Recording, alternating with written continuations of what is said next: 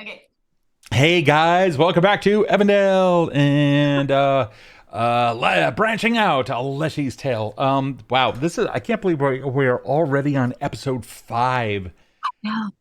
But you are not in your usual place. Where are you right now? Do you mind telling anyone?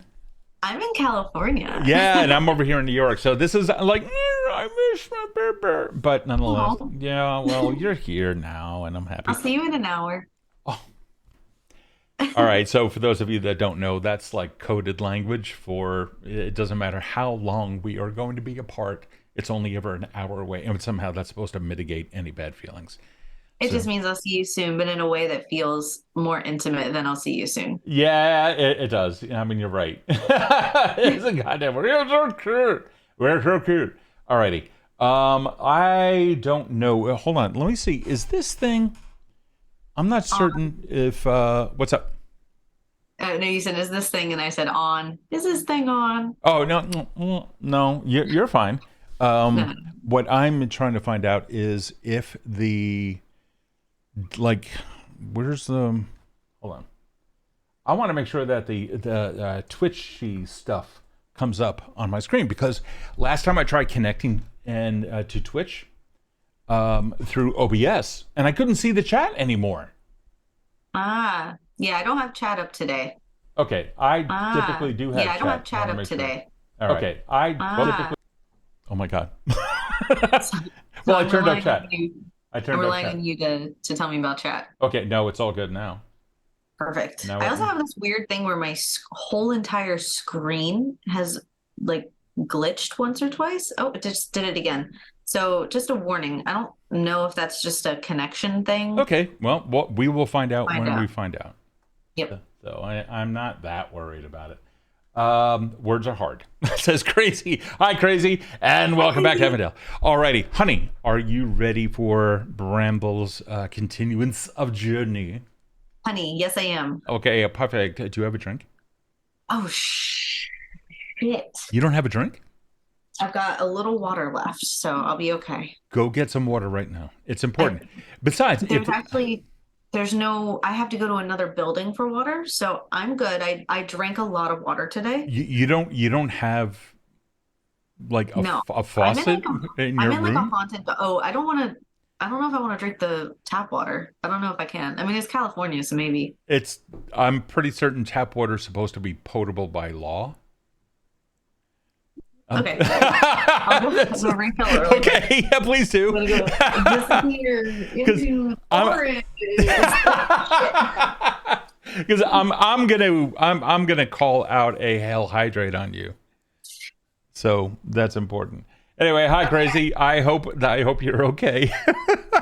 It's the Evandale Discord server has been picking up and picking up some steam, and I want to say thanks to Erin for that. When we did the reorganization of our Discord server, a lot of that had to do with Erin's input, laying things out, and also like really fighting for. I mean, because I wouldn't say fighting, but you did. Yeah, I mean, you made excellent cases of getting up like certain other interactive components, which if you just were in our Discord today, it was busy as compared to what it normally is. So I'm happy to see Yeah, that the community's growing, but more importantly, people are active within the community, and that tells me that people are safe or feel safe within it. So and I'm there's a really happy. suggestions channel. So Yeah.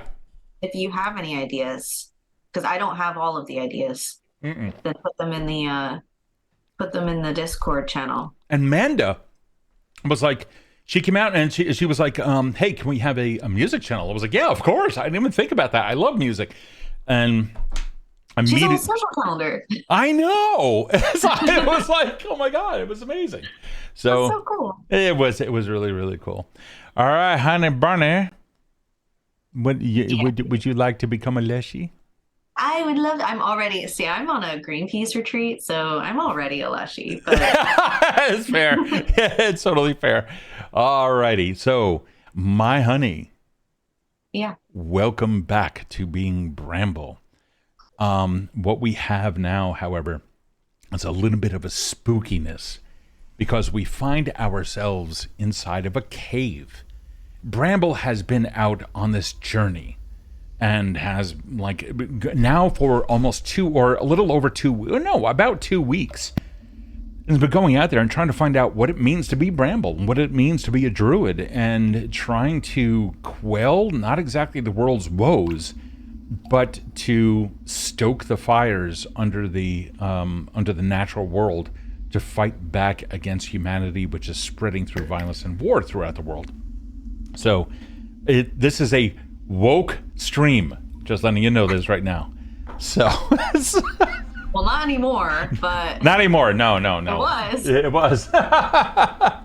So Bramble, through violence, is gonna go out there and just fucking burn everything down. Oh god. However, it was during one overnight stay on the plains of the area in which you are, that you found a rocky outcropping against which you can then set camp. You lit your fire, and you did so much more. But then you have a familiar. Can you tell us about your familiar? Yes, Barbara is my best friend, and she's a little old thistle porcupine who kind of just does what she wants, but she, I think, has an affinity for our friendship.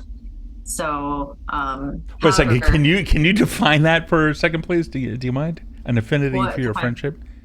Like she likes being your friend? Yeah, like I feel like she likes being my friend. Like, okay. I don't know, as sort of like a not so much like as careless as a dog, like as like I love everybody, but like not as stingy as a cat. Not as okay. We have 3 of them. Yes, we understand that one very well. I think she's like Sid in that, you know. Sid is one of our cats. Okay. Yeah. Sid is kind of like really, really standoffish. If I'm big, I'm tall, and if I walk through the house and my feet go thum thum thum on the floor, Sid, no matter which room, will like skitter out of the room and like crash into shit. But if I'm like, "Come here, boy," and then he'll just come right over, the tail goes up. So Barbara's a little bit like that. Is Barbara's skittish, though, right? No. I think what I mean is I think that Barbara has is friendly with me. Okay. But kind of just like standoffish to everybody. Like doesn't really care about, very neutral to everybody, but is very, I guess maybe at least tolerant. We'll say tolerant. Okay. All right, that's fair. That's absolutely fair. So when Barbara awoke in the morning hours, in the wee early morning hours, she came over to you and kind of nuzzled up, trying to wake you up, kind of. And if that's apparently what Barbara now sounds like,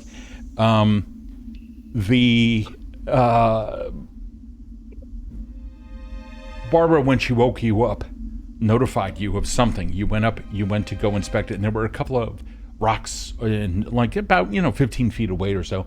You went over to them, and you noticed that Barbara was like kind of indicating the rocks, and when you stepped into that area, unfortunately you failed a reflex save, and that caused you to go cascading down like a hole. It was like a drainage area for water or whatever, or something.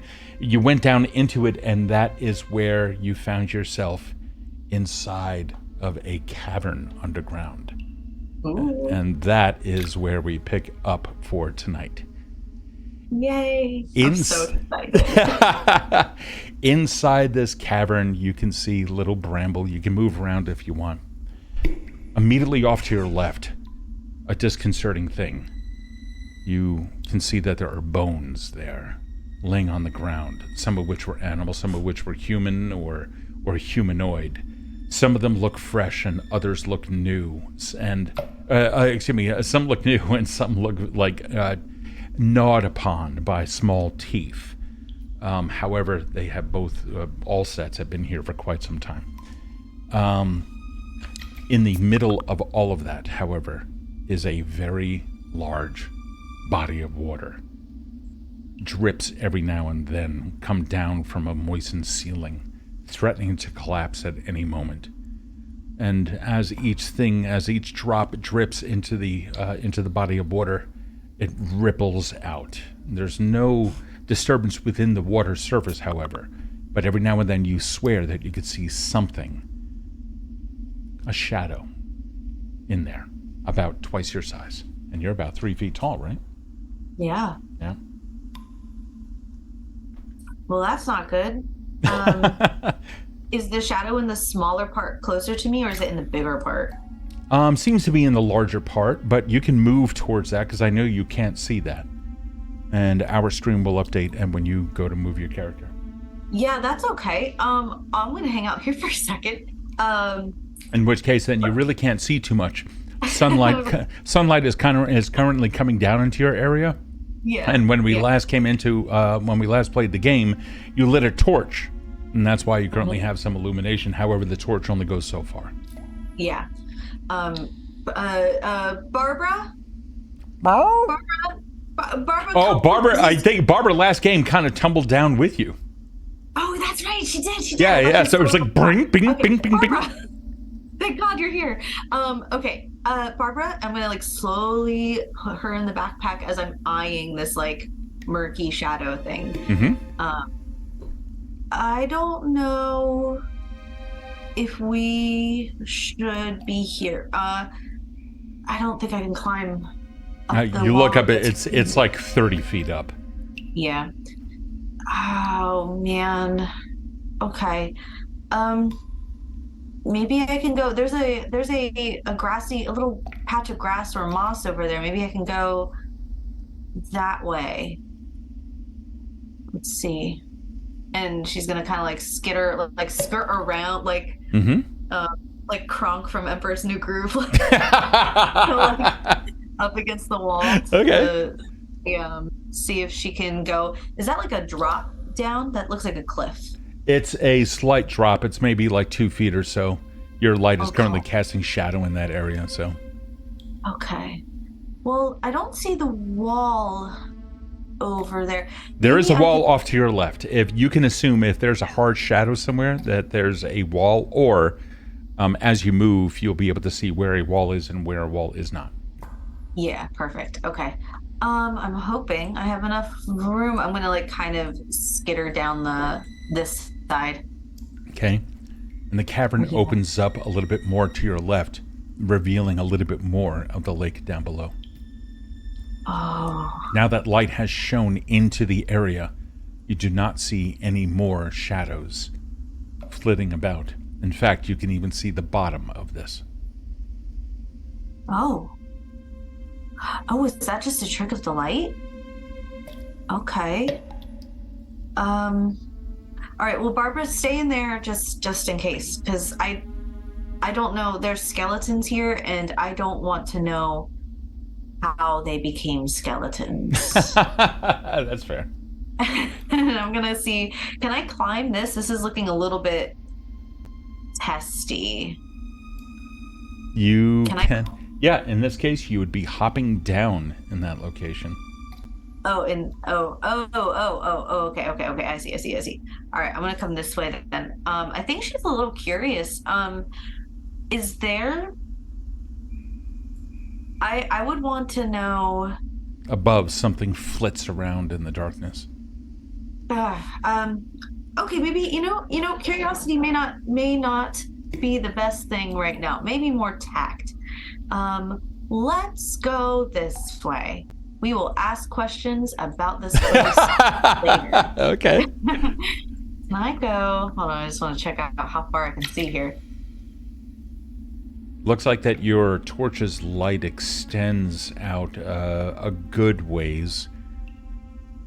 All right, I want to go up. I think I want to I'm done with the lake. I think I want to kind of see if I can go this way. Okay, hold on for 1 second. I'm going to see if I can increase the distance here. Okay. Let me see if I can do that. Hold on. This may fuck up the stream. 1 second. Oh no. Hold on. Well, not the stream, but the VTT. Can you move? Yeah. No, it's still good. Okay. Oh, okay, good. I was going to try to come in a little bit tighter on that, but either way, we can see you this little orange dot on the map. So yes, this seems to be a natural cavern of sorts. It's actually rather expansive. The walls that of course that you cannot see through stand tall, but range in height anywhere in between, let's say, 7 feet and about 30 feet, which was back where you were, mainly the chute. Overall, they hang down over you by about 10 feet or so. So, kind of give you an idea, it's roomy, and every little sound you make reverberates off of the walls. Ooh. Likewise, anything that moves and makes noise will also be heard by you. Okay. I'm gonna sneaky sneak. So I'm gonna take off. I'm gonna take off my shoes. Okay?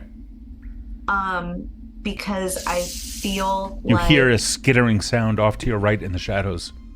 oh, okay, I'm gonna hide. Oh, go around this rock, like as I'm like jumping, hopping with my foot. Yeah, you stand on top of that rock. That rock now kind of like looks down on the area. Yeah. So I think my okay, so she's gonna take her shoes off and like kind of like haphazardly toss them in the bag and be like, oh, sorry, Barbara.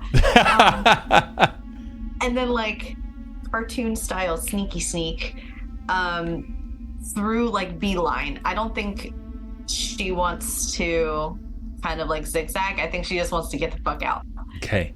As you begin to move away from the lake area, the air still seems to vibrate, almost as if the earth is alive with a hum. Every now and then you can feel what seems to be like a heartbeat, but then when you stop and you listen, there is none there, perhaps other than your own. Okay. Wasn't there a member of the Verdant Green or Verdant Dawn who, and I don't think it was, I don't have my notes, so I can't remember. I don't think it was the Oakley. I don't think he was, I know he was a dwarf, but I don't think he was like stone and mountain kind of thing. Wasn't there one that was more like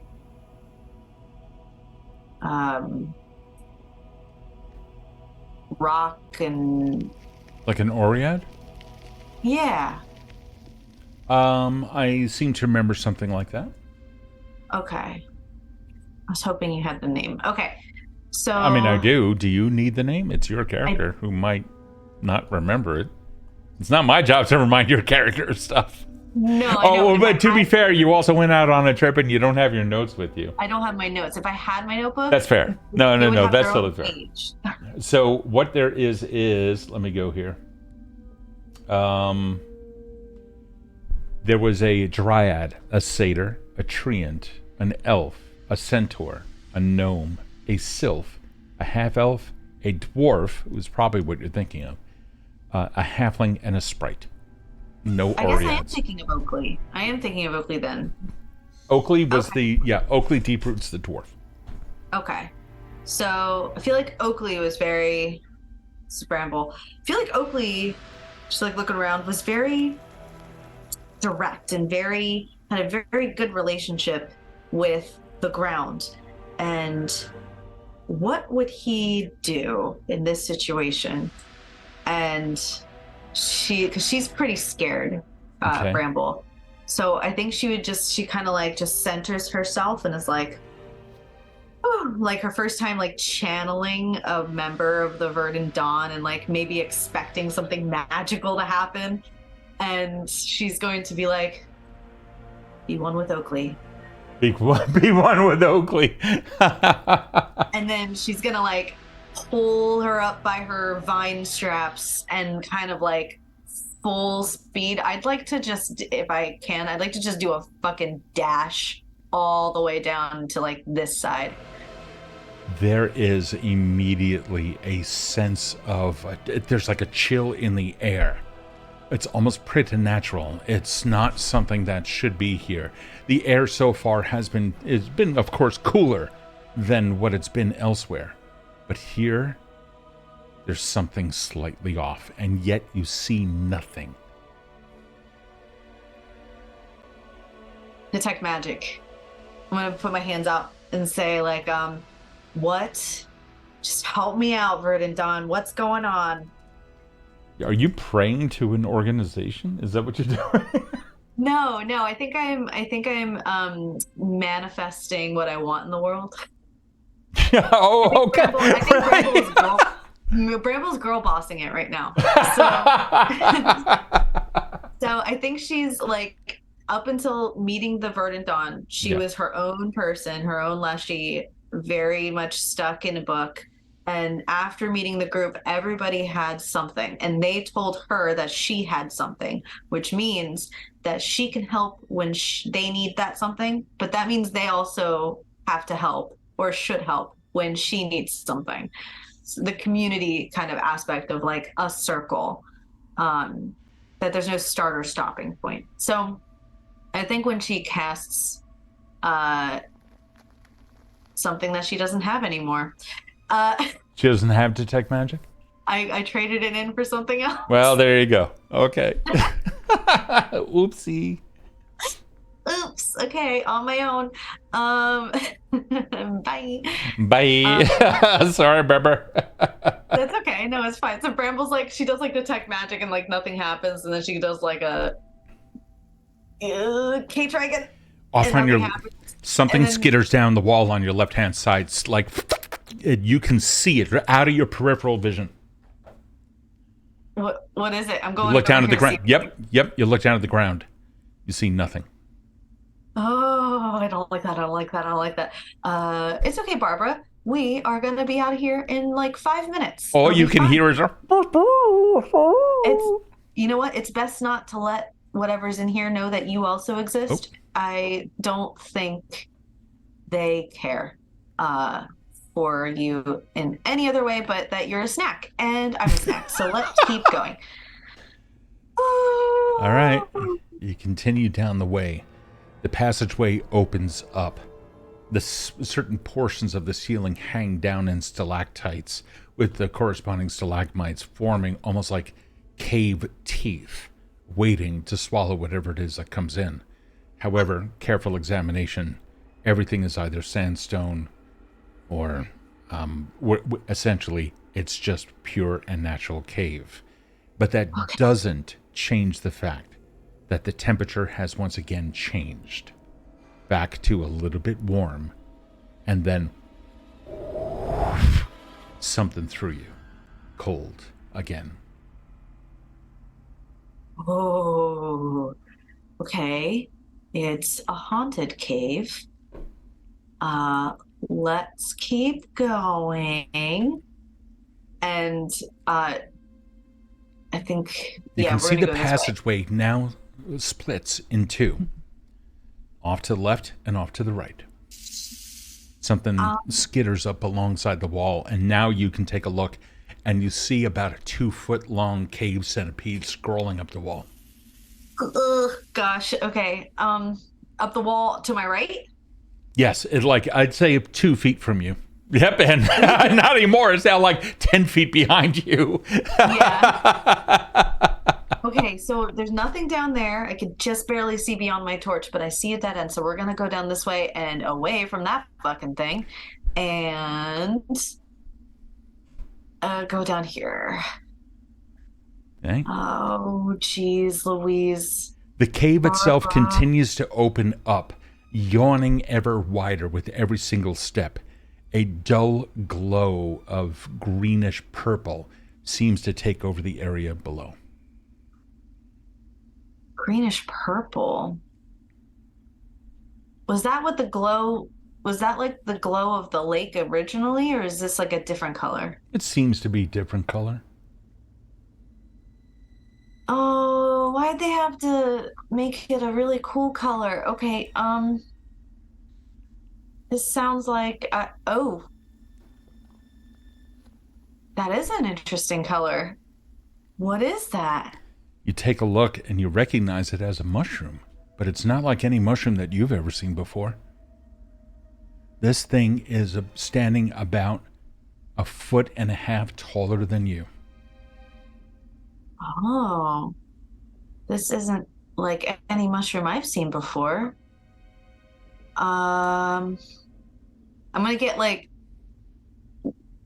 I would think that I would know if there was like a spore radius of like general mushrooms, right? Well, sure, yeah. The larger the mushroom, the larger the spore If this thing goes, it's gonna go far. Okay, I'm gonna stay back here and get like a little pebble and throw it, not aggressively, but like throw it enough to like touch the mushroom. Okay. You pick up a small pebble, you toss it, and it bounces off of the mushroom, and you see the cap go close, and then Bye. and spores just fly out everywhere. Okay, am I far enough? Yeah, not a Okay, problem. perfect.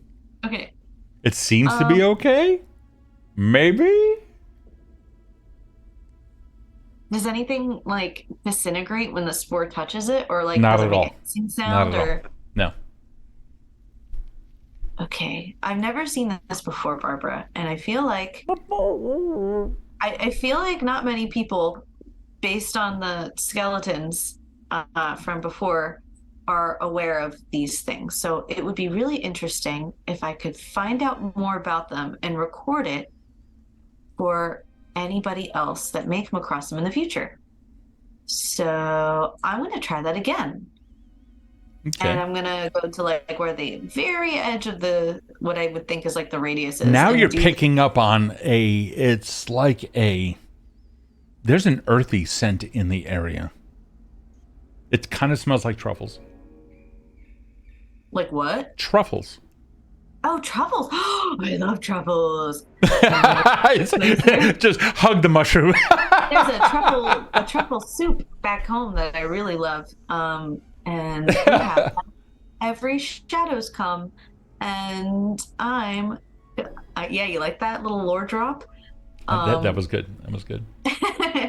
And I'm gonna go fully into the light of the mushroom. Okay, you do, basking in the gloriousness of it, and you can see that there are like colored veins that are continually pulsing up through the stem and out through the cap, shedding out this light, the brim of it, the brightest of all. Okay, so hey Barbara, I'm gonna touch this. I just want to see, and I mean I'll either die, and then you can go and tell the others, or maybe something cool will happen. I'm hoping for something cool, and I'm gonna go up, and I'm just gonna touch it with one little finger. And more spores now come out over the area. Give me a fortitude save. Okay. In the field experimentation, here we go. Yup. What'd you get? I got what is that though? A 9 plus 14. I got a 14. Not too bad. Okay. You managed to go, and you saw it about to happen, unless you willfully. Well, yeah, because it did it once and it wasn't touching. Wait a second, are you purposefully breathing it all in? Oh, I wanted to see. I wasn't gonna like bask in it, but I wanted to like have it touch me and then leave. And then leave. Yeah, I didn't want to like just drown myself in spores, but it didn't. The first time, it didn't like hiss or it didn't seem to like affect anything it touched. So I wanted to see what it would do to me. Okay. Well, you first off, there's a sense of, well, you kind of have truffle in the nose, which to some can be a little bit like ammonia. But there's that earthy, really earthy umami thing going on. And you can feel it go right into your body, and there is a warming sensation that begins to take over you. You kind of feel impervious. You're kind of getting this notion that, no, everything should be just fine. The colors themselves are rather scintillating.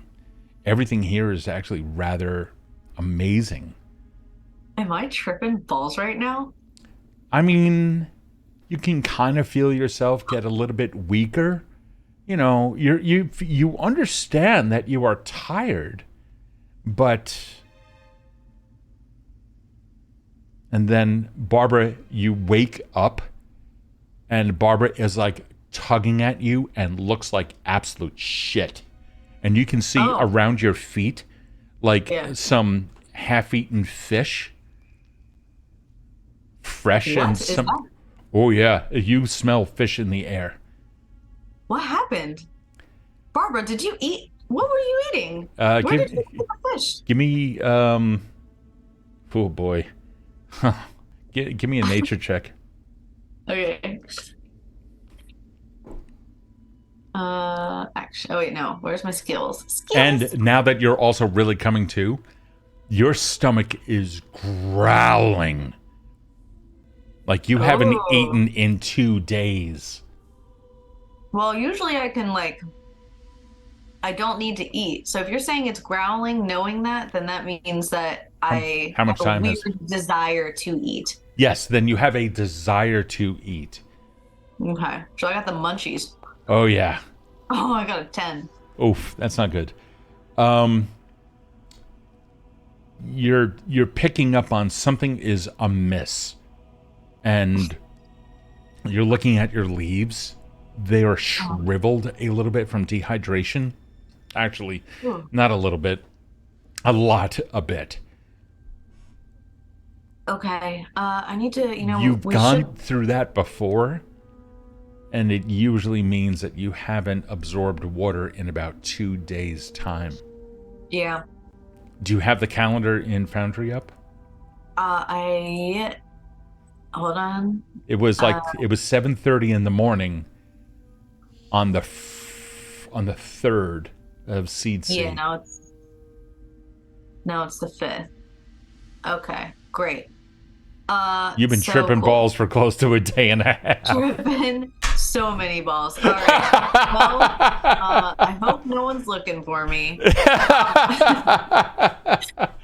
So I just, I'm very crazy in the chat a little while ago with you're not getting a heal for this one. The channel point redemption. Listen, before this game even started, Steve was like, try new things. So I totally was, and I love recreational drugs. I love what you're doing. So yeah, don't get me wrong here. I absolutely love what you're doing here. Well, he told me to do drugs, so I'm doing drugs. I did not say that. Maybe. Okay. I'm gonna kind of take. Ooh.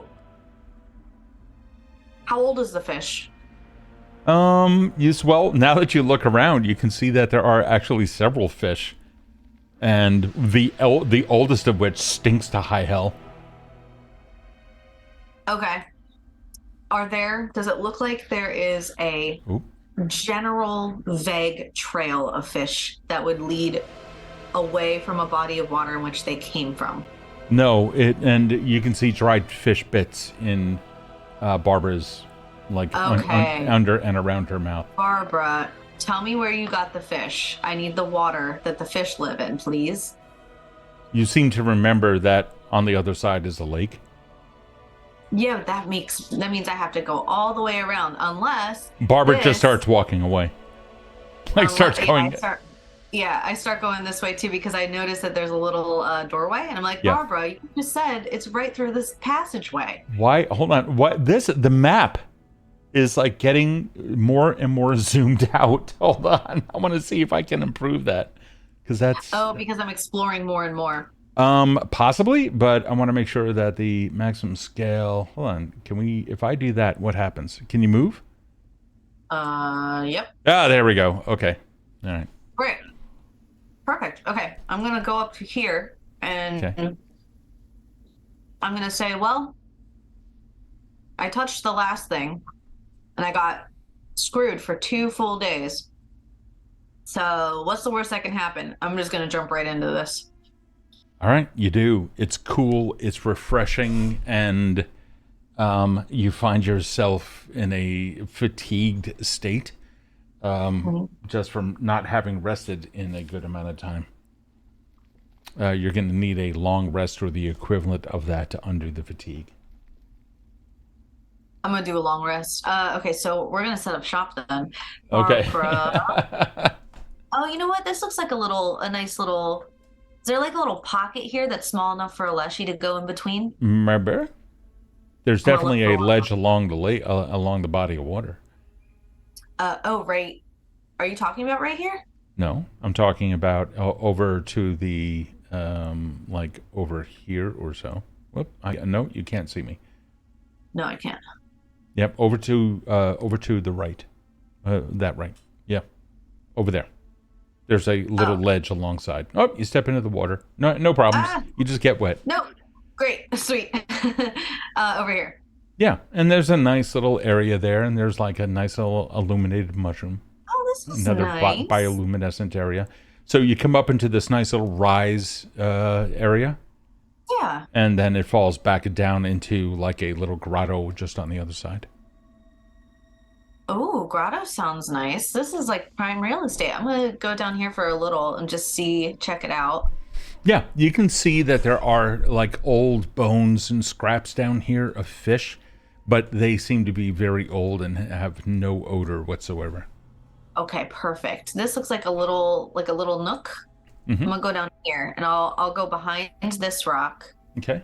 And I kind of like, yeah. So I kind of like take the one rock, there's like a slate rock, and I kind of push it up to make a little lean-to.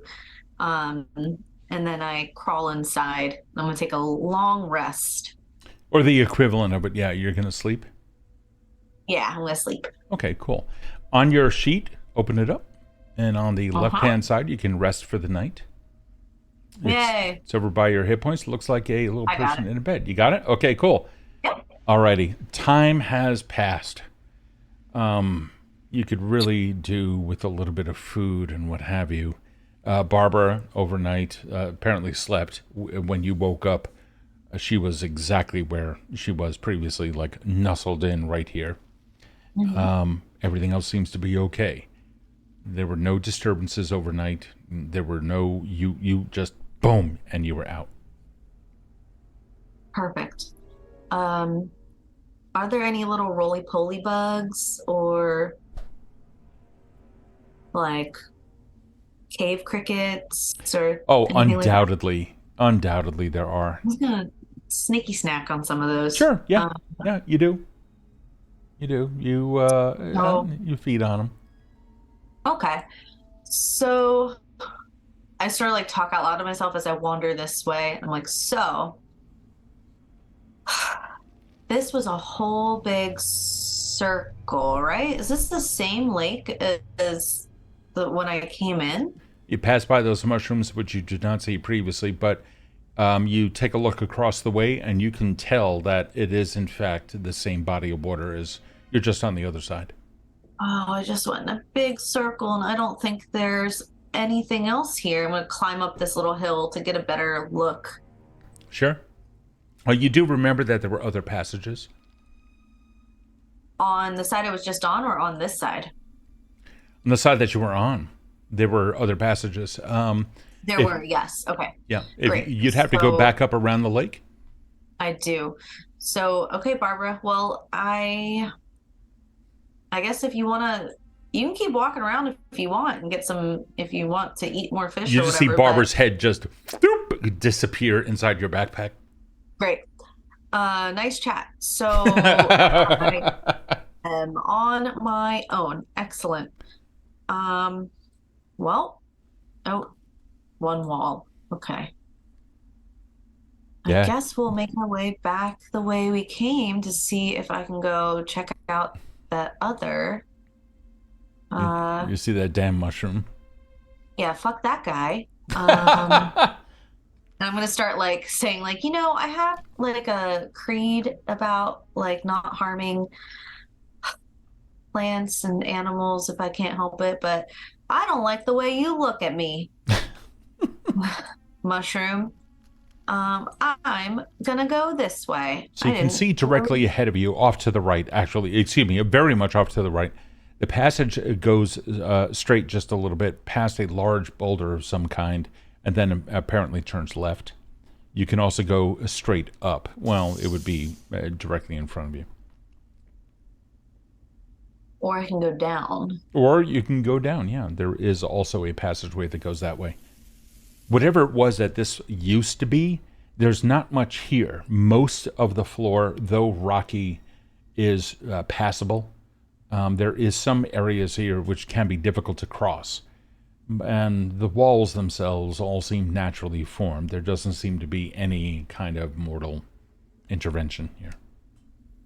Do I recall any passages or stories about caves, a cave system in this area that maybe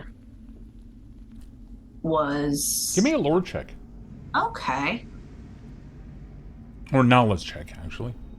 Would it be lore master lore? Lore master lore is more generalized, like more myths and legends and other things like that. However, you may come across a couple things. You roll. Tell me what you want to roll. Roll it, and let's see what happens. Cool. I'm gonna do the lore master lore because that is a recall knowledge check on any subject. Oh, fuck yeah! Do it. Yeah. Do it up. So it's more than generalized. Okay. All right. That's fair. I'm wrong. It's okay. That's a 1. That's a 1. So the chapter for caves was ripped out of the book.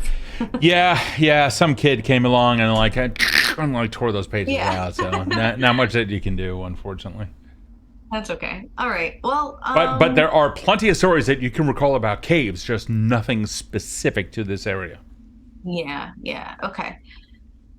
There's a glint of something that catches your eye down to the lower right. Like your torchlight catches something. Here, lower light? Right lower there. You what take a look, and when you go to, if you zoom in on your map, you can see very huge stones have come out, or not come out of the ground, but erupt out of the ground, which is the same thing as coming. Never mind. You're doing great. I'm just fine. And you can see that stones are riddled with veins of gold. You know, I channeled Oakley, and I was like, what would Oakley do in a cave? Fucking look for gold! Yeah, and I feel like, I don't know if this is leaning into stereotypes of dwarves, I feel like he'd say mine. And here we are. And we look at Barbara in the bag. I told you, this is what happens when you lean into a persona of, you know what, whatever. I'm gonna go up to because she just totally blew me off. So I'm gonna go up to this and inspect it. What kind of mineral is this? Or it is gold. Oh, it's actual gold ore.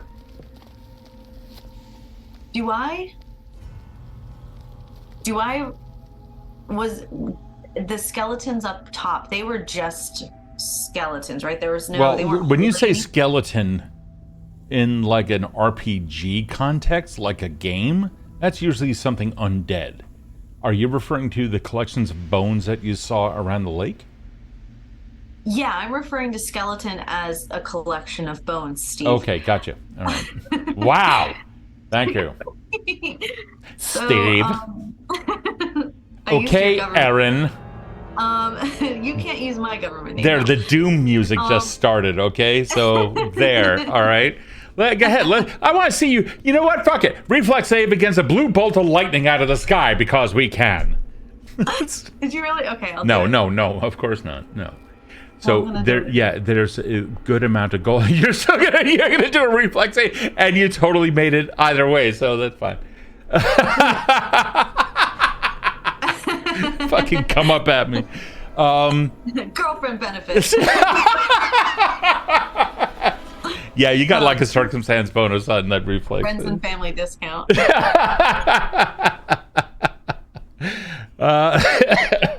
So yeah, the rocks in front of you seem to have a good amount of vein in them. Okay, so I wanted to know if, without having to go all the way back and look, did I recall if the collection of bones were just bones, just bones, or did they have equipment on them too? No, there was no equipment. There was only just bones. Okay, so I didn't know if this was an active... Does it look like... Is there anything around? I'm going to look around. Is there anything that would indicate that this was once an active mine, or that it could be an active? They wanted it to be and they stopped, No, or no. As stated previously, the whole thing just seems to be completely naturally formed. yeah. There does not seem to be any sign of mortal interaction with this area. Cool, cool, cool. So even if they wanted to, they hadn't started yet. Okay. Yeah, that is correct. Okay, so I'm not gonna do. I don't think I need gold for anything. I'm just a little Leshy. And then level 5 comes and you want to re-equip and you go, fuck, I'm broke. Well, would I actually? This is a serious Pathfinder question. What's up? Is gold used as a component in anything? How would Like, you know that? It seems to me like you're asking in order to inform your character no, of I'm a asking to decision. inform me. She's not gonna get any anyways. There's most undoubtedly some stuff that has gold as a component. Okay. I mean, I could think of several things that might have gold dust and other stuff. Okay. Well, Bramble doesn't know that, so bye. I don't think she's really cares much about Okay. gold, All right. so she's gone. But Cool. that's her problem, not mine. That's her problem. Okay. All right. That's Continuing okay. up the passage. Yeah. And Yeah. looks like you came down this way previously. I did. I'm gonna try to find the And- next. Yeah. Last you recall, it was up a little bit. Yeah, I'm gonna go this way. So, Okay. I like back out of the room and like do one of these to the mushroom. Crazy is saying, collect some spores and the mushrooms for weapons. Bramble doesn't know that. Right? Yeah, it's true. It's very, very, very That's true. meta. That's cool as shit. Meta. She has her own spore system and she doesn't even use it for her Yeah. stuff. All right, that was the dead end that I think is a dead end. She's just gonna peek in really quick. Oh, you know what? I don't know if this is a dead end. Yeah, Let it me just- does not seem to Oh. be a dead end at all. Shit, I miss this place. Okay. All right, Barbara. Well, I don't know if we're getting any closer to back up top, but it's the friends you make along the way, right? And what in the fuck are these spiky things? When you come into this area, Uh-huh. you may want to zoom out a little bit. Okay. Okay. Okay. Oh boy. First off, the ground in this area is a little bit different. You see a lot of dirt on the ground. And then you look up and you can see why. You see dangling roots hanging down. Immediately off to your left, you see it as well. A little bit up and behind you. If I'm going to bring you over here just real quick, like right there. There are roots that are coming down out of there. But I'm just going to move you for a second so that we can see it on the screen. And I'll put you right back. What is more disconcerting are the shadows that are directly that are cast by these tall standing creatures that look like the skeletons you've been talking about. This whole area looks like it's going to be a problem. Up top, you can see dirt and more has come down and inspecting everything. They haven't yet noticed you, but we are going to go into initiative. Wait, they haven't noticed me though? They have, well, let's find out. Let's see what happens. What I can say is, oh boy. Oh, one of them does. Oh. Well, you know what? Give me a stealth check. Let's find out. Okay, good, because I had a thing I wanted to try with that. Yeah, but initiative starts and that's it. Give me the stealth check. You have to beat a 21. That's a 1. Plus, do you have a plus 21 by any chance? No. That's okay. Oh. So wait, can I ask another Pathfinder question? Because this might be different than D&D. When you enter the space of a general encounter, what could be an encounter, Sure. do you automatically go into, there's no like circumstances where she sees them and then she just does a thing before any initiative happens? So the way that I typically run it, it's a slightly simplified version. First off, the official rules of Pathfinder 2nd Ed regarding initiative is the last action you took before you entered into initiative. That's what you roll. So you are perceiving. Most of the time it is perception. But a rogue or somebody else, for example, if you were using stealth, you can use that as your initiative order because that's the action that you were taking the moment that you encountered something that could be contentious. So that's the way it works. Having said that, you just rolled stealth, you failed, they notice you. Okay. Cool. Can I ask some basic questions about the layout of this room, or do I wait till my turn for that? No, you can ask questions about the layout of this room. How tall are they, and how tall is the ceiling? They are medium sized, and the ceiling is about 10 feet. Like I said, it's still about 10 feet or so. So there's like 4 feet between them and the ceiling on average. Okay, how long are their arms? They are medium sized creatures, so you figure like human sized. But they are okay. So humanoid arms. So like they are medium sized. Yeah. Are you asking about their reach, or are you actually asking for their length of their tibias and ulnas? I'm asking for their reach. Or no, tibias is down there. The humerus and ulnas. Sorry, I was trying to be a sarcastic asshole, and I totally failed. Yeah. So, are you asking about their reach? I'm asking if their reach is similar to a human, or if they have weirdly long arms. Hold on. Because that they have nothing. No, they don't have weirdly long arms. They are like humanoid. Great. They are like human sized in every proportion. Brilliant. That's exactly what I need to know. Okay. All right. Cool. I didn't know what you were looking for. That's why I was like, okay, cool. I wanted to know if they could touch the ceiling. What an odd question. Well, it may not be odd. Now, you know what? We're going to stall battle for a second. Why what are you suspecting? If they can't touch the ceiling, she's going to climb up the walls onto the ceiling because she's got horny feet and climb her way across the ceiling. Well, that's handy. Uh-huh. That's handy. Okay. Well, let's see what happens. But first, one of them is going to make its presence known to you. You know what? Let me bring this thing up here. Let me do this here real quick.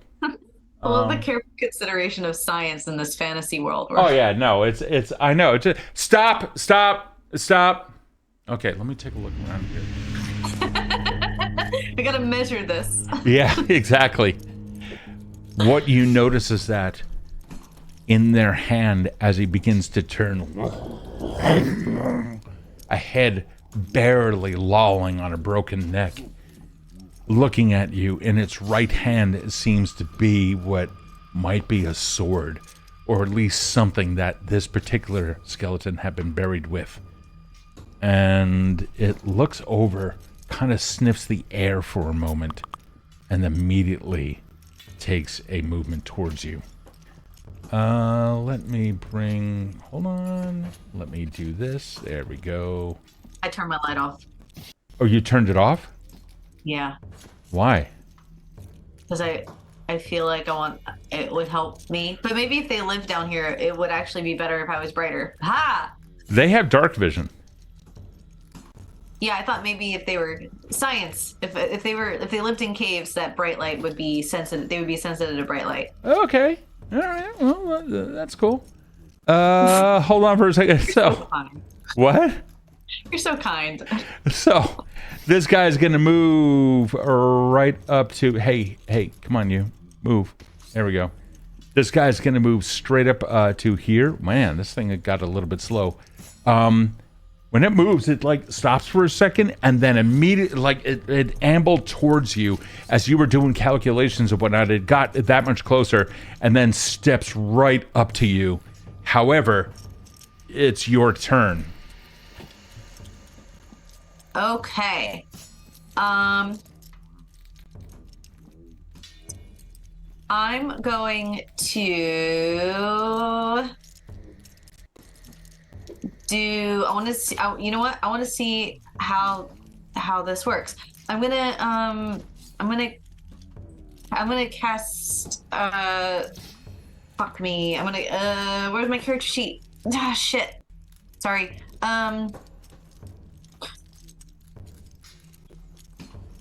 I actually do want to see. I want to cast light. I want to see how if it's adversely sensitive to light, like how like nocturnal animals are. You currently have a torch. Yeah, but is the light brighter? Light is about the same as the torch. Cool. Never mind. I'm gonna do burning hands, baby. Oh shit. Okay. Do they have attacks of opportunity? I don't believe they do. No, they do not. Great. So, if I heighten a spell, a first level spell, can I heighten that as a second level character? You need to. Well, if it's a cantrip, it gets automatically heightened. If it is a first or above, you need to actually take it in the heightened slot. Yeah, that's what I mean. Can I heighten it as a level 2 character? Are you asking about burning hands? Oh, any first level spell. So you have to go into the spell's description to discover that. So burning hands right now, you currently have memorized as a first level spell. You don't have second level slots just yet. You're not that high. So what are you trying to do? I think that's what was I was just going to try to heighten it to make it a little juicier, but it's already at its max because your maximum spellcasting level, your maximum level of spellcasting is 1, and it is a first level spell. So confirmation, good, because I was level 2. I didn't know if that was what that meant. It's level not 2 a problem. slots. Cool. Yep. All right. So just as a reminder, 5e, I think opportunity attacks are pretty much like standard for everyone. In Pathfinder 2nd Ed, you need to have that as a separate feat. So you casting a spell normally would do that in 5e or in Pathfinder 1st Ed. In 2nd Ed, they need to actually have the feat to be able to attack you when adjacent to a spellcaster actively casting a spell. So, good news, no attacks. Go ahead and cast.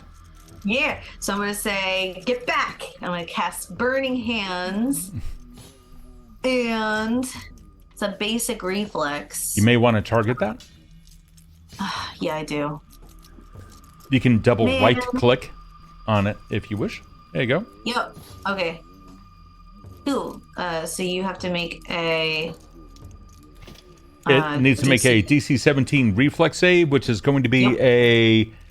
That's going to be a 14, so that is going to fail. I'm going to place my cone. Yes. Oh, I've never done this before. Okay, yeah, I know. You got some goodness coming to you. Fun. I love this. Hold on. We want to zoom in on this for a second. I don't know why this thing is like so zoomed out. Let's see if I can interact with this. Let's bring this in a little bit. There we go.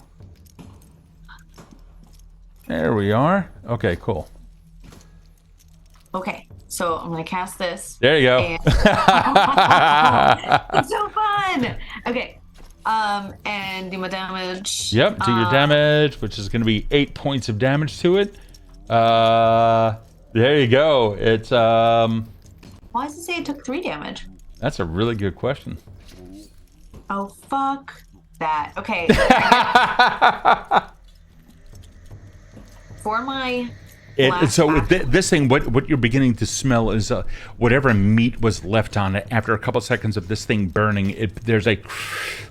like you can smell it in the air as charred bone also begins to take over. The mechanics of the skeleton also begins to fail a little bit as its bones continue to roast. But does it look like... Does it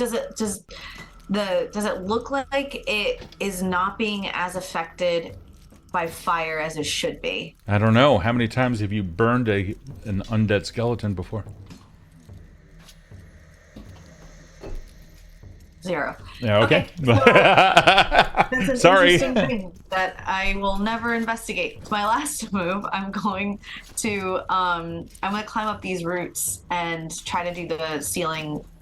Ooh, hold on for 1 second. You're trying to climb? Yeah, well, I would like to climb. Or prepare to climb. I'm going to come up to like where these roots are. Yeah, that's one action. So yeah, not a problem. That's one action. You have both your hands free at the moment, right? Yes. Okay, give me an athletics check. Okay. And So I'm curious about something. Yeah. They don't sleep. If They don't sleep? Nope. They're undead, right? You figure that they're probably not going to sleep. If you go climbing up, do you have a plan? So Bramble, Bramble's life was simple. Okay, cool. Give me an athletics check. I don't think she really thinks that far ahead, but I think that she tries to get the higher ground of a situation. Okay, well, let's find out. Yes. One moment. Let me find where I need to be. Where is the thing? Here it is. Athletics. Mm-hmm. Nice, 21. Dude, yeah, you scramble up those things into safety without an issue, and that is going to be the end of your turn. Yes. Can you advance past your thingy? Indicate that you are done? Where is that? Should be in your initiative that came up on the screen. Oh, that's way up. Hold on, I gotta scroll up for that. Oh, don't worry about it. I can do it for you. Next turn. So, yep, the next one is going to come over to you as well. This one's going to take a nice little... Oh, hold on. Did I move the wrong one? I totally moved the wrong one. Hold on. Let me put this one... Oh, shit. Hold on. Let me get rid of that. What's that? By the way, I actually don't see the initiative thing at all. Look in the upper right corner. Do you see a fist? I see the initiative thing. Okay, I'll do it next time. Do you see the fist? Yes, I did it. I found it. Got it. Okay, if you right-click in Foundry, if you right-click on any of those, you then have your own little pull-out panel. This way you can have... No fucking shit. Yep. Isn't that cool? That is so cool. We are learning today, friends. Yeah, yes, we are. Alrighty. This guy is, let's see. How much damage was done to him? A good amount, right? He did like eight points of damage to him, so... Well, it said 3, so... It said 8. Hold on. Let me do that. Okay, cool. And then let me bring this here. I moved the wrong character before. Oh, shit. What did I just do? What did I just do? Oh, my God. I know. What did I just do? We're a mess. We're a total mess. All right, there we go. Alrighty. So, what the hell is that? I don't know. Oh, it was a streamer thingy. Okay, this guy is now going to move up to here and try to close distance. It just happens to get beneath you at the beginning of the turn, ending turn 1 or round 1. Great. And starting off with the other one, the one that you had damaged previously. This guy begins to amble forward a little bit, and it's like the scimitar just kind of scraping up along the ground. Now that you are closer to the ceiling, you can kind of see what seems to be like planks of wood here and there, very infrequent at best, hanging out of the ground. It gives you the impression that the roots of trees in a cemetery above have completely gotten rid, and these things then fell down. Okay. Sorry, I don't know if he's done with his turn. He moved. He's done, and he can't do anything. Like, try sweeping at you. How far away are you? How far up did you crawl?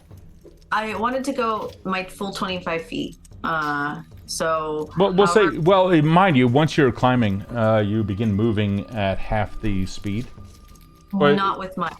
What's that?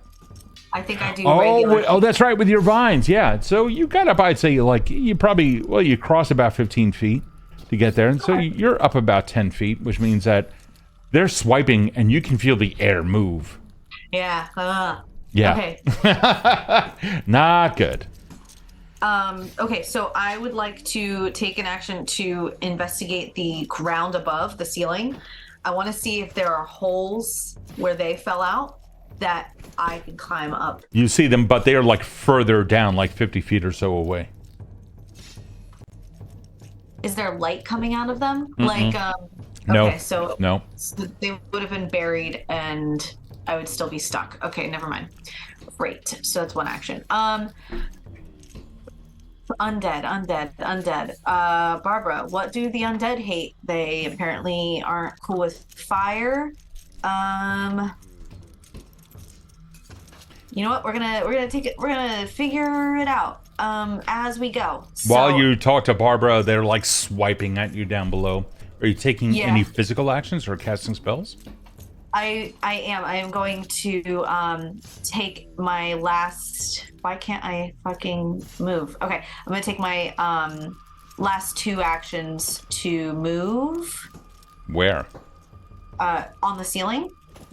Okay. I'm gonna climb on the ceiling. All right, so you will continue straight up. Roll athletics. Yeah, hold on.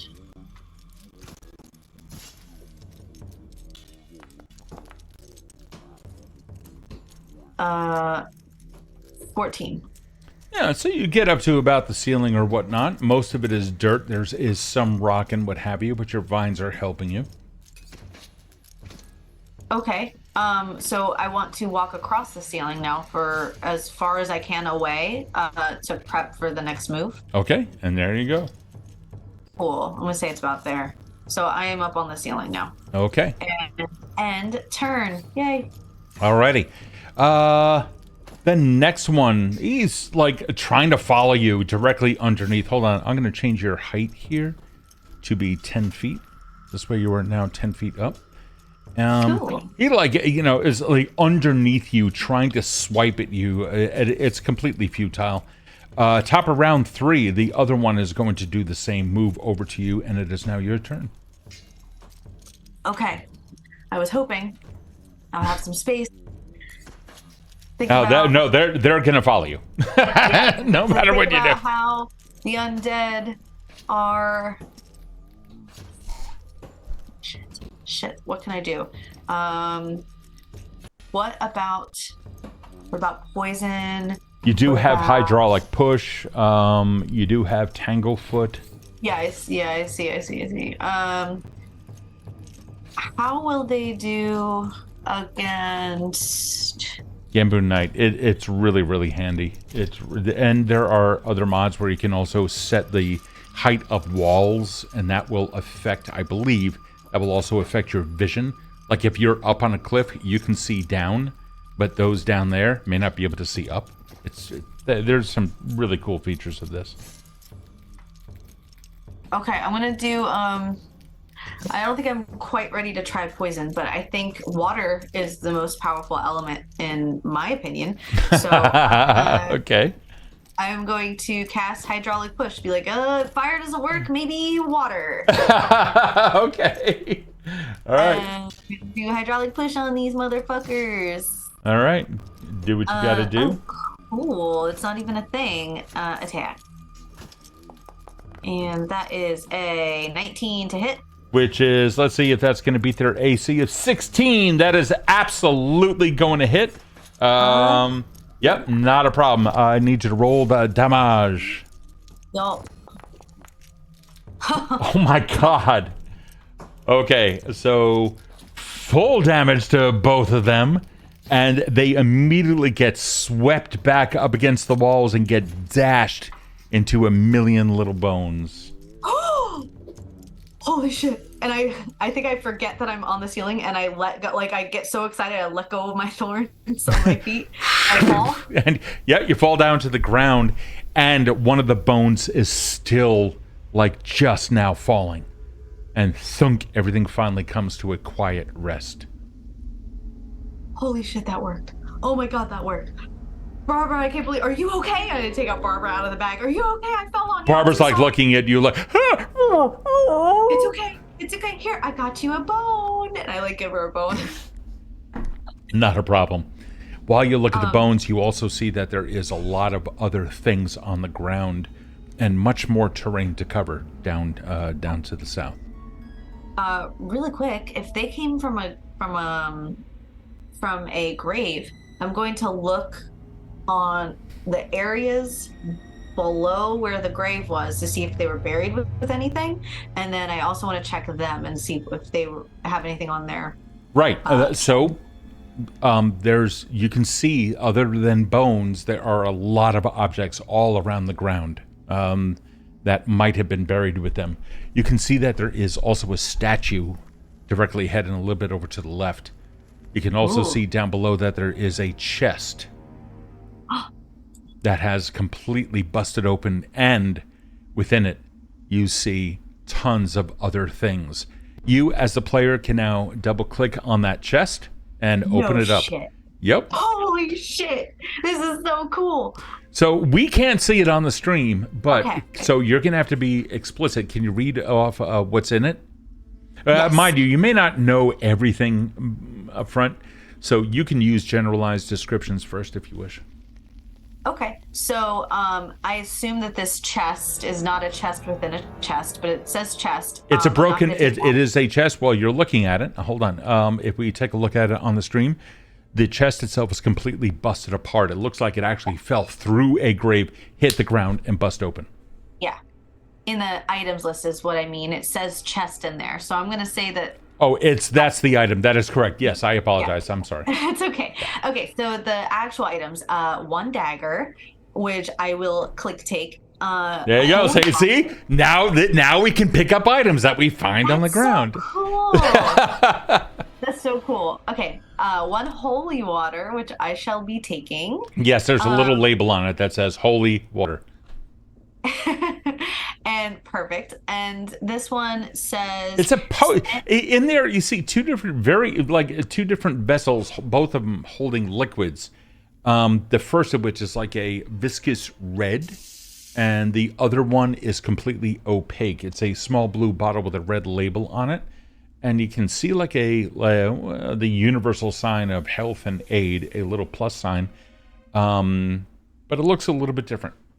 There's something else about it.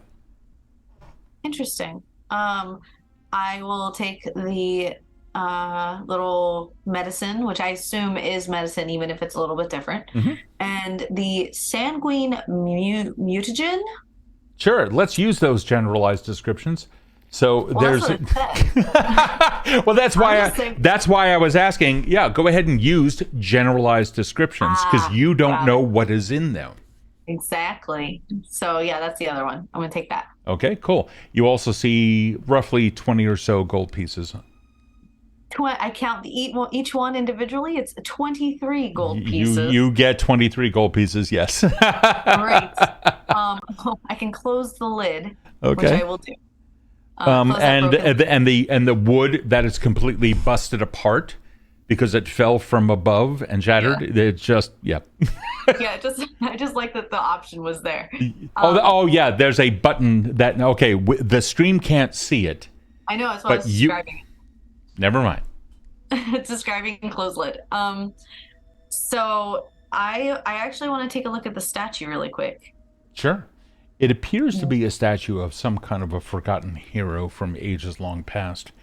When you were above, remember, there were plains. You didn't see a graveyard. There was no graveyard nearby. So, there were plains and hills and stuff like that. So this seems to be from a much, much, much earlier era. In the books back in the archives at home, you remember pictures of humans from various portions of history. And you estimate this to be about 100 to 200 years ago, just based upon the clothing that the statue was wearing. Is there any insignia on the statue, like anything carved in that would indicate time period, a type of people, a deity that they... Time period is, as stated, about 150 to 200 years ago. But the clothing, seems to be on par with this area. This could have been the statue of like an invading general or a warrior of some kind, someone of a like a human realm. Okay. And no like sigils or anything on. Nothing other than what I've described. No sigils. You don't see any marks of heraldry. Nothing like that. Okay. I'm going to keep that in mind. Sure. I'll make a mental note Mm-hmm. that something happened where a hero deserved a statue upon his death in this area. Okay. So that will be there. Give me a. You know what? Give me a knowledge check of some kind. What do you have? Like what? What are your knowledges? So I could do diplomacy if I want to like. That's a social interaction. My knowledges are just academia and lore master, so I could do military lore. You could do lore master. Okay. I love that. This is the best feat ever. It's a skill. Skill, yeah. Is it a feat that grants you a skill? Yes. Cool. So you got an 11. You know down to the south, which is where you are, down to the south of your home, that there have been many battles during the beginning of the Third Age, which was about, it's not too long ago that that stuff changed in this world. The last of the Atalti, which were these almost mythological at this point, were killed a long time ago. But since that time, during the age of expansion of mortal empires, they came and went all over the place. You remember a lot of egotism from perhaps your culture's point of view, and how they would erect statues to just about anybody, because opulence was one of the things that they engaged in. Okay. Remind me when we get home that I have to update the human archives. They are lackluster at best. Barbara is like, and Barbara like purposefully does not spend any time in the archive room anyways. So. No, you walk into the room, Barbara's just like hops out, just fucks off and goes into the woods somewhere. Exactly. Oh, great. Great. So, all right. Are there any weapons or anything? Not here. On the ground? No, there's a rusty scimitar that the skeleton was trying to hit you with. It's probably like all greasy and stuff. All right, no thank you. I am going to, before I forget though, equip that new dagger of mine. There you go. Good for you. Look at me remembering stuff. Why do I have a javelin and a long spear? I equipped your character with a druid kit, and it probably came with it. You can ditch those things if you want. No, why not? More for me. Okay. I think I could held dagger. Great. Okay. Cool. So I'm going to, it looks like I can keep going down. Nothing to see here. All right. Bye statue, bye chest. Let's keep going then. Okay. You continue moving forward, and the passageways continue to open up here and there. You can see that there's a passage off to the left, the right, and the middle. Looks like you're heading down the middle one right now. There is one on the middle? There's one in the middle? There you go. And unfortunately, it just seems to be a loop with the one that was on the left. Oh, the left, the right, and the middle. Got it. I'm looking backwards, upside down. Okay, great. So we're going to go to this one. Yeah. And you go down. The passageway curls over to the left and summarily ends. Oh goodness. Okay. Well, I guess we have to go the other way. I could have avoided this altogether, but then I wouldn't have that holy water. So that might help. That might. Perhaps in the future, yeah. Yeah, we're gonna keep going. I'm gonna give these guys the middle fingers, Okay. which has like my fingers have these particular fingers because they're so tended to have little flowers on the top of them. I'm going to see if I can So, answer Crazy C's question. So, as you come into this narrowed passage, mhm. the ceiling above you, the that area, you can see the stalactite. Well, some stalactites have begun to form, with a corresponding little mound of limestone beginning to form on the ground, only about 7 feet or so. That one was about 10 feet. You were hanging off of it, and your feet would have been a little bit like about, well, you're 3 feet tall, so it would have been about a 7-foot drop. That's why you sustained no damage. Oh, beautiful. Science. Science! You come Oh, into this every single step, making an echo off the walls. oh, yeah, this is the echo room. We don't like this room. We're gonna keep going. Okay. Well, all of them are echoing. But this is the second time you've described this one echoing in particular. It's flavor of the entire place. The passageway.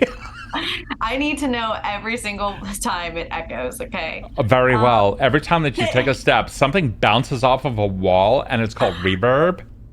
Science. Science! The passageway goes off to the left and to the right. All right. Ooh. Or there's down something- and a little bit to the left. Yeah. Hey, Barbara, I could see something glowing down this one. We had so much luck with the last time something was glowing. I think we should do it again. Gembu Nut is like the Bramble Scramble. The Bramble Scramble. You begin journeying down here, and you do see, in fact, something that seems a little bit on the odd side. There is, in fact, some water, cave water, and directly above you, there's a constant dripping down into the area. However, here is also some lights that seem to hover directly above the surface of the water. Huh. Do these look like similar to like Fey lights? Like something. You have seen them before, yes. Oh, I have? In fact, you know them typically to be... Oh, it still says that you're like 10 feet above.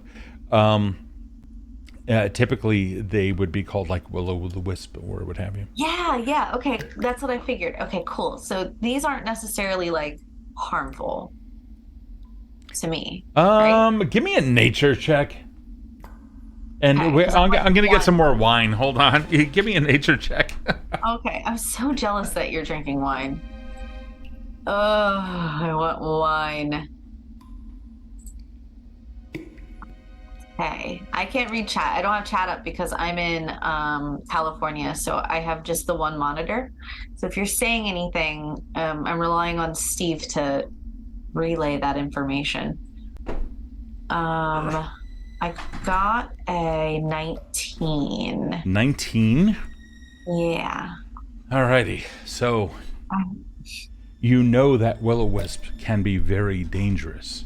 Sometimes they lure adventurers to other places where they can then be attacked to ambushes. Others they lead to places of treasure. However, this seems to be a collection of much smaller ones, dancing directly above the water as if something in the area enchanted the water. I wonder what that could be. All right. You all stay there. I'm gonna do a little investigating. Don't move. I just want to take a little peek. Not that way. Want to take a little peek and see if there's anything. Oh, I didn't want to go in the water. I want to go on the outside. Okay. I want to kind of get like just a closer look to see what is so special about this area. So you hop up on those mossy stones, and as you did, you were... let me move you back just a little bit. You were right here. Whoop. Nope, you were not there. Sorry, I also moved at the same time. There you go. Okay, so you were like right here. Hold on. Mm-hmm. You were like, stop. There you go. So while you're up on these mossy stones, you notice something about the moss itself. It is actually undulating and crawling across the surface of the rock. Give me a nature check. Need like a hotkey for that. You can have them. There's a macro list down below. You can drag one of your skills down to the macro thing and just tap that if you want on your sheet. It won't let me. No? Okay. We can figure that out offline. Yeah, it's totally fine. I got 17. 17. Nice.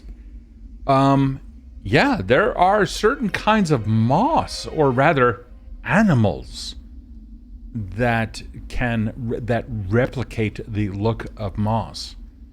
And the whole thing, the mossy part, is actually more like it's an outcropping of fungi that is on the back of this large flat creature, or actually creatures. It's almost like a coral, where there's an entire family living under that. Oh, that's adorable. I'm gonna get down, be like, hi. And you Hi, see a Mama. portion of the moss just kind of lift up, and you see all these little creatures, all of them maybe that much, about 2 millimeters high or so.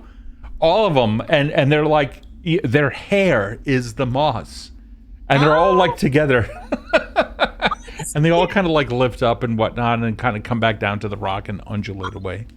You're all so little. It must be really hard work getting some water all the way down the hill. Hold on a second. I'll be right back. I'm gonna give you something to drink, and I'm gonna go down to the water. Oh my God, you were so adorable. Okay. And I'm gonna collect some water and then run back up, kind of sprinkle it on top of the moss. Brilliant. Okay. You do. I know it's really hard being such a small creature in such a big world, but you're doing great. And I'm going to give it a little pat. You give it a little pat. Okay. Not a problem. And then I'm going to keep going. Be like, bye, moss creatures. Okay.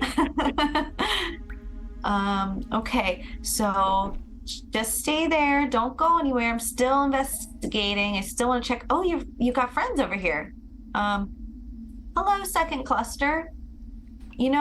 You've got a bunch of your friends over down the ways a little bit if you wanted to join them. Is there something different about this group that is why there's a cluster here and not in the middle? Yeah, there's no answer to that question that you're able to discern from this, other than it just seems to be another collection.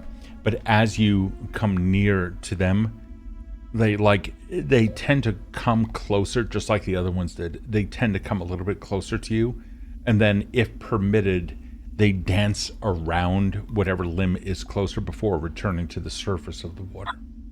Oh, that tickles. Oh, that feels so weird. I've never really had a will-o-wisp on me. You know what? Give me another knowledge nature. Ooh. 9. It tickles. Yeah. Or actually, you know what? Excuse me. This would be Arcana. Give me our knowledge Arcana. Yeah, I apologize. Yeah, I'm sorry. That's okay. Give him, or even Lore Master, whichever one that you feel that you're good at. Well, you rolled an 18. Of 24 will be just fine. So, as you come close to them, and they come close to you, there is a sense that you know what these are. And as you put your hand out to them and you watch them dance around, you're reminded of what these could possibly be. On the elemental plane of water, there are elementals. And contrary to popular belief, to some degree, the elementals of Evindale are not always made up of the thing that they represent. These are spirits of water. These are small water elementals. It is unusual, in best case, to see them like this in this environment. And this informs you, because you rolled so well on this. You got a 24.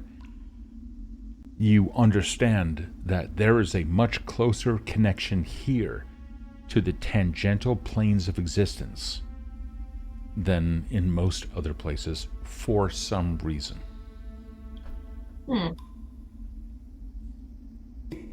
Okay. I am going to. I'm going to go like really close to the water. Understanding that they didn't harm me when I like touched the water. No harm at all. Yeah, but I also don't want to disturb what clearly is like a safe space for them if they're all congregating in this one area. So, but I do take out of my bag the little bottle that says holy water on it. Okay. I'm going to like the cap. I'm going to unscrew the cap and like pour just like a couple drops in, and then kind of like sprinkle it in and be like, I hope this maybe helps give you a little boost in these dark and trying times. And I gesture vaguely to the cave. Like, it's kind of dangerous down here, and you all look really small and maybe not weak, but you never know. And you're so beautiful in such a dark place. So reacting more to your words than to the water that have been added to the pool, they seem to move in a hastened fashion momentarily, as if to dance in celebration. Oh, you're welcome. We did good, Barbara, and I'm gonna keep moving. Okay. You begin moving down the way. Yeah. The passageway splits off. There is a slight chute off to your left that you were able to see. Yep, right up there. I thought. It seems to... Unfortunately, it is a dead end. Sorry. And the path now continues down to the south. What? Look, man, I'm the GM. My entire job is just to describe the world around you. So I'm just describing the world around you. Okay. Oh, I'm just doing my job. Thank you so much. You're so very welcome. I'm doing my thing. You're doing great. Thanks. Damn it. You know that I will literally go anywhere you tell me to, and you were like, God, honey, I love you so. Damn it, I love you so much. I love you so much. I love it. So I would literally do anything that you say. You literally do anything you say. All right, so the passageway, fuck off. So the passageway looks off to the left and straight down south. Okay. Oh no, my love.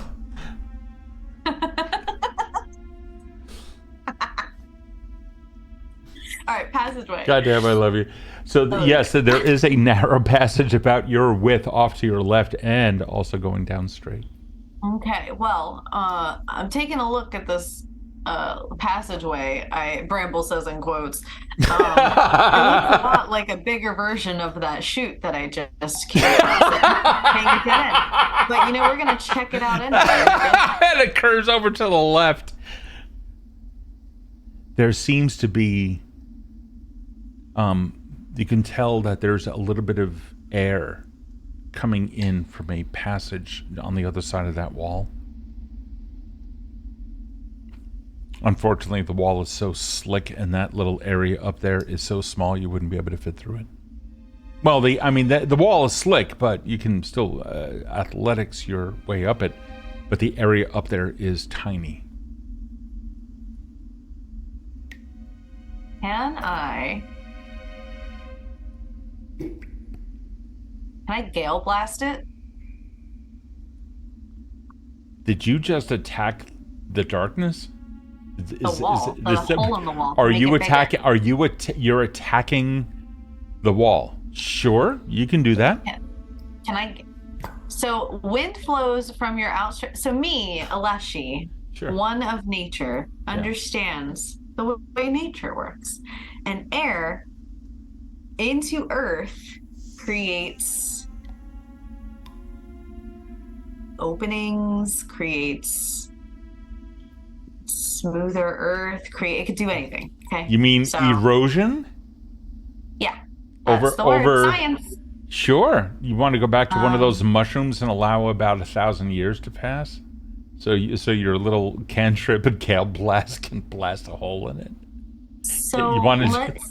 let's see. You know what? You know what? Why? Steve? Why do you I'm fucking not love gonna me? metagame. Why do you I'm love me? not gonna metagame. Bramble doesn't know this. Bramble doesn't know what Gale Blast will do to a hole. Bramble is an archivist. Okay, all right. That's fine. That's fine.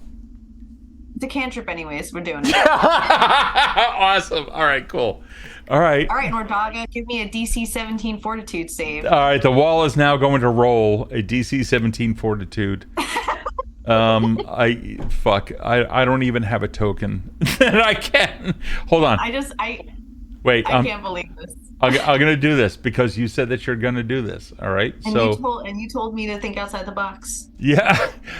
I love how you blame me for your character's actions that are conducted by you. I fucking love that. All right, hold on. All right, here. There's now a token here. Okay. Yeah. I don't. You know what? Let me just do one other thing for this. Are you gonna put character art in the token just to spite me? No, I'm not. I'm just gonna say I am a wall. It's a hole in the wall, and I'm putting Gale Blast. And now I'm rolling. Into the hole in the wall. I received a 4, so it fails its save, and nothing happens. Great. So cool. So she's gonna go. Well, it's a dead end. So Raffle is advocating for give that section of wall a name, and then a backstory chat. Wally. What is it?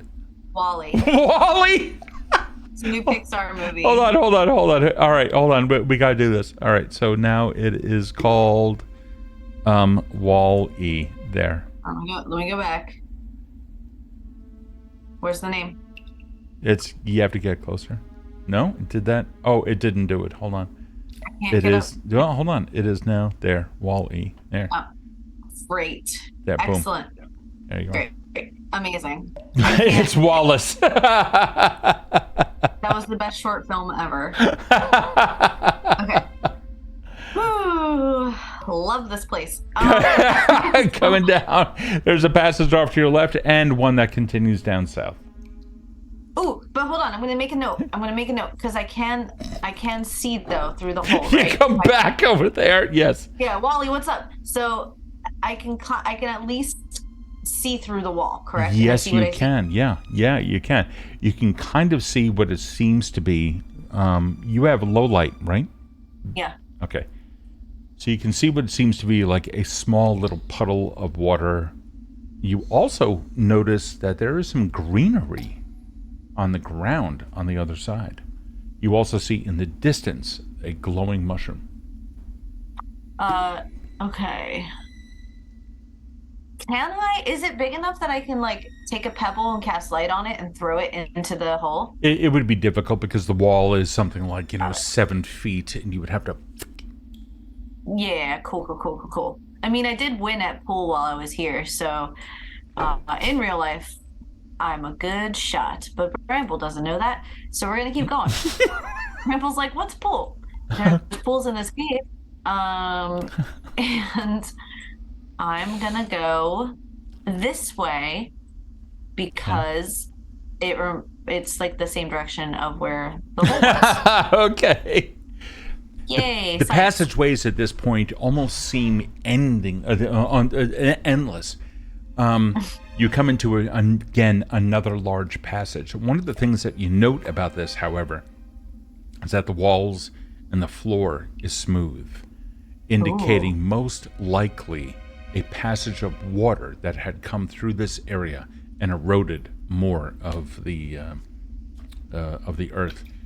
Looking up to the left, you can kind of see a very faint glow, and looking down to the south, or up to your character's right, there's also a little bit of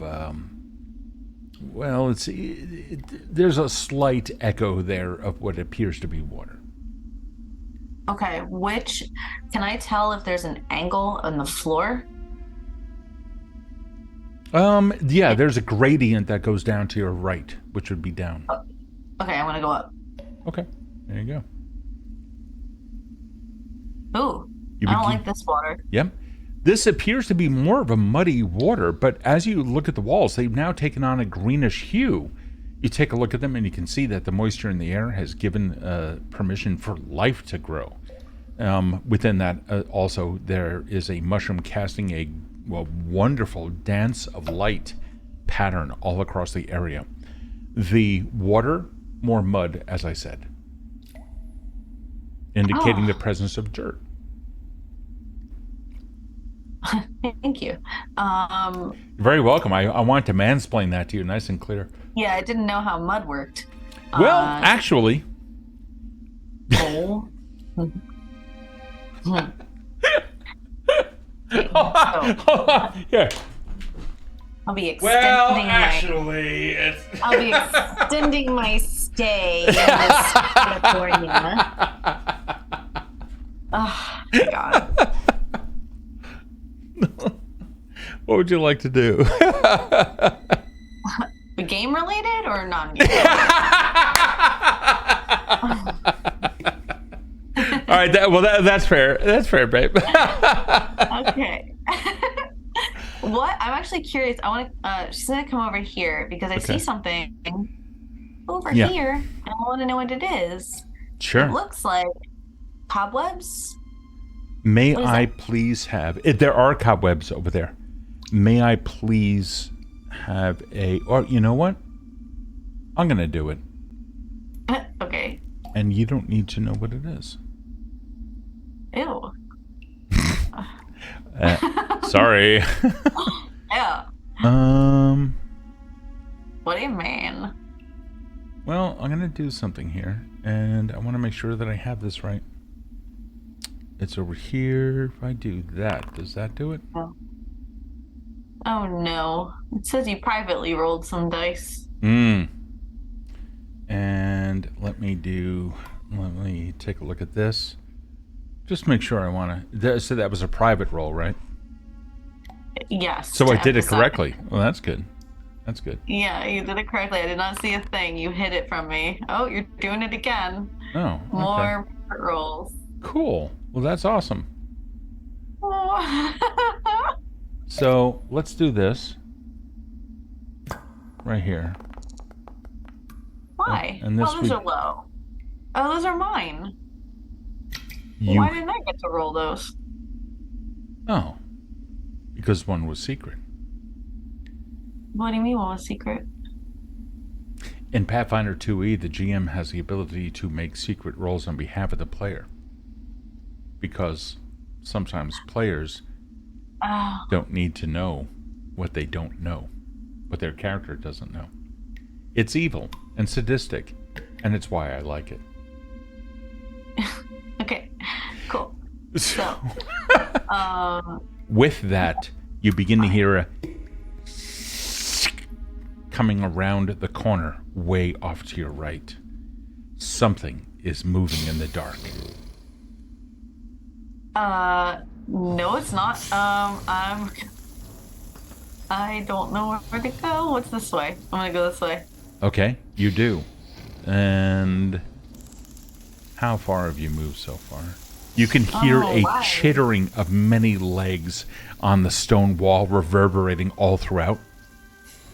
You come across... No, you don't... Yes, and in this case, you actually come across what appears to be a very large stone blocking this passage. You can make an athletics check if you want as part of your action, but right now, we're going to say you have moved far enough. Something else now begins to move. You can hear it coming closer to you. Let me move here, and then here, and then we're going to say here. There we go. You can hear something gnashing at the air behind you near the pool of water, but you don't yet see what it is. What would you like to do? I want to fucking get over this rock. All right, give me an athletics check. Okay, here we go. Bye. 17. Good for you. That is going to get you over the rock.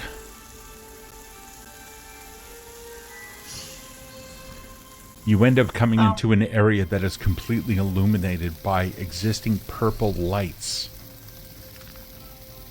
You still hear something coming towards you, though, and you have now moved far enough.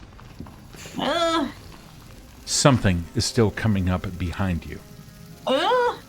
And let us get to right around here. That's far enough. That's far enough. The room that you are in seems to be, it's illuminated by purple lights, and in the middle, two large rectangular sarcophagi or coffins. Giant mushrooms up against the northern wall. The candles on the sconces on the wall seem to be more magical in nature rather than actual flame. And at the very end of it all, a distant figure completely ensconced by plant life sits unadorned by any kind of insignia, no symbols, no sigils. However, there are fireflies or something like that hovering over it. Meanwhile, something is going to corner you in this room if you don't address it. What are you doing? Yeah, well, it's too late to go back. I want to find any sort of, like, hiding spot, I guess, to see if I can outsmart it. I don't know. I'm gonna try to find a spot, maybe like underneath these thorns. Those are not thorns. Those are roots that have come into this area. Oh, the roots. Okay, yes, so... and in fact, you can see directly above you. Well, hold on now. You've moved an awful lot. Okay. So we are in battle mode here. So are we? Yes. Oh yeah. We're in encounter mode, or excuse me, in encounter, in combat.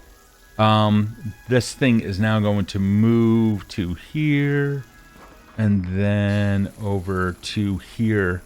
Yeah, lurching in. You see what appears to be a giant centipede now at the end of the room, in those webs, completely ripping them apart, indicating its actual strength. Now, to be fair, since you made it to that end of the room, you come in. Let me take a look down here. Down towards the southern portion, I'm going to put you there temporarily. Down here, you can see that there is actually a little bit of daylight coming in through the ceiling. Something is broken through. And under that, amongst those roots down there, there's also right here, I'm going to move you there. There's also a chest. Off to your left, some small crystals, purple in color, have grown into this pillar, or up and around this pillar area. And off to your right, over here, under those roots, though completely destroyed, was yet another chest with a couple of silver and copper laying on the ground. Okay. The chest down to the south seems completely intact. Okay. Does it seem locked? Do you want to use your action to discover that? You would have to cross like the 30-foot distance to find that out. Is that 30 feet? Okay, well, there are two chests. So when you say, is it locked, which one are you referring to? Oh, wait. I'm looking for... Why am I still in this mode? Oh, shit. Check your icons on the left side. I am. When you say it is... There you go. When you say, is it locked, are you referring to the one nearest you in the roots, or are you referring to the one on the opposite wall? The one intact. The intact one is about 30 feet away. You would have to get close to discover if it is locked. It's 15 feet away. 15, sorry. So that's one move. Okay, well, I guess I think I would... Bramble wants to get out, but I want to know what's in that chest. I guess I'll come back later, because I don't want to die. So she's going to try to see if she'll use her time seeing if she can scratch her way out, dig her way out. Okay, give me an athletics check. That's 15 feet. Okay. Yep. Bye. That's the third fucking nat 1 of the evening. Oh, God. Okay, not good. So you start trying to grab onto some of it. However, some slipperiness from some moisture up above does not allow you to grip, and you forgot to put your vines out there, or they otherwise couldn't grab onto something for some reason. Meanwhile, your turn has now ended. This thing is now going to come straight over to you. It skitters up and over the sarcophagi, landing itself right around, let's see, let's put it right here. Yeah. To right there. It's now going to, it just stands straight up. You see, like, it still has like 50 legs down on the ground, and the full 150 now come up, and the whole thing now strikes at you like a giant snake. You can see mandibles snapping at you. It's coming at you with a 12. What is your AC? Did that hit? It didn't. Oh, good for you. Okay. Well, it's going to target you nonetheless, but that is also the end of its turn. Let's see. You now go. And you are still down to the ground. You are adjacent to it. Okay. I'm going to use my wild empathy on it. Okay. You can use diplomacy to make an impression on animals and to make very simple requests of them. In most cases, wild animals will give you time to make your case.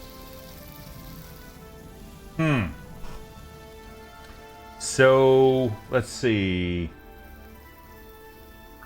That's interesting. Okay. Okay. So That's damn cool. That's really Bramble's fucking cool. So Bramble, in like a panic, is like scratching at this thing, but forgetting like she needs to actively, like, her claws, her thorns need to be out. So she's doing it on like the thin side or on the smooth side, and then she like sees like this looming shadow of like legs come out behind her and like loom over her, and she kind of like does one of these like slow turns, and she says, "Now wait, hold on just a minute, hold on." It like stops for a second to even listen, because somehow, some way, this thing is able to be communicated with. However, keep something in mind. With wild empathy, you need at least 1 minute of conversation before you can engage with it. You've not had that. And then... Where does it say that? It's the first several words of make an impression. If you take a look at wild empathy... empathy. Okay. Okay, with wild empathy, you have to make an impression first. Read it. Yeah, I see wild empathy. I don't see make an impression. So you I don't can know use diplomacy to make an impression on animals and to make very simple requests of them. In most cases, wild animals will give you time to make your case. Yeah. Make an impression is an action of diplomacy. And make an impression requires you to at least if you happen to have it, you can click on it perhaps. I don't have it. Okay, make an impression action it's a diplomacy skill action with at least 1 minute of conversation during which you engage in the charismatic overtures, flattery, and other acts of goodwill. You seek to make a good impression of someone to make them temporarily agreeable. Yeah, you know what? Fuck it. So what I'm going to do is Bramble is going to, and I'm just going to role play this out. So you tell me when I need to stop moving or whatever. Bramble's going to say, wait a second. You don't want to hurt me. See this guy? He's got meat. He's got like bones and stuff, like meat. And I like pinch at the bones. I'm like, and me, and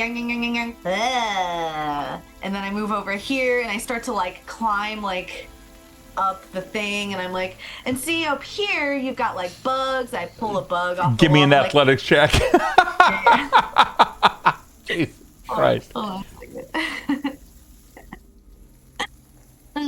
God.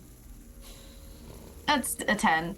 I don't need to get high. I just need to So I start to like trip a little bit. I'm like, no sudden movements. I get it. You're skittish. That's fine. We're all having a day today. I'm gonna pick from like as tall as I can reach, like a bug. See this bug?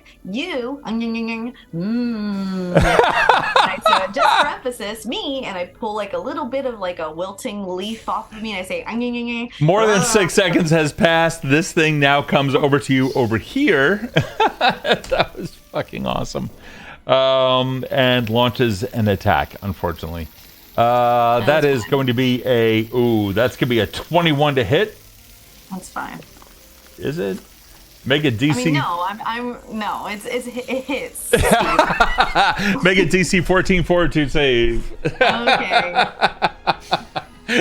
I love it. I'm literally gonna kill myself to make this naked impression that I just learned was a minute. I'm so sorry. No! And I saw it. On my side, that was like a 20, 20, 20, and then it just flipped over to a 2, which is a 7. Yeah. Unfortunately, that is almost a critical fail. It's -7. It's under 7 under. You, my love, are going to take 2 points of poison damage. Can I? Oh, I guess I can't now. Whatever. I didn't realize I could shield block. Yeah, you do have a shield. However, it's you can use that as a reaction. I think you used that last game too. However, it's not going to take its second attack. Okay, well... that's going to be a 10, which is going to be a miss. Yeah, okay. So, no, what? No, listen. I'm going to keep doing this. It's okay. Me, I could tell you a million times. I think you're smart enough to understand this. I'm going to hop over here. Okay. Be like, let's find another example, because I know you're a smart guy. Or, and I look around like, girl... whatever. So come over here. Come take a walk with me. We're gonna come over here. See this bug, and it's like a little bit bigger. And oh my god! Again, like the whole spiel. But that's it. So you've moved one. You've now made 2 move actions. How many feet was that? 25. That's one action. What's your movement? 20 or 25? 25. It's 25. Actually, no, it's more than that, because I get more speed from that boost from last time. Which boost? I got a boost last time. Oh my god. Oh yeah. Your speed is 25, so that's a move action. You have 2 actions left. Yeah, so I want to. So the last mushroom fucked me up. What's the deal with these mushrooms? They're not doing it. They have no effects on you. What's the deal with the magic lights? They provide light. Genius. Who would have thought? Lights providing light. Beer from a bottle. Brilliant. Guinness. Great. What are you gonna do? Oh, well, I don't know, Steve. Do you have any spells that you can cast? Hint, hint. See, this is what happens. I think outside the box, and then I go too far outside the box, and I can't get back inside the box. You've said that now several times, so do you want me to... Okay, then I'll tell you. I can run your character for you. No, what? No, I have spells. No, okay. Yeah, hold on a second. I Sure. got a spell. I just want to look. Okay. I want to do, I want to do Tanglefoot. I'm going to cast Tanglefoot. Awesome. That's a cantrip. That is, and the centipede's only 20 feet away. So he starts, so he's like, kind of like following me a little bit, and I'm like, now hold on a second, and I cast Tanglefoot, and one of my vines from like my like rib cage, like my little brambly rib cage, whip out and do like a stranger danger kind of whiplash on it. That's fucking adorable. So a vine is covered in sticky shaft. Hold on. Sticky shaft. Well, it doesn't matter because it missed. So I probably just pissed him off. So it doesn't even matter what it does. Y'all find out. So the existing roots there are so dried up and desiccated from however long that they've been down here that they are unable to move according to your command.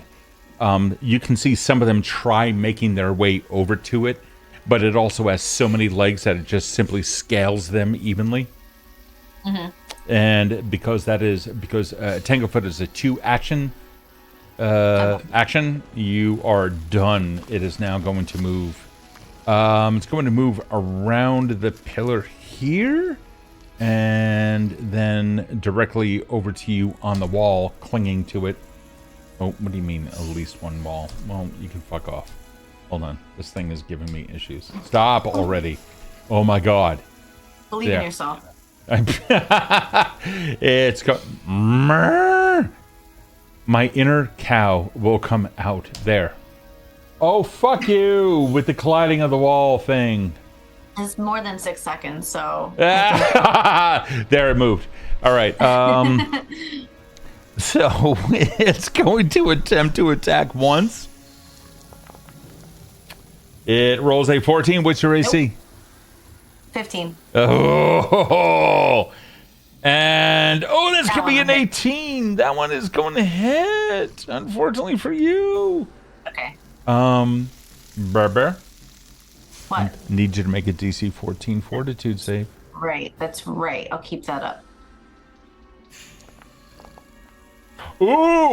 Fucking perfect this time. Good for you. So I did it. Yeah. So that was good. All right. Awesome.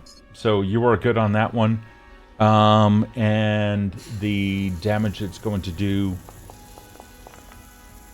It's only going to do 1 hit point. Yeah, 1 hit point. Wait. Hold the phone. Hold the phone. Wait a minute. Yes. I just want to clarify something, because Sure. the 1 minute thing has me questioning this. Yeah. So, wild empathy, the last sentence of it says, in most cases, wild animals will give you time to make your case. Is this one of those cases where the wild animal's not going to let me make my case? You have to first make an impression. Then wild empathy kicks in. Okay. In order to make an impression, you need at least 1 minute of conversation with it. Okay. That's fine. Okay, keep going. I think it's worded weird, but okay. Yeah, that's because it's saying like, oh, it'll give you time to make your. Okay, so it'll give you time after you have spent a full minute, which is going to be 10 rounds of conversation. Yeah. Okay. Well, during which you engage in charismatic overtures, flattery, and other acts of goodwill, you seek to make a good impression of someone to make them temporarily agreeable. At the end of the conversation, then you can attempt a diplomacy check against the will DC of one target. That is how you make an impression. First, you spend 10 rounds talking to it. Oh. Then you make a diplomacy check. Okay. At that point, wild empathy kicks in. So the wild empathy is only special because it's a wild animal, whereas a make an impression typically wouldn't work on a wild animal. It would work on people who speak your language. No, it's more the way that Pathfinder 2e works is that it tries to reduce the amount of shit that you can do. Even though it's crunchy, it consolidates. So make an impression. This diplomacy action can be done by anybody. I don't even think it's trained. So anybody can do it. Druids can apply the make an impression action to an animal. Cool. Other people can't. That's the difference. Okay, so you still have to do the actual make an impression. Exactly. Yep. Do centipedes. Yep. Cool. Excellent. Great. So the whole time this is happening, I'm still talking to it. And I'm like, hey, do you know my friend Periwinkle Zephyrus? He made it. Wow, that's a reference to another campaign like ages ago. Holy shit! I think that means that I win this campaign. If I can call back to another campaign. That's funny. That's funny. He produces the first seed of the last Leshy. That's funny. Well, we are now in round 7, so you're almost there. If you can last another 3, you will be good. It's the beginning of your turn, my lovey. Let me see if You know what? Hold on. I want to double check something here real quick. What? I want to check the poison. No, last time you're cryptic. Yeah, can you? Yep, yeah. Oh shit. Can you roll a DC 14 Fortitude, please? What? You're going to be rolling it twice because you have poison in your system for a maximum duration of 6 rounds. That's a 20. That's good. That's 1. Roll another. But it's my turn. You were affected twice, and at the beginning of your turn, you need to roll the fortitude saves against the poison that is in your system before you take any other actions. Got it. So yes, it is in fact your turn. That's exactly what you must do at the beginning of your turn. It is 19. I forgot it went so fast. Yeah, so with that though, yeah, exactly. With the fortitude saves, now both of them have succeeded. You have already sweat out the poison. So unless it hits you again, no more damage. Yay! So exactly. Okay, cool. Yeah, good on you. All right. You still have 3 actions left. What would you like to do? Okay. Woof. Well, glad I sweat that out. So, listen. You know, I just realized something. This is not good. Then maybe unrealize it. I am so sorry. The first 3 or 4 rounds of this entire combat was not spent in conversation with it. We're going to say the first 3 to give you the benefit of a doubt. So as opposed to you having 3 more rounds of conversation, you actually have 7 more rounds of conversation before you can attempt wild empathy. Because remember, you came into this while it was chasing you, and you were not able to speak with it yet. Oh, you counted those as part of it. Damn it. Well, yeah, exactly. You're in round 7 of the overall combat, but you are not in round 7 of conversation with it. Okay. Yeah. Well, yeah. Sorry. I'm gonna fucking double down on that shit. I'm gonna go this way. Listen. I'm gonna hop on this mushroom, which it won't let me. So we'll pretend like I hopped on the mushroom. So that's okay. That's all typical terrain, but you're good. Go ahead. Okay. It's all right. You know, I'll get out of your hair. It's not that big of a deal. I've been, I don't know how far I've gone. I've been in similar situations where I'm like, I need my space, and people are like, I want to I fucking love that you're okay. So I'm gonna leave you to it, and I'm gonna come back later for that chest. So it's been real nice seeing you. Say hi to Periwinkle for me. And you try getting the fuck out. It's the end of your turn, and this is now going to attempt to make its way to you. That is, let's see, it's just going to make a beeline to you. Let me just confirm its speed. I mean, it does have like 100 legs. Yeah, it is a 30. Okay, so we can easily do this to here, that to there. That's 30 feet. And it's going to take 2 actions against you. Each of them strikes. The first of which... Oh, that's a 4. That's a 10. That's going to miss you. And the other one... That's a nat 20. Do we have to use the deck? Okay. So I want to show you something. And so can you see in the chat? I know that we in the stream can't see it. But in the chat, do you see like a thumbs up and a thumbs down? Oh, no. Those, you don't see a thumbs up and a thumb down? No. Ah, I do. On next to the 21, the number 21? Yeah. Ah, okay. I see those. There's the crit decks that are now available. I'm going to say yay to the crit deck. And that is going to be number 12, which is... Is this the one you made up? Because... No, I wouldn't exactly say it's the one that I made up. No, this isn't the one that I made up. This is Pathfinder's or Paizo's. Okay. So here's what we have. This was, let's see, what kind of damage is that? That is, the mandibles. I'm going to say that. Those are piercing. Yep, those are piercing. Cool. Normal damage, but you are sickened 3, which means that you feel ill. And... Yeah, I'm sorry, but you're going to take, because it is sick. Because it is sickened 3, you take a status penalty against your checks and DCs for a total of 3. So you are at -3 for all your nastiness. I am so sorry. Let me. It's fine. I'll apply that for you.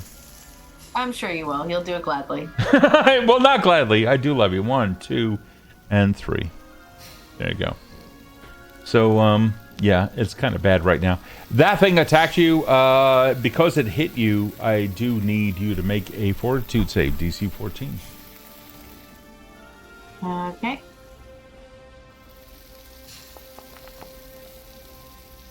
Nope. That's an 11. No, it's actually an 8. No, it's an 11. I make -3 circumstance on my checks and saves. Yeah, I already applied it. Oh. You should have a. Oh, you know what? Let me just double check. I rolled an 11. Oh, hold on. You have a. What's your plus? No, it says sickened 3 is -3. What's your Constitution bonus? Oh, I have a +1 Constitution and a +4 in trained. So Exactly, and -3. Great, still positive. Fuck Yeah, because you. Yep, exactly. So you rolled a 9, and your con would get you up to a 10. Your trained would get you up to a 14, and then -3 equals 11. Yeah, great. So unfortunately, you're gonna take. Oh, you take 1 point of damage, but gotcha. Centipede. It's been a while. He's been filing his fangs. He didn't like the pointiness of them, so you're good. Alrighty, with that, it is now your turn at the top of round 8. Cool. So in between just projectile retching and vomiting all over, and because she's banking on one day making an impression, she's going to be like, "Oh, I'm sorry. You know, back at the archive," and she's like backing up slowly. "Back at the archive, they didn't give me paid time off, so I had to work even when I was sick. So I understand that this is feeling a little bit." Give me an athletics check. Sorry, okay. You're going the wrong way. I'm going to tell you that right now. It's just going to follow you. It has no problems with difficult terrain. So go ahead. What do you got? I mean, that's fine. Now fucking work. Athletics. Yo, chat. Erin's gonna. Well, 10? No. Does a 10 do it? No. You slipped. Well, I'm a Leshy. Yeah, I know you're a Leshy, but you can't. You still need to make athletics checks to get over stuff. You may be able to climb walls fast, providing you can actually climb, and under most circumstances, you can.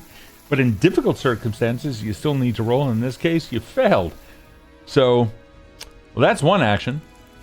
Actually, yeah, that's one action. You have one action left. Okay.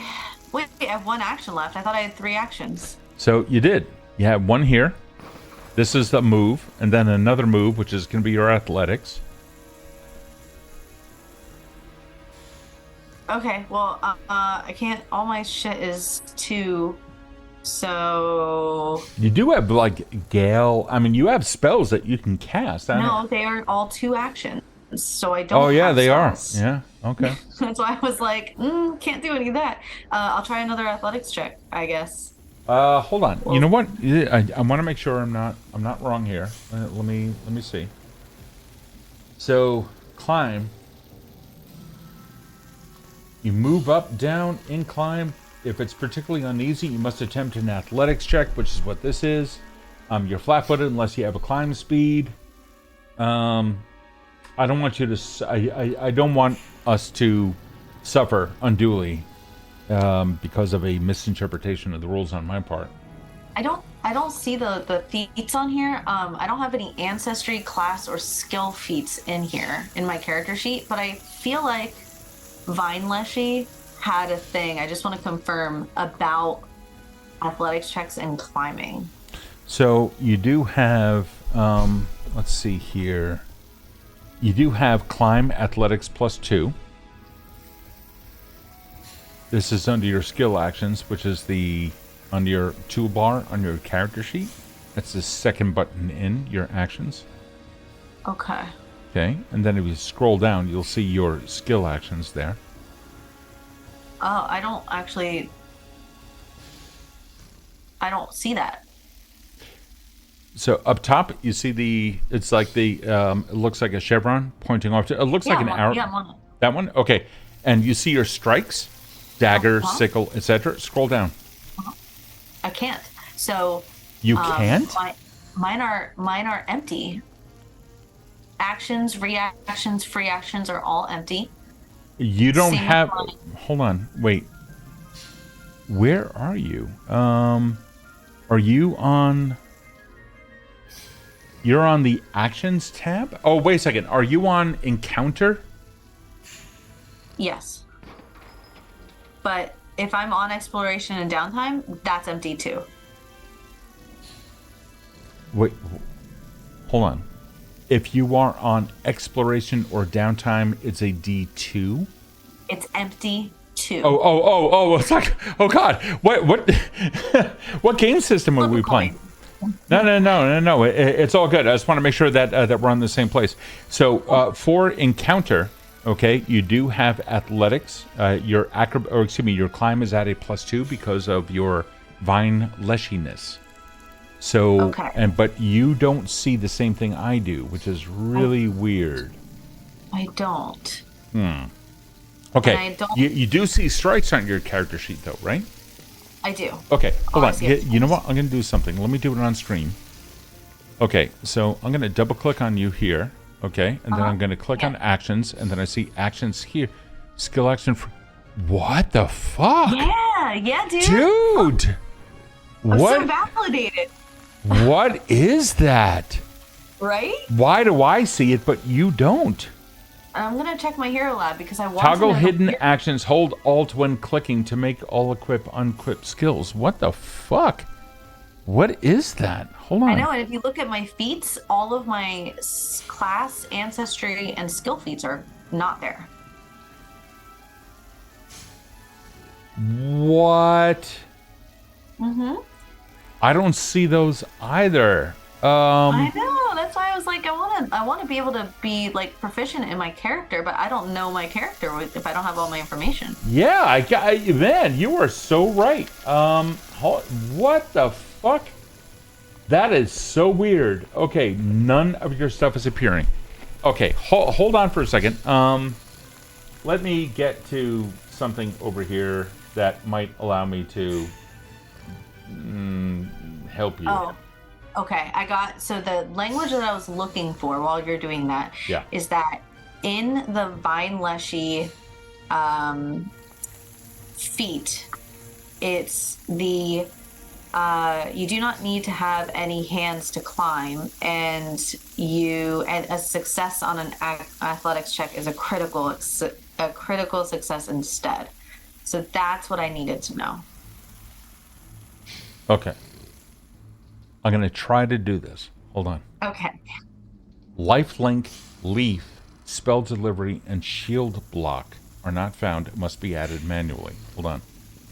Yeah, that doesn't do anything to you. You get bonus feats in here, but there's no ancestry feats or anything like that. So the import process from Hero Lab Online blows. So It's really. any DMs watching right now, What's that? I said if there are any DMs watching right now, this is one of the situations you may come across. Yeah, so if you go Hero Lab Online integration with Foundry, it's not perfect. Not perfect. Whoever maintains that Foundry is awesome. Whoever maintains that module, because Foundry didn't make that. Okay, so Bramble, let's just double check this real quick. Sure. Let's take a look at you have feats, right? Yes, I have feats. Yes. I know you have class feats, ancestry feats, class feats. Let's take a look at some of these. To walk with, feats to run with. I love you. Feats to take pictures of and put on OnlyFans. I mean, Wow. What the fuck? Okay. So I'm looking for yeah, this is fun. So we're looking for I see your spells. Here are your feats. Okay, there's your feats. So you have Arcane Sense, which is a skill feat. You have 0 general feats. Okay, so that's good. But skill feats are empty slot. You know, you can get screwed here because you very clearly have that. I don't know why. I am very much a character with feats. You are. I mean, there's your arcane sense. Okay, I just got you there. Okay. Let's take a look at your race, or ancestry, rather. Okay. So you have ancestry heritage. Yep. Harmlessly cute. Yep. That's you. That's me in real life. That it really is. I'm not gonna lie. It is. It's. I mean, yeah, to some degree. Wow. No, because there are certain aspects of our reality we're not going to get into. All right, harmlessly cute. Here's your ancestry feat for that. Making a note of that. What? You're making a note of what? Okay. You also have shameless request. Yes. Okay, so let's get into shameless request. Let's get that in there. Why is that not coming up? That should. Ancestry. It's in bonus feat. It's a bonus? Down at the bottom it says bonus feats, and it's there. I see in my that. character. I see shameless request as an ancestry feat. Then that's where it needs to go. I think they're all showing up as bonus feats. I see them under ancestry feat on your character sheet. On Hero Lab or Yep, on Foundry? Hero Lab. On Foundry, it's showing up as a bonus feat. Okay. Shameless request. It should actually be up there. No, Okay. not a campaign feat, an ancestry feat. That's so weird. Okay, well, all right, but all right, cool. As long as it appears, and that's it. That's all you have. Okay. Cool. I just wanted to know about the Vine Leshy one. So what are you? Right. So it is athletics +2. So you can add 2 to it for your climb, which in this case would make it a 12. That can kind of get you over it. We'll say sure on that. This is also difficult terrain, so just keep that in mind. But that is going to be the end. Oh, no. You still have 1 move left. Yes. Yeah, because okay, so it did go over. Cool. So I'm going to. You know what? I forgot. What are you gonna do? I think I'm gonna do shameless request from the top of the rock. You can do shameless request. Okay. I think that's what I'm gonna do. I very quickly skimmed over it, so I don't know if that's gonna do anything. When I request something, I reduce any DC While this means you can never cause your target to reduce their attitude towards you by making a request, they eventually tire of requests. So request. You notice how request is capitalized? Yeah. Okay. So that indicates it's a skill feat. Yes. In this case, diplomacy. Okay. Yeah. So you can make a request of a creature that's friendly or helpful to you. It's not friendly nor helpful. Okay. So thank you. That's what I'm not going to do. See, I don't have those caveats on my thing. I can't look that up. I got you. Yeah, okay, cool. that's game mechanics. That's not a problem. I can help you out with those. Oh, thank you. It's not like I'm doing you a favor. That's literally the job of a GM, to be on the side of the players. So yeah. Okay. Well, bye. I'm gonna run this way and see if I can maybe try. And that's the end of your turn because damn, you went a ways. Alrighty. So this one is not gonna go. What do you mean I lost connection to the server? That thing is so stupid. Okay. This thing is not gonna go. And it's going to go, oh boy, all the difficult terrain is still going to slow it down. Kind of. That's going to be 45 feet, which will give it 2 actions. And it's going to take another one. It's going to continue to chase you down. It rises up, trying to lurch itself down, rolling a natural 1. Ooh, do I get to click this deck and read you the card? Yeah, well, here we go. So this is going to be a... I was trying a melee attack. If you're using a slashing, which it is not, it is using a piercing damage and 1 persistent bleed. So, unfortunately, it's nothing. So nothing happens there. Well, hold on a second. Hold on a second. What? Every single other campaign we have played, if it doesn't apply, you do the next card it applies to. You do not ever. I mean... Are you going to change what you're going to do? Yeah, well, that was every other campaign. So the one with the black, just your way. All right, fuck it. Hold on. I'm rolling another one. Melee. I take 1d8 bleed. There you go. Thank you. You're welcome. The rules don't apply. Yeah, those were rules in other campaigns. Is that your other girlfriend? Your other failed deck? Do I love those rules? Do I love those rules too? You love them?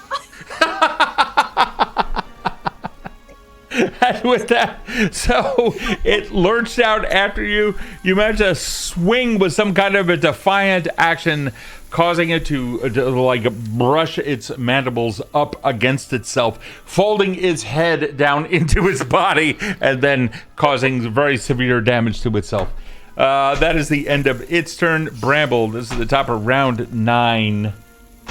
You go. What the hell was that? Oh, that was a recovery check against its bleed. Oh no, that's its 5 damage that it took. Persistent damage. Yeah, because it has bleed. Yeah. That's amazing. It doesn't actually have a lot of hit points. You're looking at it, and it seems to be just like a whole bunch of legs. You haven't done a single offensive action to this. I know. It's pretty fucking wild, isn't it? Wild empathy, one might say. I love when Erin hold on, let me change the fucking scene over here. God damn it. Hold on. Wait, I'm gonna do this. There. Okay. When this one figures out that it only has 8 hit points and it can use a spell to kill it.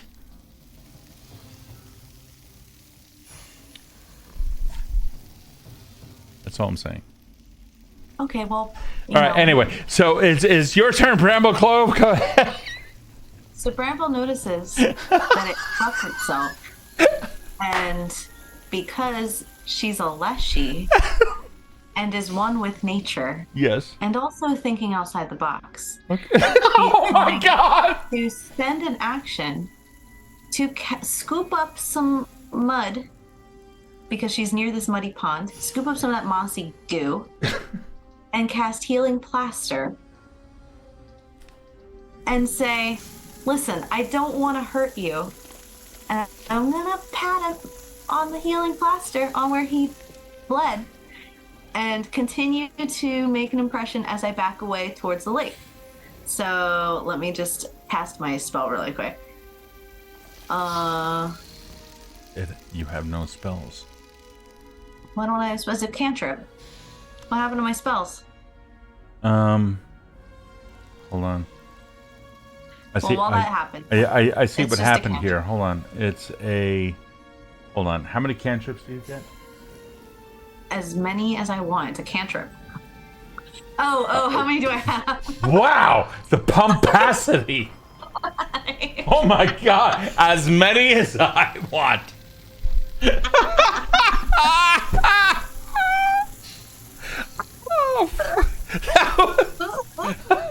Jesus Christ! Listen, I know my shit. Yeah, do you? Do you? I am so low level in real life that all I can do are cantrips. So I know that I can do as many as I want as long as I believe in myself. Oh, okay. Well, all right, sure. Anyway. So you get 3 first level and you get 5 cantrips. So yeah, one of them was healing. 1, 2, god damn it, 3, for Puff of Poison and Tanglefoot, and then you have Burning Hands, Hydraulic Push, and Spider Sting. You've already cast the you've already cast the Burning Hands and the Hydraulic Push. So there you go. Okay, so you still have Spider Sting and other goodness. Yep. Yep, but I am casting Healing Plaster, so I kind of just like haphazardly put that on, like a. So his little wound. yeah. So you manage to scrape some dirt up, and you do your thing. You cast Healing Plaster on it. I'm like gonna grab one of his mandibles, be like, "You can't be moving around while I'm applying this." Okay. So can I? Wow. So you don't need to roll a medicine check or anything like that. However, because it is contested, I'm going to ask you to make a. Jesus. Help me help you. Give me an unarmed, please. Okay. Just so you know, all of my strikes are gone too, by the way. All your what? All of my strikes are gone too, except for unarmed attack and sickle. So my whole character sheet got fucked. Oh. Well, okay. You want me to make an unarmed attack or some kind of check? So what you had a... Oh, that's right, because you had the kit. Hold on, let me add the kit in here. And, well, you're going to make an unarmed because you're not using any weapons, right? Yeah, but it's like... It's not an attack. It's a. Do you want to touch it? Yes. Are you in combat? Yeah. Okay. All right. Well, I'll fucking punch some mud on him. I'm not asking you to punch mud. Yeah, I mean, unarmed attack to me because I'm punching mud on him. That'll be a 24. A 24. Does that apply medicine adequately? Yes, it does. Okay. You punch it with mud. Yeah. It's like when you get promoted in the military. What do you refer? I'm not. You served. I didn't. You punch it when you put the new insignia on them. You punch Did you fucking do a field promotion on the centipede? I did. I promoted him to fully healed. To strong boy centipede. Oh shit. Okay. Oh my god. All right. Well, okay. So you go and you do your thing. God damn it. Great. Cool. So now he's got this nice little tingly feeling and of probably a mixture of the muddy medicine and gratitude.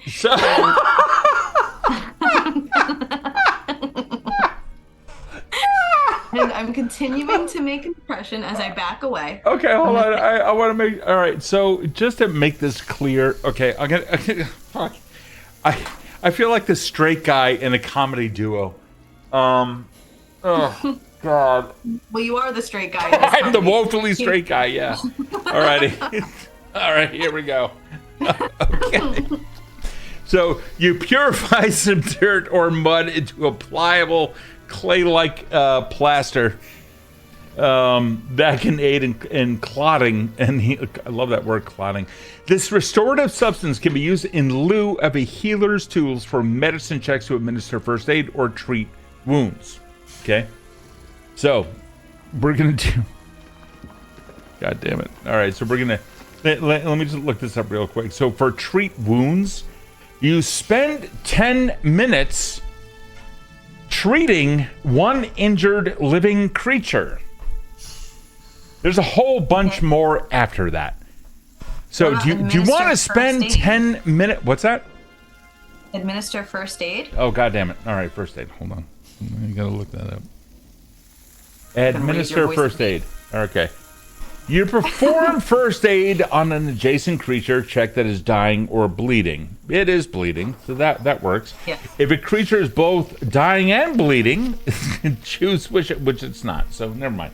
So you are going to attempt a stop bleeding action on the bleeding creature that could potentially remove it from its existence. Give me a medicine check, please. Okay.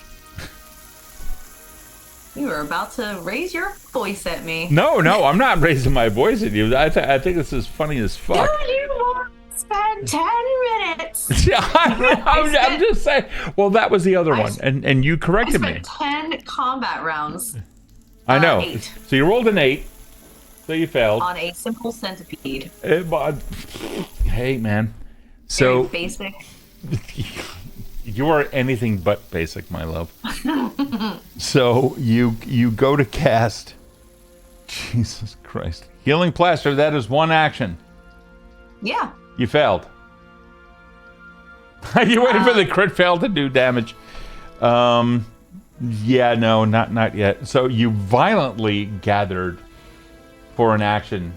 It's oh shit, and then you administered first aid, which is 2 actions. You are done. What? So you cast a spell. That's one action, and then you administered first aid. Which is you one applied action? It. No, 2. That's your 3. You cast a spell. What do you mean? Then you conducted a medicine skill action, which is 2. Where are these rules? Because I didn't literally in Pathfinder 2nd Edition. All right, well, great. The learning curve is fucking okay. amazing. So okay, hold on. If you're going to criticize, if you're going to take the time to criticize it or to challenge it, I'm going to take the time to explain it. Are you good with that? Yeah, please. I would like to learn. You got it. So let's bring up your character sheet here. Okay, let's go over to the spells. Okay, Healing Plaster. Okay, that is a 1 action spell right there. Cast time is 1. Yeah. Okay. Yes. It's good for 10 minutes, but then that's fine. Okay. So it can be used in lieu. Whoop, come here. It can be used in lieu of healer's tools for medicine checks to administer first aid or treat wounds. Not in lieu of medicine checks, but in lieu of healer's tools. Okay, so you cast that. Okay, so that is your replacement for healer's tools. All right, so now that you've done that, you are now going to engage in first aid. And first aid, oh, for fuck's sake. This thing is so... Why is that not there?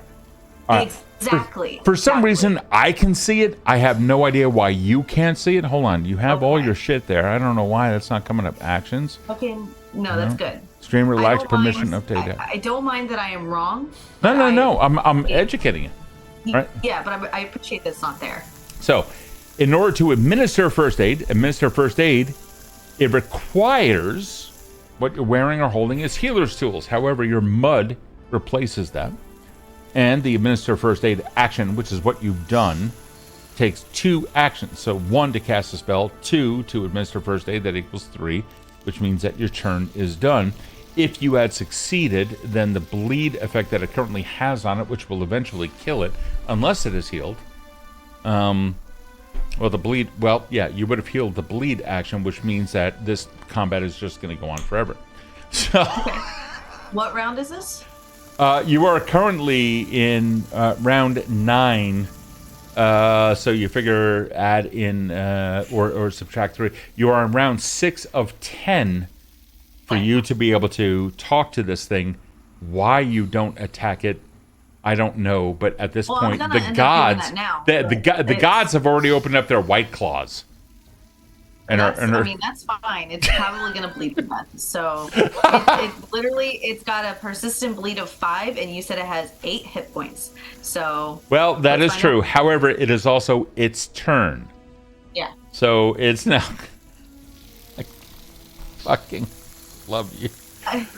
Listen. It's going to strike with its mandibles for a total of 20. It's going to lash out with another attack, which is going to be for an 18. It's going to conduct a 3rd attack.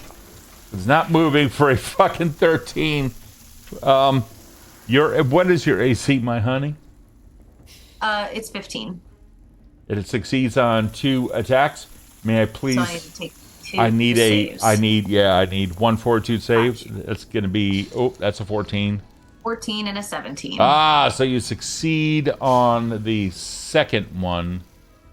Okay, so that is going to be Hold on.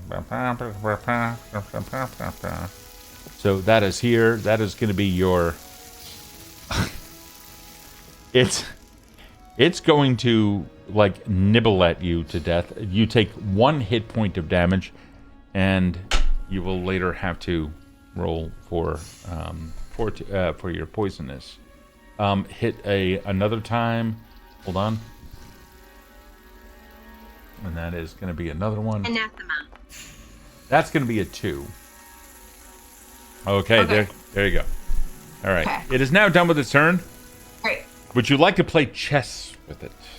Well, okay. Well, before you get smart, I just want to let you know that I studied my character sheet, and I know that you know that I studied my character sheet because you rewarded me by going out to buy me a character sheet journal. Oh, I did. Well, Yeah. Okay, I tried anyway. You try. Well, I tried. We count didn't actually money. buy you a journal. I ended up making you one at home. Yeah, which is actually even better. The fact that you made me a journal. Well, Anyways, you're sweet. which means that I know my shit. I'm trying to know my shit. So my class feat, I have anathema for Druid, and I am just role playing my character's anathema, Steve. Are you? Wait a second. Are you actually taking time out of the game to justify your actions at this point? Yeah. Why? I'm not attacking you as a player. Much. I know. Much. Um, I'm calling it for what it is. All right. So it's done with its actions. It is your turn. What do you? It's bled again for 7. I know. It rolled. It got its thing, didn't it? Hold on. Did it? Did you apply? Did I? Did you apply the damage? You are sassy. No. I'm just feeling really like good about this combat. Okay, so it's now applying. Oh, it died.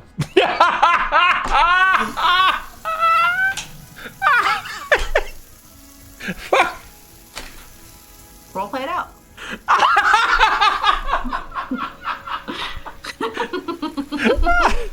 Oh God! Oh, I fucking love being called out. All right, that's not a problem. Yeah. All right, hold on. So I can do that. I can absolutely fucking do that. Don't you feel better with your? Oh, shit! It then it collapses That into wasn't supposed to happen. what? It died. What? You asked me to roleplay. I started to roleplay. What happened? As Bramble, she was applying the plaster as it died, and then she was like, "Don't you feel better?" And then it died, and she said, "Oh shit, that wasn't supposed to happen." Yeah, go wait a second. I want to understand something. You told me to fucking roleplay it out, and in the middle of my roleplaying, you then continued to roleplay? Yeah, we're role playing together. You're roleplaying. You didn't allow me to roleplay. Okay, roleplay. You hate. God damn it! I'm not. Fuck. Rewind this clip. Rewind this clip. Anyway, Okay. so this is the most contentious stream ever. Is it? I think it's really fun. Alrighty, Bramble over here sees this thing collapse while she's still like, let's just get some plaster on that little mandible of yours and then we'll have a cup of tea. While this thing is trying to eat her spleen, the thing finally collapses from the damage it did to itself from a bloodied wound. And finally, you're in the free and clear, back into a cave with no monsters that are out there to have tea with you.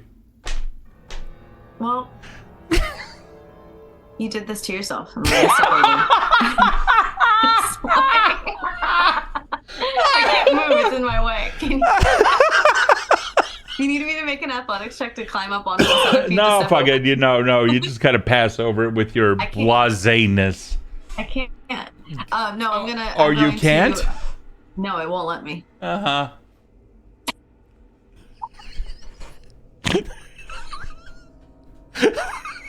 Are you disappointed that I was able to fucking kill it without doing a single No, I'm not. strike? No. I'm absolutely not disappointed. I think it's absolutely fucking beautiful that Bramble could have killed this thing with one cantrip and yet continue to chase this thing around, all for the purposes to probably fucking marry it.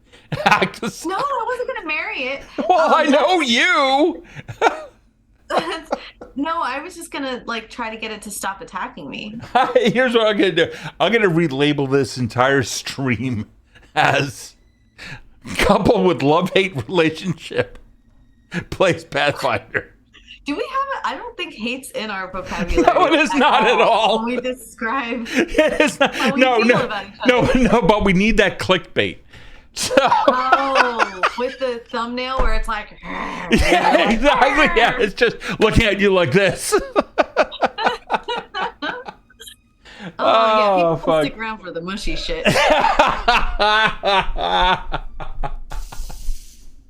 Oh fuck. Okay, Find so yourself the love of your life. That's also a nerdy game. You are my goddamn best friend, is what you are, and I love you to like the ends of the earth, and I can't even imagine at this point what my life would be like without you. So. I fucking love you. Okay, back to the game. So, back to the game. So, here you go with this giant centipede corpse that's not like sublimating into the ground anytime soon. You're gonna have to crawl over it. Give me an athletics check. Oh, it's just such a fucking. I got all the time in the world. I'll just do you? You know what? Fuck it. You're getting hungry again. Oh no, that's. God damn it! You rolled a fucking 20. Not 20. It's actually a 25. So I actually teleport to the chest, which is open. You cast Dimension Door. You don't even have the goddamn spell. All right, fine. You fly. Fly over this rock. Go ahead. You can make your way all the way over. You're fine. Oh, it's because I'm measuring distance. That's probably why I couldn't go over. Okay. Well, now you're in the wall, so you're fine. Oh, great. Come on. Won't let me go. Okay, there you go. There you go. All right. With a little bit of. Oh my god. With a little bit of effort. A little bit of effort. You manage to make your way back into the room. Here you see the simple adornment of a wooden bench that due to time has rotted out underneath the skeleton which now occupies it.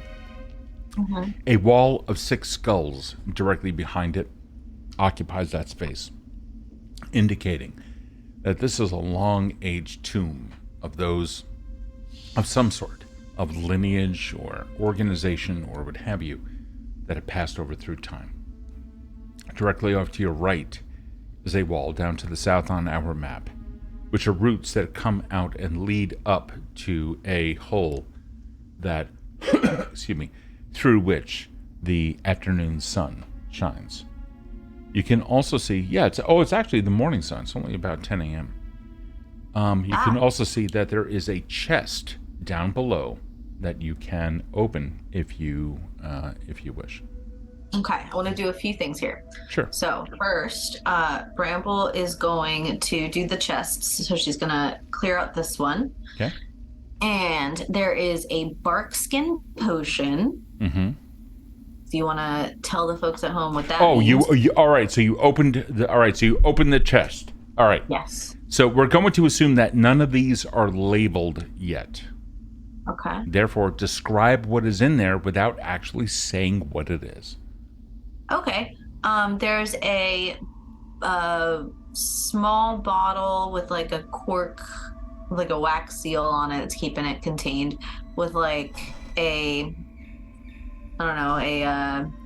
murky, kind of looks like the water from the pond outside the cave. It's kind of like splashing around as she gives it a little shake. So I take that. Okay.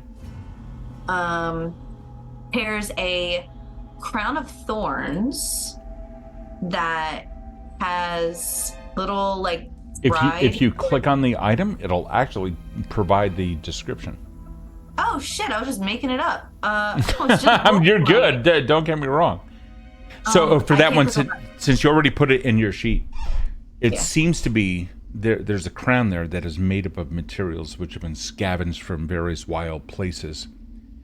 And it looks like that with the addition of some of your own leaves or vines, then this whole thing would become a complete thing that would be that you would be able to wear. What exactly it does is very difficult to tell. Do you happen to have detect magic? It's not on me anymore, no. Okay. Perhaps with some time, and if you also happen to have read aura, you'd be able to find out a little bit more about that. Within the chest is also what appears to be clothing of some kind, brown and green tunic that is embroidered with some patterns that represent like interlocking elk antlers. You have taken that. There's also like a mortise and pestle, and within that is a small container, like a small ceramic container, that contains some kind of a paste or a gel. It looks like an aloe vera gel, a little bit on the sticky side. It has like an astringent aroma, and you can tell it is, like I said, like some succulent plants or whatever. And there's also some squares of cloth that, for some reason, have retained their moisture and flexibility over time.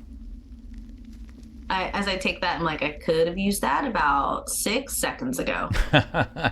You also see 2 gold pieces amongst a dozen or so silver pieces, as well as several copper. Great, I take all that shit too. Okay. So Identifying these items, the vestments seem to be made of natural materials. The crown also of natural materials. The sparse nature of everything around you also seems to indicate that this was a person of nature. Fireflies yeah. are showing directly above the body, flitting about here and there.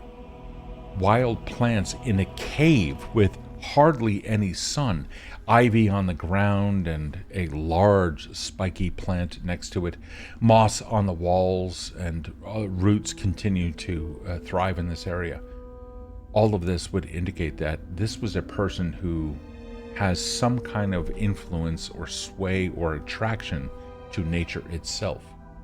The various pieces of pottery are long since dashed to pieces for whatever reason, barrel off directly above you against the opposite wall likewise.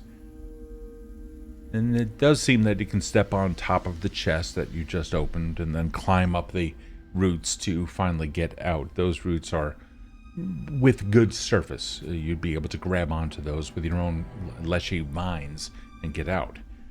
And this is the end of this. But that person was something of merit or lore. Bramble, the next thing she wanted to do was go up to it and kind of like peer through the fireflies to get a good look at the skeleton, and then she takes a look at each skull and the adornment on the, if there are any, on the chair. No adornments. This is not a person who celebrated a position. There are no sigils. There are no signs. Right. But there is a lineage, a clear... There's nothing of any lineage here either. Not the skulls being... It's a tomb for a... As stated previously, there's nothing in this room that gives an indication of a lineage or a position or organization.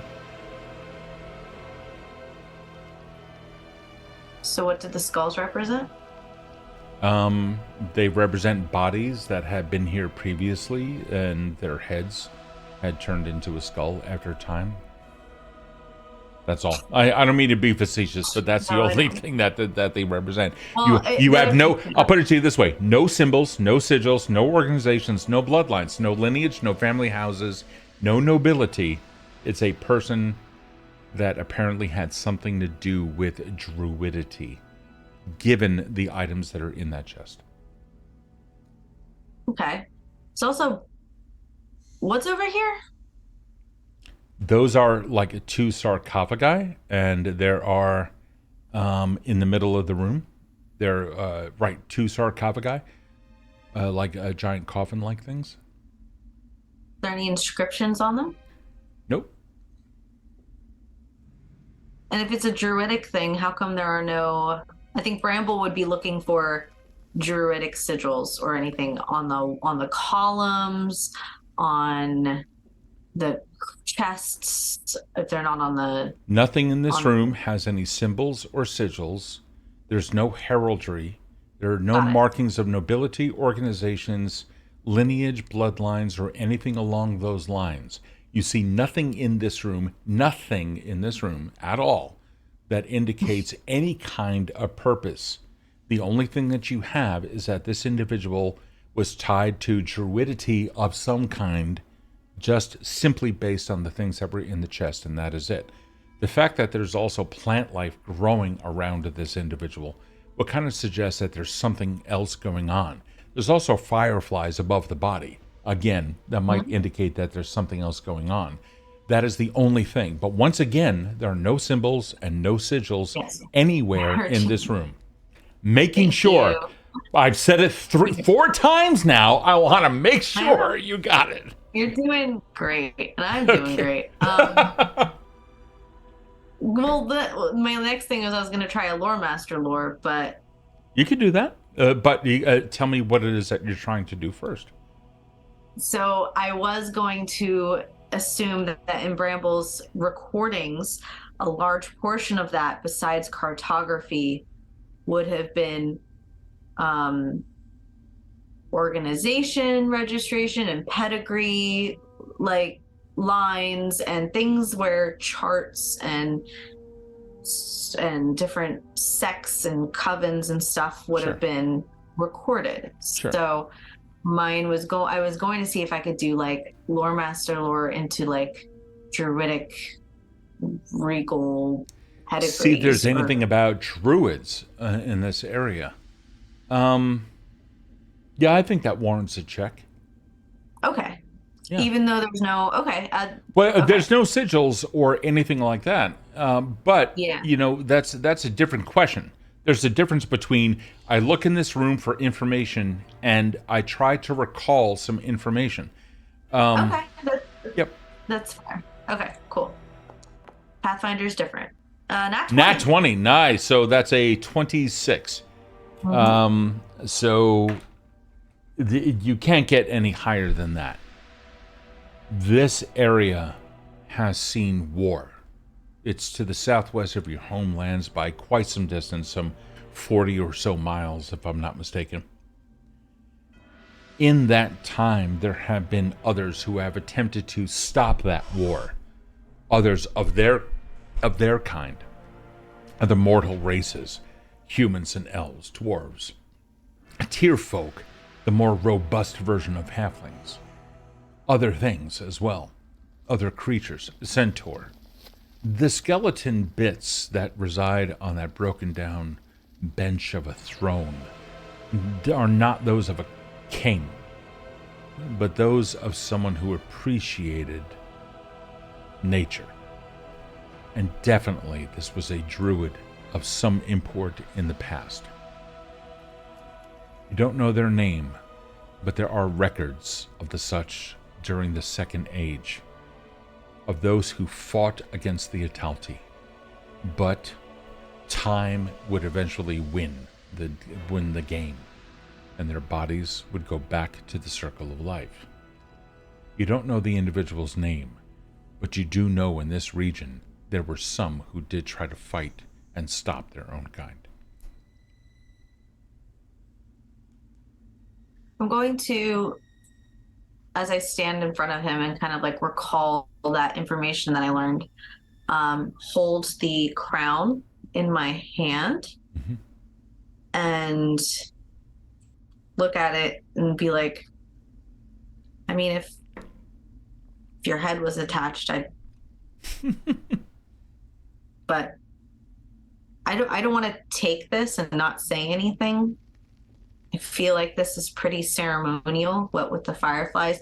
So I'm just going to let you know that I appreciate this gift and I will use it to the best of my abilities to carry out the wishes of the Circle of the Verdant Dawn. And I look at all the skulls. I'm like, just letting you all know too. Would you like to see a picture of Yes. hold on, let me see if I can do this, of what the tomb looks like from your point of view? Yes. Okay, cool. I love it. I can actually do that. When I created the map, I captured this. And let me see if I can grab this here real quick. Let me do that. No, I don't want that. I want this. Is this right? No, that's not it. Hold on, baby. Give me a second here. I gotta find, like, where the fuck is it? Where is it? God damn it. I'm so excited because this is like a new feature that is gonna one day make it onto the live streams. I'm so excited. And yeah, this will work. Okay, cool. So, alrighty. This is what it would look like if there were no, let me move that a little bit. There you go. If there were no lights in the area. Wow. It's so pretty. It's like someone's streaming setup. So there you go. That's awesome. Okay. And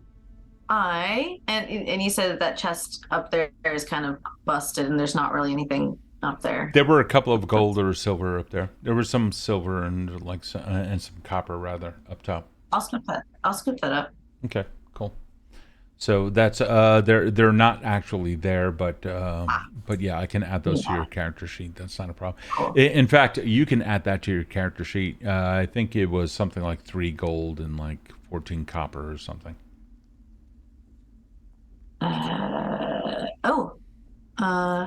What are you gonna do, by the way? I can add it just to make it nice and easy.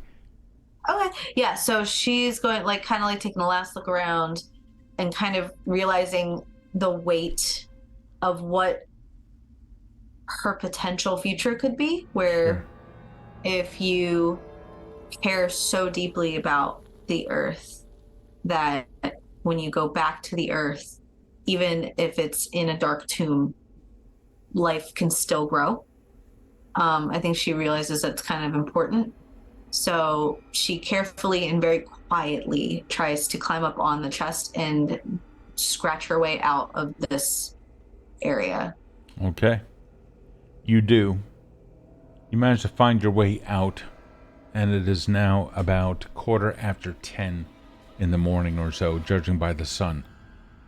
The sun finally giving way, or excuse me, the smells and the atmosphere of the cave finally giving way to the sun itself. You find yourself back out in the plains. Do I see where I was? Yeah, you're a little bit of ways away, but if you look over to the northeast or so, or a little bit over to the west, you're able to see where the rocky outcropping is and where your camp is. It's not that far away. It's just a couple of 100 feet. Okay. I'm assuming that the fire's probably smoldered, but you know what? Good fire practice. She's gonna go back and. Yeah, it's actually been several days. Keep that in mind. Oh, that's right. That's right. Well, she breathes a really big sigh of relief and was like, "Thank God I didn't." You didn't. Yeah. So you come up out of the caves, and all of eastern Erinal is completely destroyed, and all you see is just burning smoke in a brand new wasteland. Welcome to the to the 7th age. And... Great. And then you see fucking Daisy Nuke ride in a goddamn wheelchair. Yeah, straight across. Fire. Great.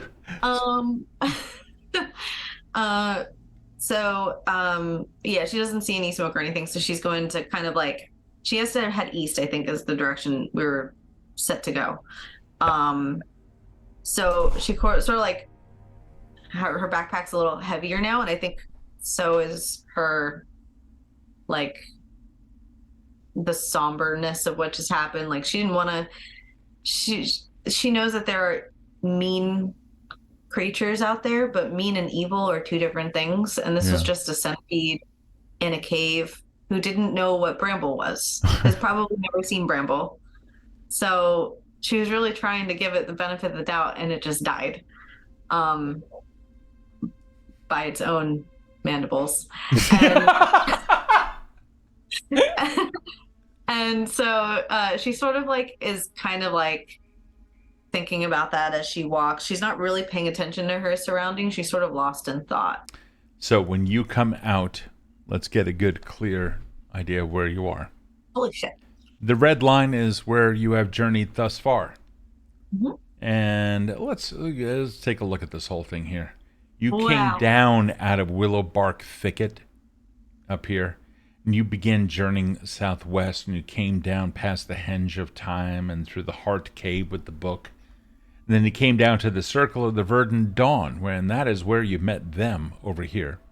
Mm-hmm. You then came down, you fought in Sivris's lair, came back over to the Circle of the Verdant Dawn, and then began heading east as part of your new mission to go find this book, the Ethereal Codex or something along those lines, from someone whose name is Avianth or something.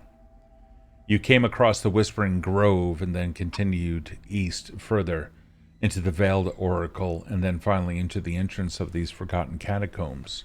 You come out somewhere nearby, but your journey is far from over, Bramble Clove. You still have a long way to go, but you have gained 80, 160, about 240 experience points for today, plus a little bit more. I'll calculate that after, and then we will pick up next week. Yay! So congratulations. Unless you want to continue. Do you want to continue? I mean, I was kind of hoping for a little more. You want to go for a little bit more?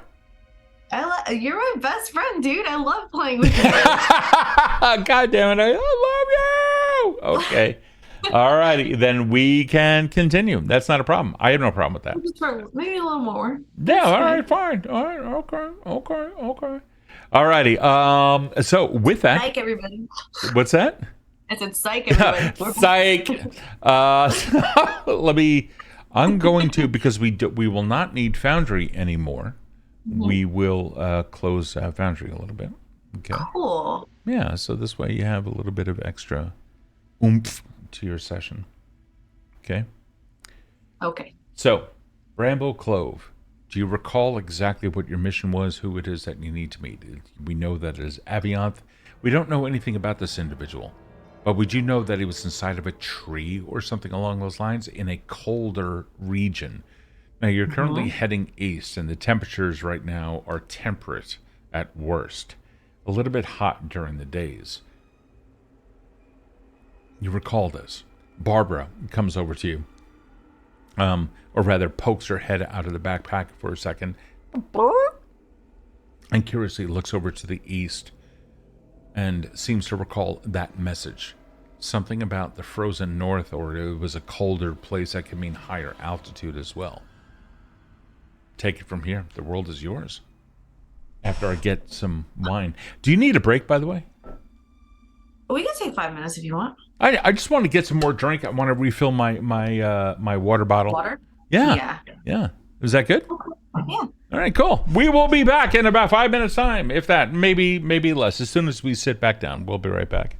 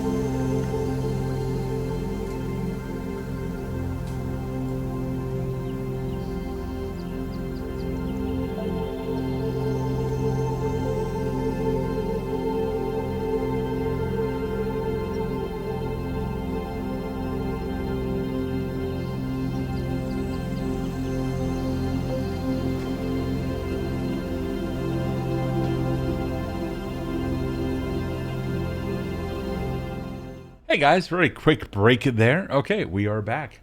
By the way, a quick little word out to those folks that are up on Discord. In a little moment, our streams are going to have, like, during the intermission screens, we're going to reinstate the fan art that is up there. Mainly, it has been Alex Vixen with the Hero Lab character creations, which are just absolutely amazing. She's a master at using that tool to create just really incredible renditions of various PCs and NPCs, as well as some favorites on her own side. And if anybody else has any kind of a contribution that they want to put out there, toss it into the artist channel on Discord. And if you want to learn more about that, well, then go to discord.gg/Evindale. It's fully boosted, so, and the community is actually pretty damn awesome. So if you're interested, come on over. With Rabbit that, has my character sheet or my character creation from Ophelia Moore, so we can add to it too. oh no shit, yes, absolutely. So that's freaking awesome. So yes, we've got some good stuff coming up, so we can actually display all the fan art. That'd be, And this one too, from Dredge. oh my god, yes, of course, yeah, little Bramble down here. So totally cool. Bramble, Yes. you're in the middle of the plains. It's still about 10 a.m. or so. You find yourself, you've undergone a little bit of an ordeal, realizing that you lost a full day and a half just due to the effects of a mushroom that was down there. You also discovered that you've come across the tomb of a long dead druid, possibly 1, 6, 7, 8 more, other than the one in the throne. Looking around, however, you realize that the entire world is still out there in front of you. Whatever they could have done or meant to you now resides in your backpack, with a crown and some vestments. Okay. I think Bramble, as she was kind of deep in thought, and Barbara, peeks her head out to say, like, kind of note the direction in which they're going and what she learned about the tree, where it could be. She's kind of like holding this crown and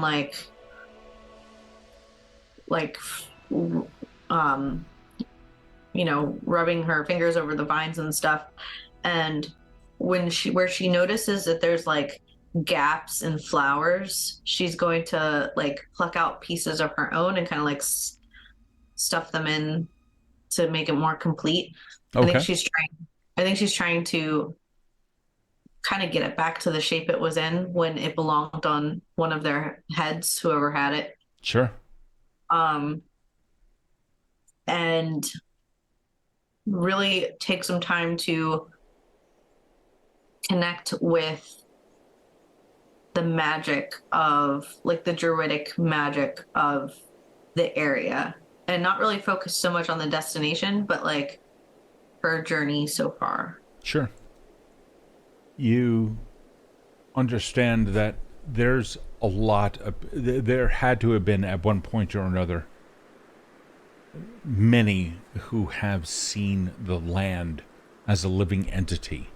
Some call it Nordaga, others call it merely Sithlia, the creator deity.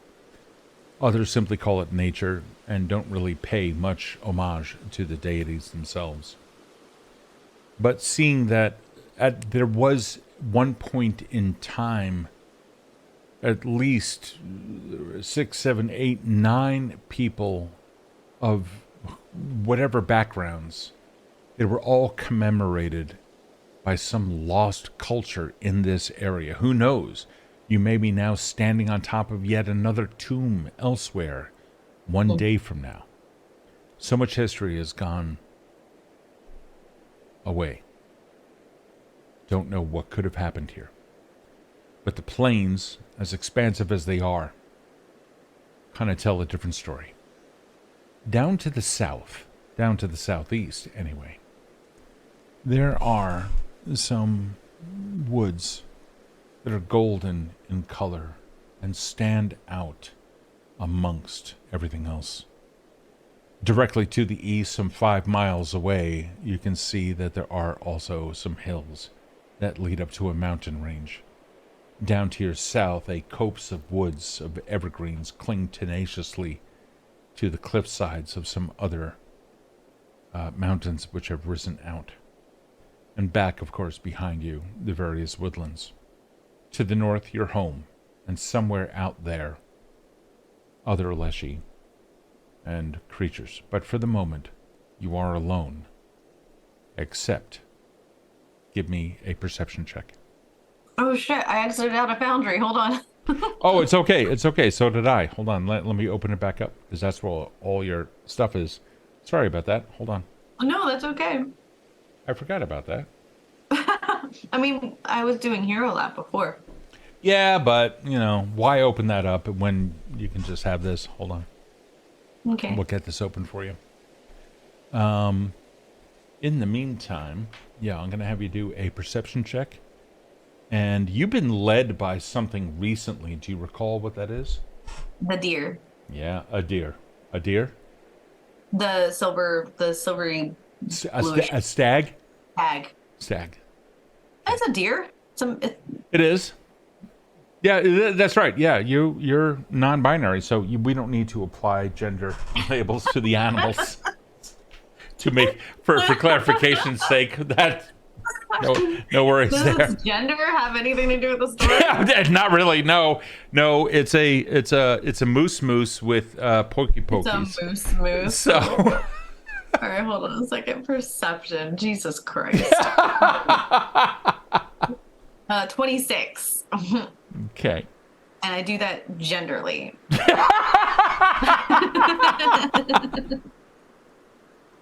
I fucking love you. Love your non-binary queer ass.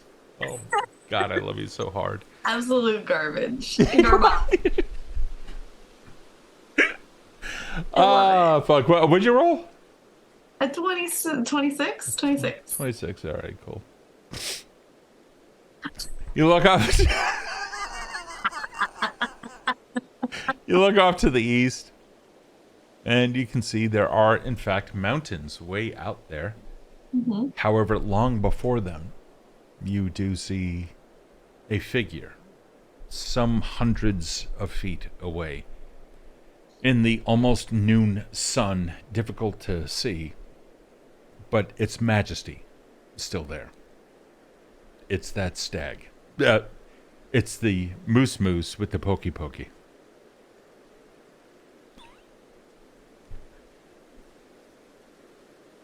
How much wine have you had? I'm drinking water, baby. Okay. 1.5 cups to answer your question. 1.5. All right, that's not Of bad. course, this is a cup, so. That's not bad. No. That's like maybe 3 glasses. So there's a moose with pokey With a pokey. pokey. Okay. She puts her right hand in. She puts hand down. So you begin okay, journeying east? Is that it? Yeah. I'm gonna do like a little like wave. Like we're friends now by this point. Me and the stag. Okay. So I'm gonna follow. I'm gonna go in that direction, whatever that may be. Okay, so that would be over to the east. Uh-huh. And not that. We don't want that. That's not the thing that we want. Stop. There you go. We want this one. That one. Come on. There we go. Cool. And you begin heading out. How far to the hills do you go, or do you go north or south of those? I'm gonna beeline there, but I'm going to is any of them like are the mountains snow-capped? Far out to the east, you can see some that are exceptionally tall. Okay. I don't want to go outside of the trajectory of the deer, but Yeah, currently that the stag is somewhere like over here as compared to your current location. I think her inclination is to go through the forest, but she Down to the south? Through the Golden Tree, like go southeast and go around because forest terrain seems to be kinder to her up until this journey Mm, than a mountainous terrain. okay. But now that I think when she thinks about it, I think she starts going towards what's comfortable, and then she thinks about it and she's like, uh, I've been attacked more times than I can count in these unfamiliar woods. Nothing wrong with a little bit of scenery change. And she's gonna start to go towards the hills. Okay. All right. Making your journey there, another quarter of a day passes until finally you are near the near the foothills themselves. Arriving in this area, completely unremarkable. They are hills. There's nothing special about them. There's no banners as you have seen elsewhere proclaiming the territory of certain tribal nations that happen to exist in this area. Do you continue up in the hills, or do you want to go down south or up north, or?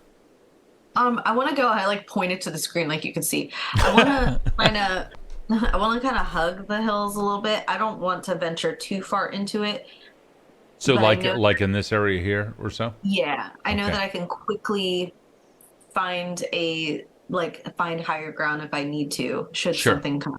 Absolutely. Mind you that while the icons on the map, or the symbols rather, demonstrate a mountain or what have you, it is safe to assume that there are still foothills in this area Yeah. and whatnot. Okay, cool. Yeah, this is 15, 20, or excuse me, 5, 10, 15, 20 miles will get Okay. you into this area before nighttime finally comes. Set up a fire. Chat, if you don't mind, might I please have a exclamation point D100? We're gonna roll our randomness and see what's up. See what happens. Only if it's good. Only if it's good. Let's see what happens. If anybody is actually out there, we have like 7 viewers right now. Oh, here we go. An 88. Who fucking rolled that? It's one of our new folks, one of our amazing new peoples. Welcome. Yeah. So glad you're here. Thank you. No, I don't. This is one of those times where it's truly random. Usually in our old campaigns, lower was better and higher was worse traditionally. So Sure. the fact that it's random Sure. is fine. I mean, it could be. Well, Maybe. whatever. I Whatever. mean, who knows? I hold on to hope that at the end of the episode, you still love me. Of course I do. All righty. Hey, All right. Beebs. What? So, you built out your fire, and the winds are howling, coming up from the south and being buffeted, or buffeting you as your back is to these mountains and foothills.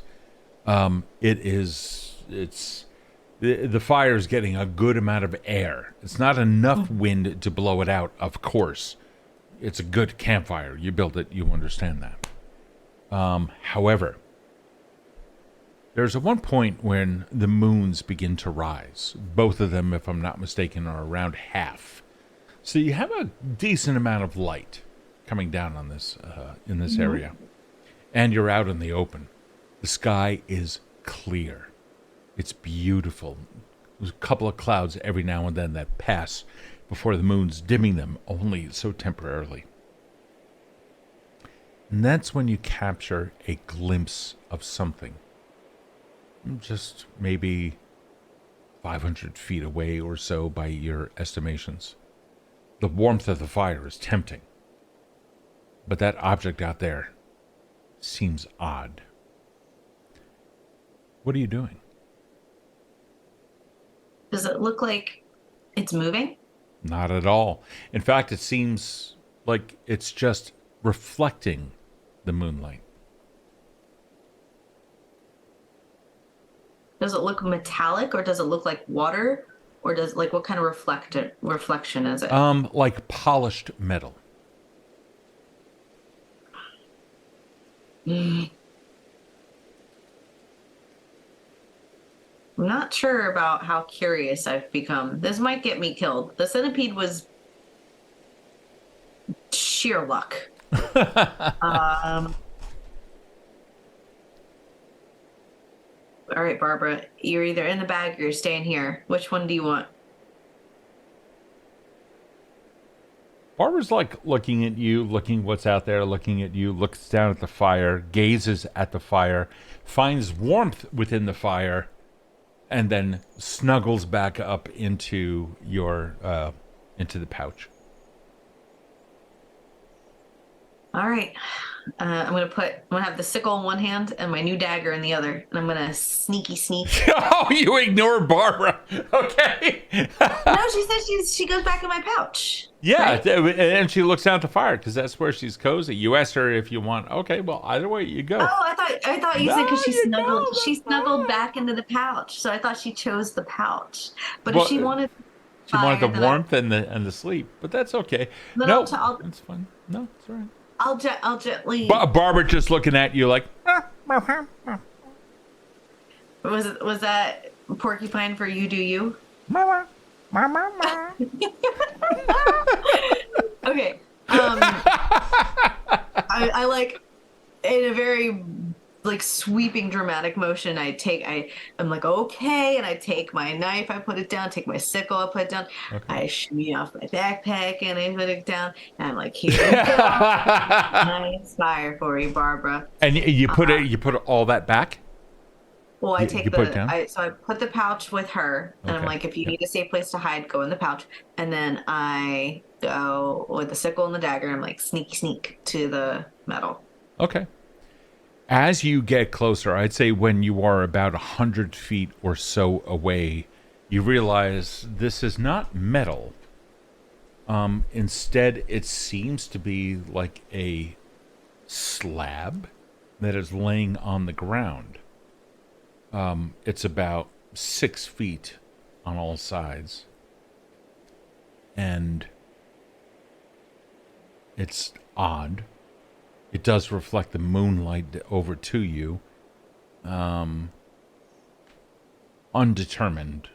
Or it's of an undetermined origin. Again, you're still quite some distance away. How close would you like to get? I'll keep going. Okay. Can I have a nature check, please? Sure.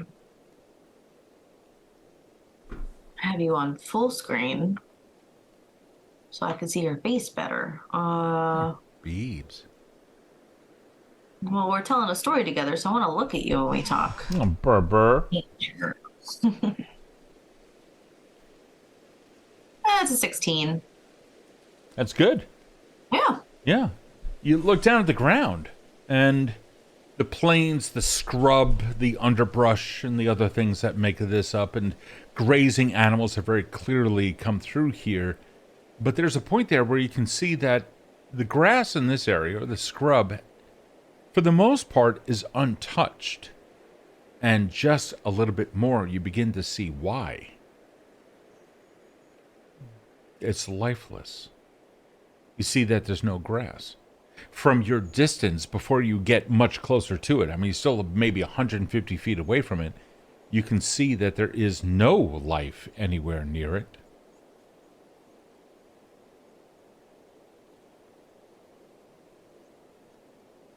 Want to go to like the border of it? You're at that border. Okay, I'm gonna carefully stick a finger out. Though I'll stick a finger out with one of the flowers that's attached to it, like my middle finger, and to see if what happens to that flower if I break that. Are you touching the ground or the air? Like you look down and you see, I'm on grass, and 1 foot in front of me, it's a blighted condition. You put Yeah, I'm gonna first try air, and then if nothing happens, I'll touch the grass. Sure. So you put your finger out there, and you have like a little growth of a flower hanging out of your like vine, leshy little little finger. And nothing seems to happen. Okay. Then you pull it back. And you look at it and you can see the flower. And you can feel an energy just about a quarter of an inch occupying your fingertip before it stops. Some kind of a necrotic energy. Ooh. Oh, I hope this doesn't spread. I hope it doesn't get infected. Okay, I don't want to go past it. I don't want to bring Barbara here because she is also made of plants and, let's be honest, a little stupid, in a kind way. She's fine. She'll be fine. I look back at the pouch. I'm like, she knows not to go into the fire. She's like 75 feet back or whatever it is. Yeah. I'm like, she's okay. Sure, why not? I want to see. Can I see if there's anything on the slab? Not from this distance. You're still 150 feet away from it, and it is flat as down on the ground. You've not stepped into that area.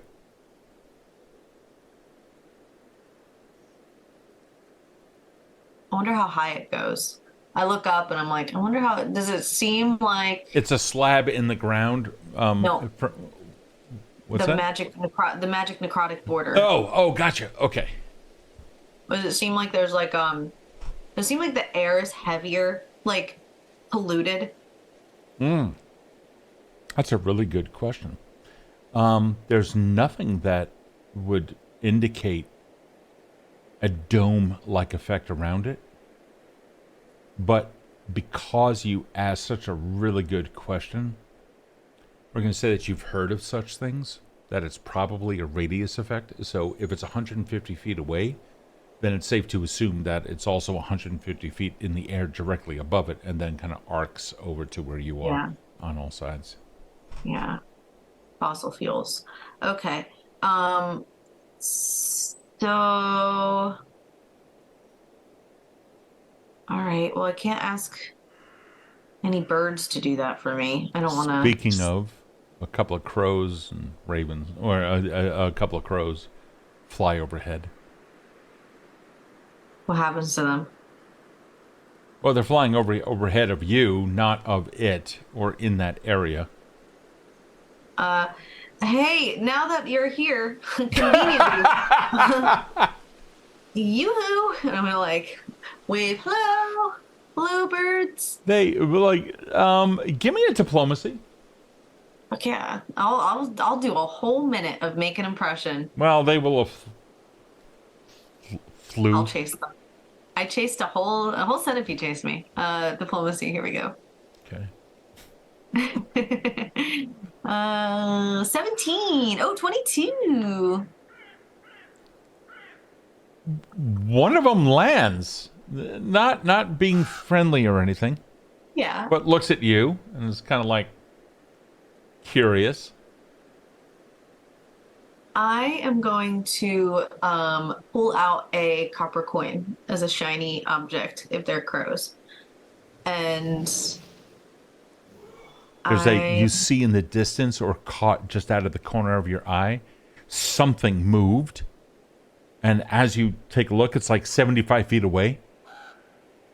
That thing like lashed down on the ground, slapped it, and then like went back down into the ground. At that same time, the crow beside you kind of like glanced over there and then took a step back after making a caw of surprise. So can you I'm having a hard time imagining the distance. Where was this thing that came out and did something? About 75 feet away. Towards the slab, in between you and the slab. Ah, okay. Thank you. Are you familiar with this area?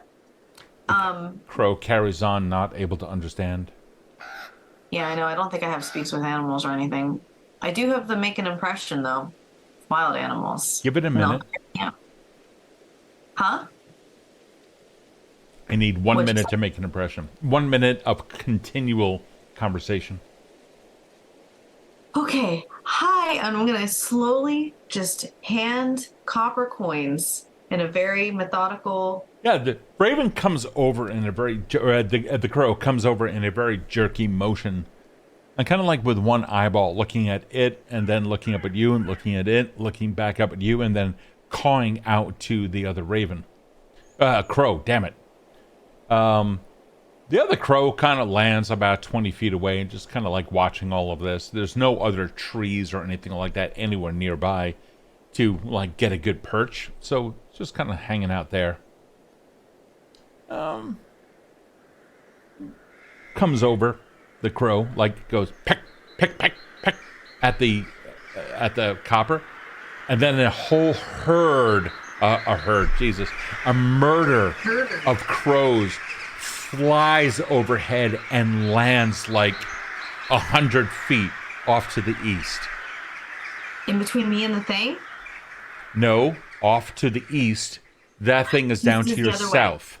Yeah, south. Okay. I don't do direction well. I apologize. Straight down or off to your right? Great, thank you. To your right on stream. Yeah. Okay. Are these your friends? You've got a great murder. They all look really good. It's so good. It's responding to you, but every time that it calls out 3 times, another crow kind of like hops over. A couple of them in the distance are now calling out. Great. I hope you are not of the variety of birds that eats leshies. I don't know if they exist. We'll find out today. So, you all look so smart and so intelligent.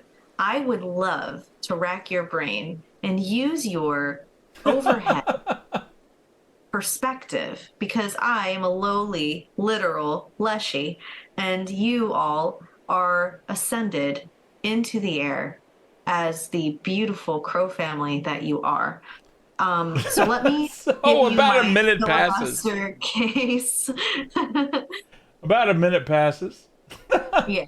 So the one that comes closest to me, I'm like, I'm going to call you Bertie Sanders. Bertie. Mr. Sanders. Would you mind flying over 150 feet up at least? Give me a diplomacy, please.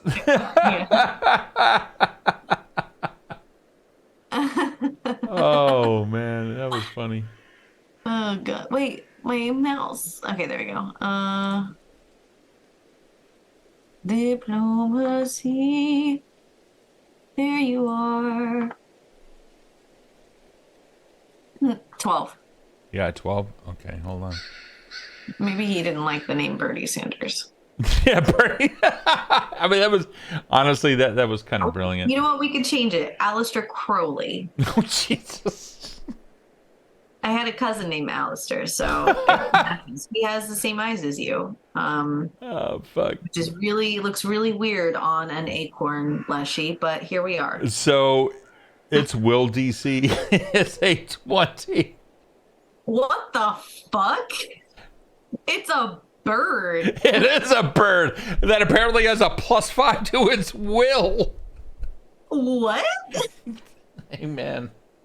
You had a giant centipede that was 8 hit points, and you have a fucking bird that's got a will of +5. Well, this thing has I mean, for what it's worth, it has hit points 7. It's not worth anything.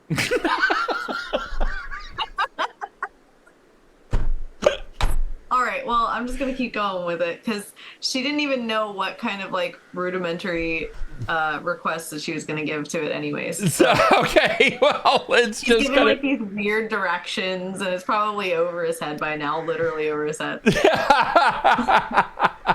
Okay.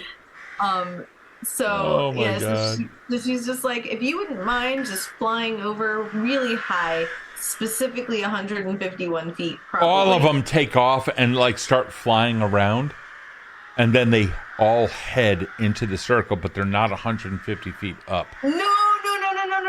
Higher, boom, higher. boom, boom, Gale, boom, boom, gale boom, blast, boom, gale boom. blast. Gale Gale, blast. oh, you gale blast them? I'm gale blast them to shoot them higher into the air. Jesus Christ. Okay.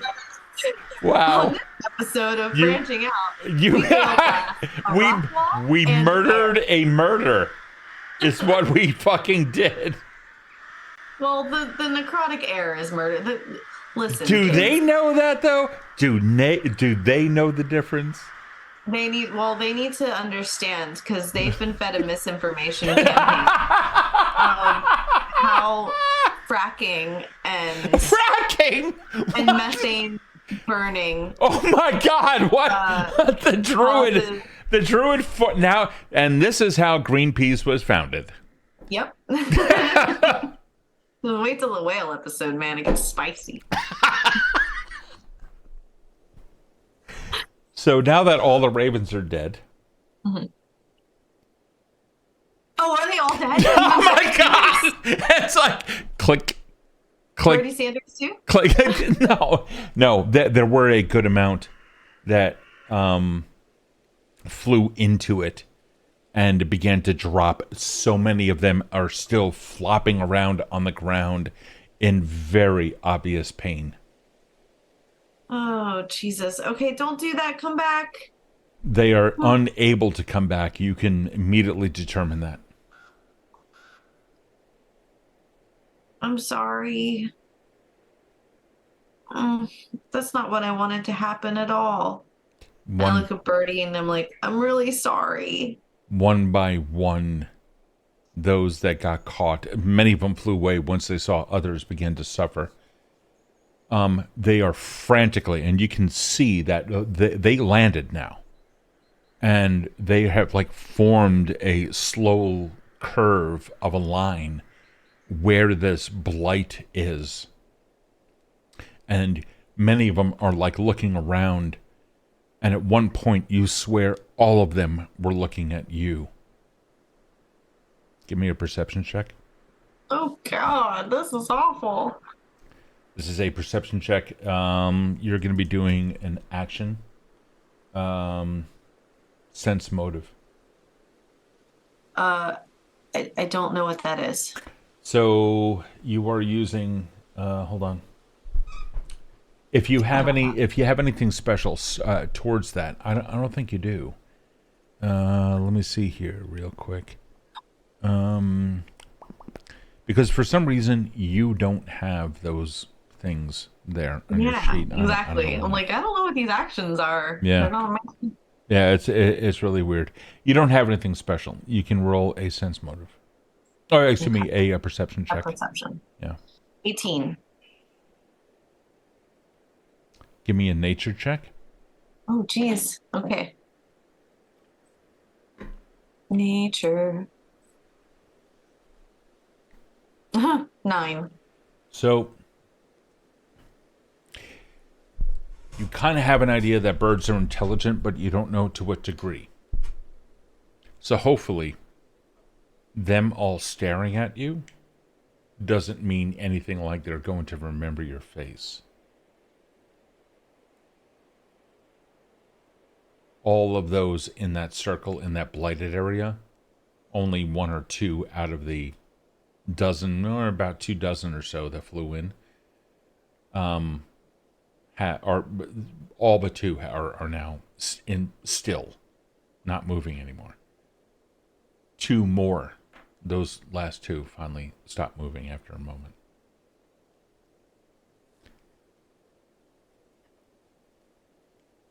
And Bertie Sanders is still there?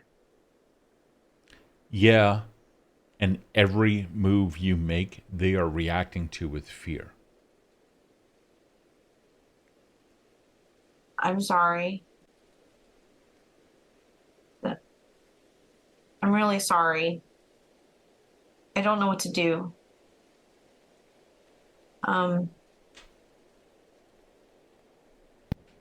going to try to take the holy water and pour a little bit in the circle.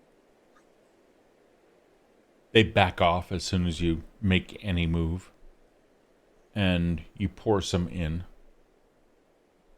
You see not much of an effect, but it's hard to tell at night, but you can kind of see that the ground is healing just a little bit in that area. Where's the closest bird? Is it within like I can grab it? 15 Just feet, at minimum 15 feet. They're not anywhere near you, and as soon as you make a move towards them, they start like, you see wings come out, go. no. The nearest bird in the circle. Oh. No, they flew in and their trajectory was further in. So there may be, like, because you figured there's a curve to it. Yeah. So they didn't get too far. They didn't get 150 feet straight up. You know, they're not VTOLs where they go straight up. They kind of take off and start moving forward. So you figure the curve is like this. So you figure like from here to there, where the curve is, that's about maybe, they were probably 25 feet off of the ground, 25, 30 feet off of the ground. And so if that is that, and this comes down, they are probably about 40 feet in. Okay. I leave like the coins that I had set there. I know it's like Bramble's like, that's not trying to like pay off any guilt. That's just I shouldn't take anything else from them. And she's gonna back away. I don't think there's anything I can do. I can't investigate anymore. So she's gonna go back to the fire. Okay. You leave them, and as you begin to move, like immediately they get up and like the whole murder just gets up and continues to fly east. You make it back to the fire. Like I think Barbara like looks up at me and I'm like, I don't want to talk about it. And I like get down and like curl up in a ball and I'm just like sulking for a little bit. Okay. The campfire it's hard to tell. It's warm. It's nice. The night air is, cooling things down a little bit. There's an almost sense that you continue to live while 25 of them just died. This seems a little bit, it's almost like a moral that had been taught to you. I'm not telling you what your character feels, but something that they may have remembered from the past. Something that they may have remembered from the past. From whatever, it's like, no single life is worth 25, like that kind of a thing. Oh, yeah. I think the only thing that she really wants to do is just like sleep and just try to forget that happened. Okay. So that was like a lot. Yeah, not a problem. On your, well, we can figure it out later, but yep, you tuck her in for the rest of the night.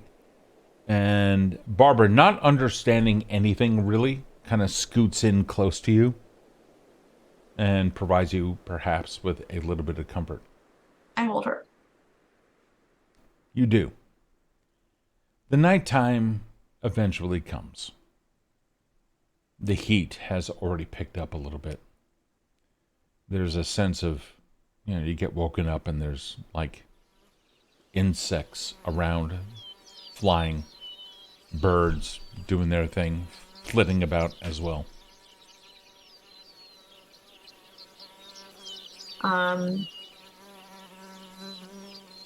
Okay, I'm gonna get up and like kind of silently like stomp on the embers and this time head like circle around the slab. Ah, okay. Not a problem. So probably head east more. Sure.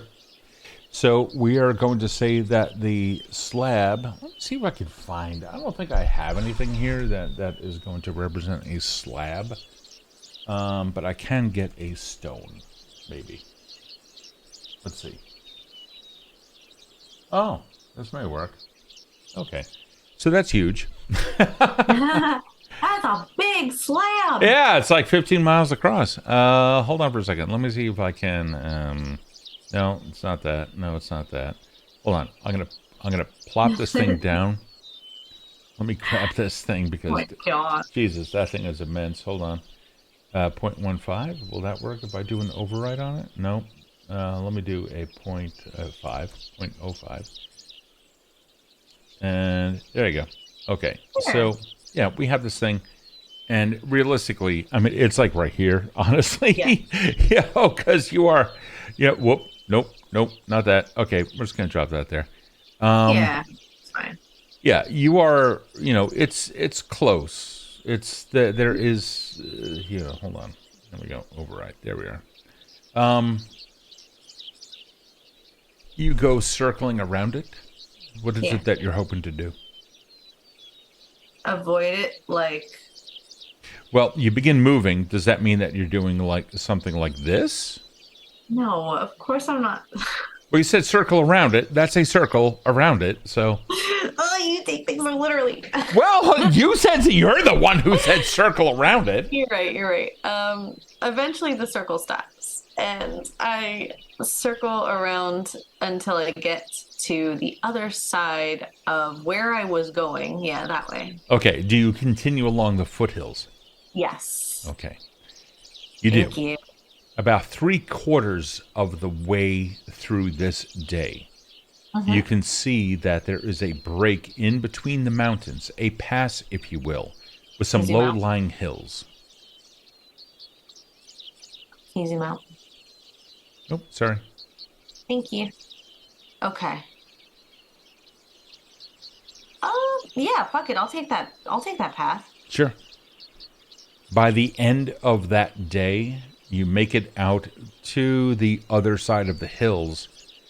Can I have a survival check, please? Oh, jeez. You fall in another cave. So, well, hold on. You're going to make the survival check. Hey, chat, can I have another D100, please? 19. 19? Mm-hmm. Yeah, you definitely find a place where you can totally make camp. That's not an issue at all. Off in the distance, you can see that there are some forests and what have you nearby. The mountains seem to be more to your south. And off in the east, so far to the east, you know that Kril Galal is there as well. Dude, I fucking love this area. Okay. Sorry, I got a excited Crossroads vibes from that. Hey, chat, can I have a exclamation point D100 if anybody's out there watching? Anybody can do it. Oh, there we go. An 85. Thank you. Okay. Let me see what we have here. And where's our thingy poo? There it is. 85? Okay. So that what's that? I love your reaction to things. I love it because it's so much fun. Hold on. There we go. Aha. Okay. All right. Not a problem. The day has continued unabated, obviously. You managed to settle in. You found camp. Create a fire or not. Describe your camp. It's probably the same as it always is. It's just a basic fire. There's no trees around or anything, or if there are, they're very sparse. So, Sparse? I meant to say scarce. I know. I heard that in my head. Scarce and sparse. So sparse is sparse. Mm-hmm.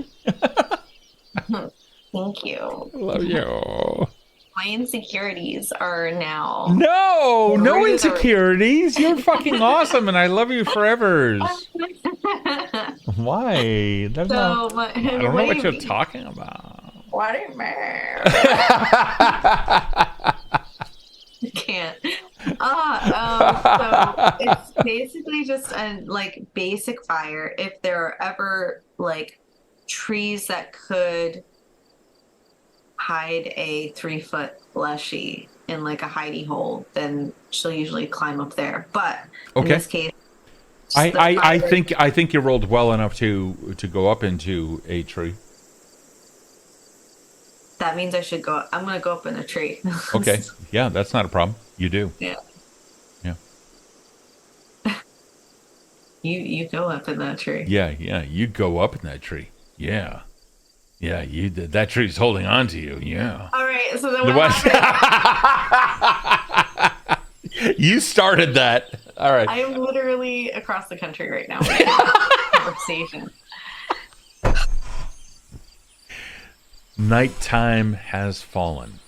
You find yourselves in the. You find yourselves. Yeah, the two of you in the bough of a tree. No campfire this night, I'm assuming. Nope. Okay. Hanging out. It's a nice little crook. Crickets taking over the night sounds. Birds still settling in, a couple here and there. Flitting about. One lands on your toe. Looks at you. Hops off. Goes onto the branch. Looks around. Rubs its beak on the branch and then flits off. Life continues. At one point, however, you heard a snapping of a twig down below on the ground. A little bit of a distance away. Like just at the base of some of the hills, maybe 75 feet away. Just as an incline came down into the area where you are now. May I have a perception check? Oh yeah.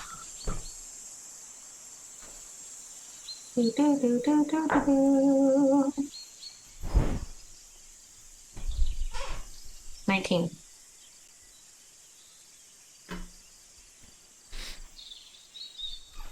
You catch a glimpse of a shadowy figure about your height, darting in between two large rocks.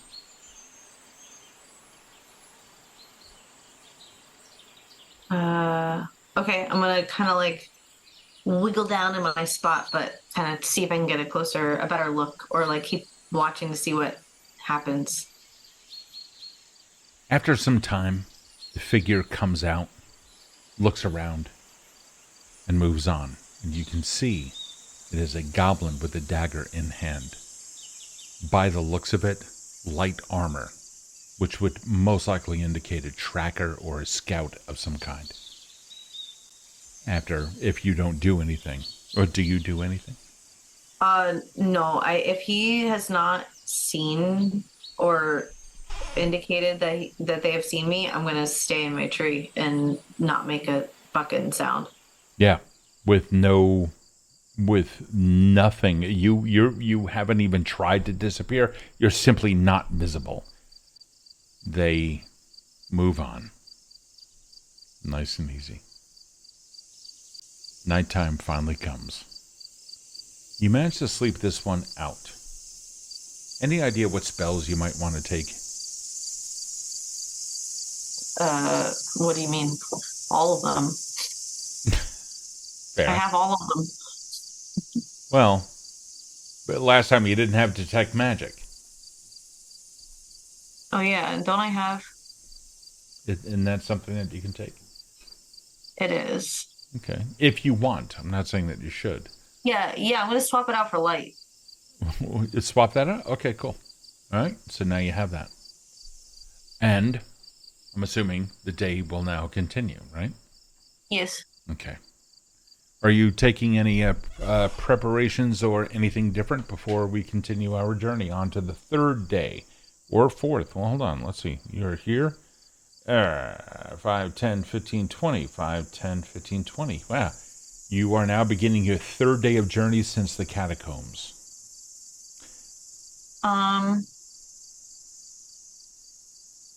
Do I know as a druid, do I know how to like, I want to see if I could do anything fancy with the crown. Such as? Describe what you mean by fancy. Uh, I guess like my goal is to attune it if I can, but just to figure out what it is. How do you go about that? Hold on. Did we crash? I'm frozen. I'm frozen. Oh, Nope. no, I'm not. Nope. There we go. We're back. Okay. Okay. Oh, no, we're back. Okay, good.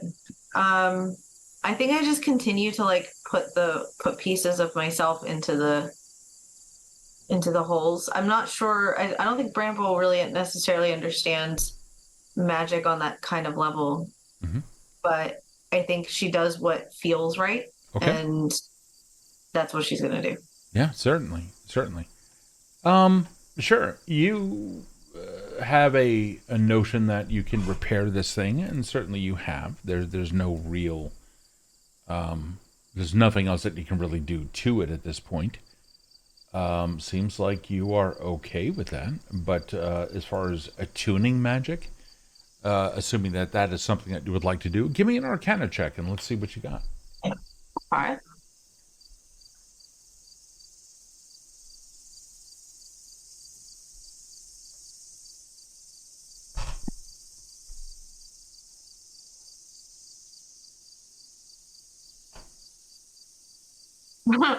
Eight.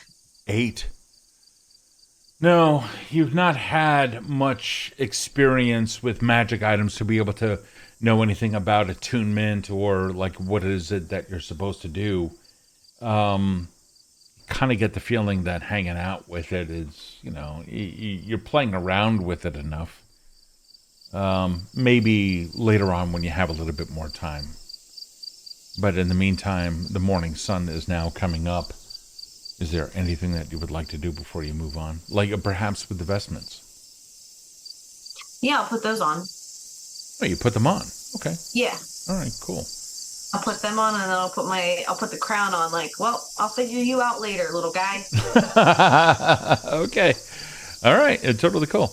Yeah, you kind of, you put them on. And the vestments themselves seem to be made out of, it's like it's definitely plant. You think it's like a really thick linen, which would be flax, so it's got a little bit of a coarse texture to it. It's been dyed green in the front, and then off to the sides, brown, and then all throughout, and like a keyhole neck that comes down. And when you put it on, it comes down to your size. Look at that. King Bramble. And when you put the crown on, the crown is like immense. Mm-hmm. And then when you put that on, Whoa. with the cracking of vines and dried wood, you hear it, or rather feel it, press down on your head. There's no thorns or anything, so it's actually rather comfortable. It simply conforms to the shape of your leafy head. Oh, this is nice. This is nice. Even if you don't do anything cool, this fits cool. And I'm gonna scoop up Barbara, scoop up the bag, put it on, and head out. You do. So let's take a look one more time at where we are here. Let's see. You are, let me just do that real quick. Nope, that's not what I wanted. Nope, that's not what I wanted. Is this thing going to freaking freeze on me again? Hold on. Nope, we're good. Hold on, let me bring this thing back. I don't know what it's doing. Hold on. Yes, you. Silly thing. Hold on, you. Stop. I need to fix this one freaking thing. That's not it. That's not it. Is that it? That's it. Okay, good. All right, cool. Let me move this down. There we are. Put this over here. Bring this back up. And there you are. Okay, cool. Sorry about that. That's okay. It got dumb. Alrighty. You begin to move beyond. Whoop, hold on. You begin to move on, and you start heading into this woodland area. However, it's not. It's getting a little bit cooler. the sun isn't hitting the ground as much due to the huge canopy of trees far above you. Life, again, completely surrounding you and welcoming you into this natural environment. These trees are not too dissimilar from those that you grew up around further to the north. In fact, it's a little bit warmer from where you're typically from. Continuing 5 miles out, you're now in the woods. But which way do you go? North, east, south?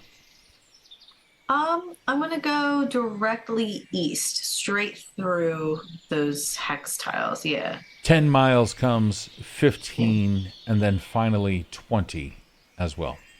Yeah. When that occurs, hunger, you're beginning to understand that hunger is now a thing. What do you do? What's an example of a vine leshy's food habits?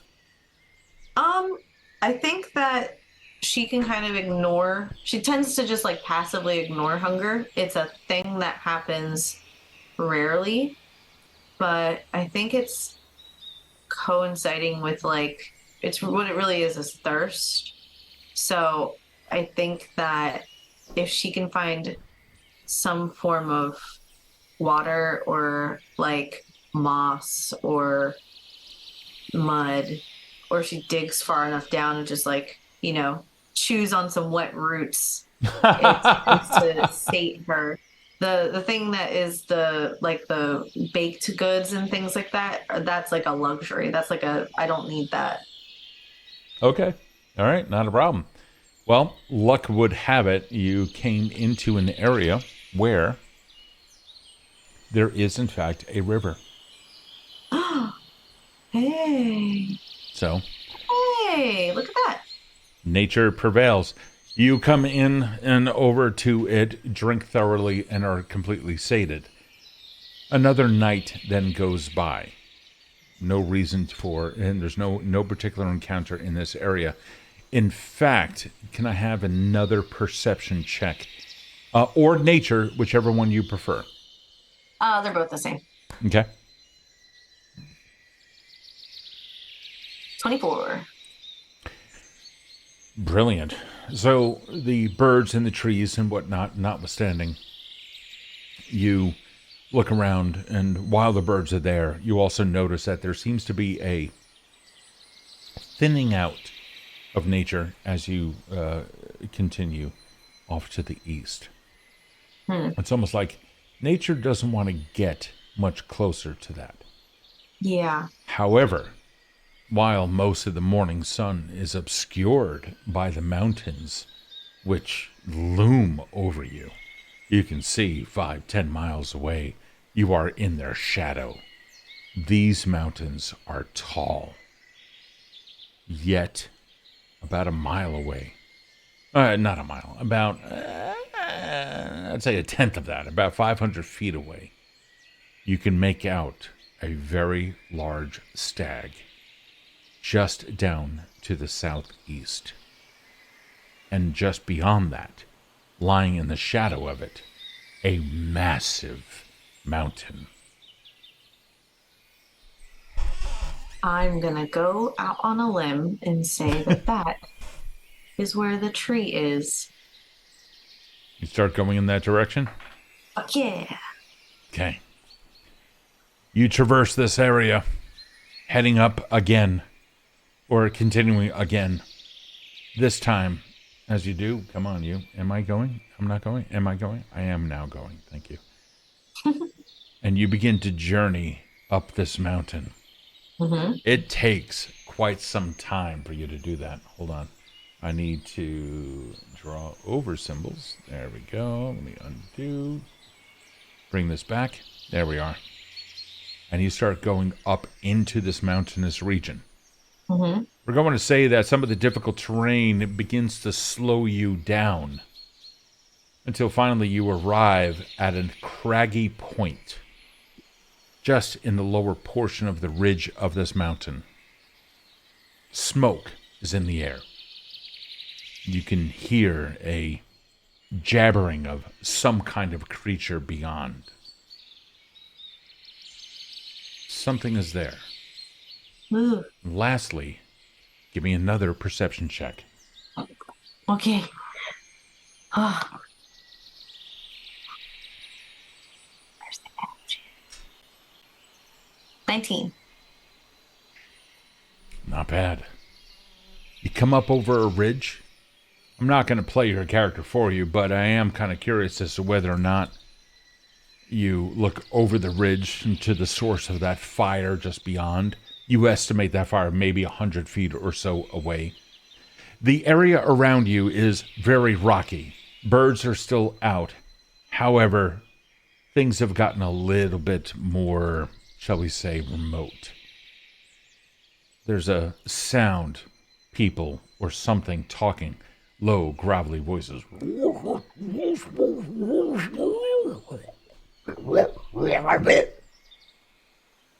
You can't see them yet. You haven't yet hit the ridge.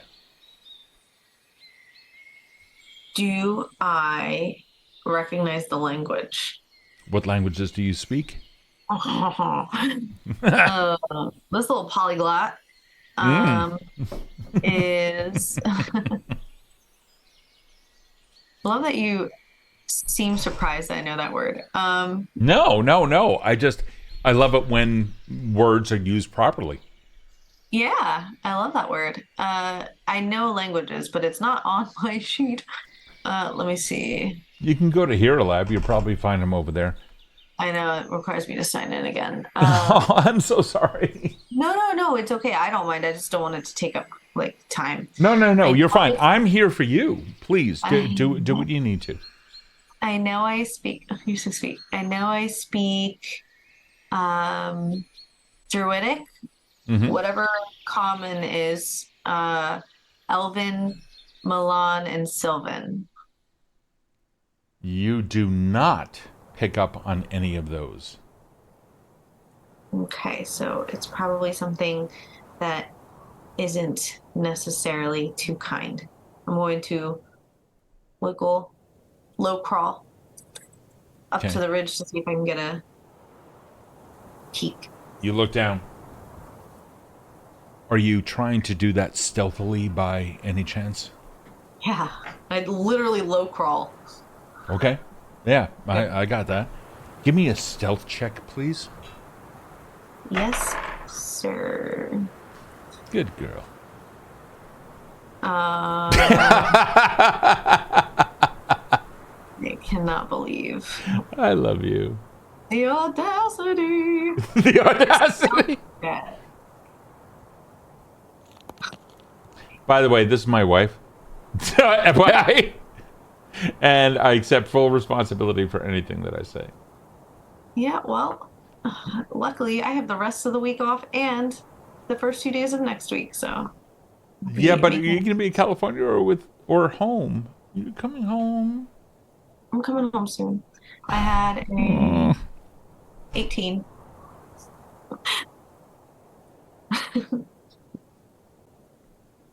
Oh, what? Oh, God. Oh, damn it. 18 seems so high until you make that face. So. Oh, God. My backup character's not ready yet. Well. It's Barbara. So I'm just going to literally do blue the entire time. You crawl up onto the ridge. Winds are howling against the peaks. Trees creaking nearby. You look over the ridge, and there you can see a large bonfire and an encampment of 25 to 30 individuals. All of them skinned tents and what have you. Up on pikes, you can see various humanoids, some of them still moving. They'll be dead before dawn. Or not, depending upon the severity of the piercing. Some are being skinned alive. The creatures themselves seem to be humanoid in height, but definitely bulkier. very much like those that had occupied the hills far to the northwest, where you once were. A tribal people that have no goodwill towards any. They are looking around, as if looking for something, and then they all come back, like a sound alerted them to something. But it was not in your direction. When you get up there, your face, you can feel the heat of the bonfire. It's quite a ways away, but there is a marked difference, and the fire begins to grow ever more, with the wind constantly pelting it with more and more energy. Somewhere off to the east, thunder also rings in the air, a storm brewing somewhere in the distance. For the moment, you believe that you are safe. And then you heard something nearby. A cracking of a twig and then a branch immediately behind you. What do you do? Is there? It's a mountain peak. So are there? It's a ridge difference. Ridge. Yeah. Are there rock? Is it rocky? Super It rocky? is. It is as described. Okay. It is rocky. Okay. Yes, I'm going to roll with the sound of the wind. Okay. To hide behind a rock. Sure. We use that as your initiative. That is then going to be stealth. Roll your stealth. Oh my god! Oh my god! Okay, we can boundary back up. Jesus. Oh, it's still the old map. Okay, cool. Stealth.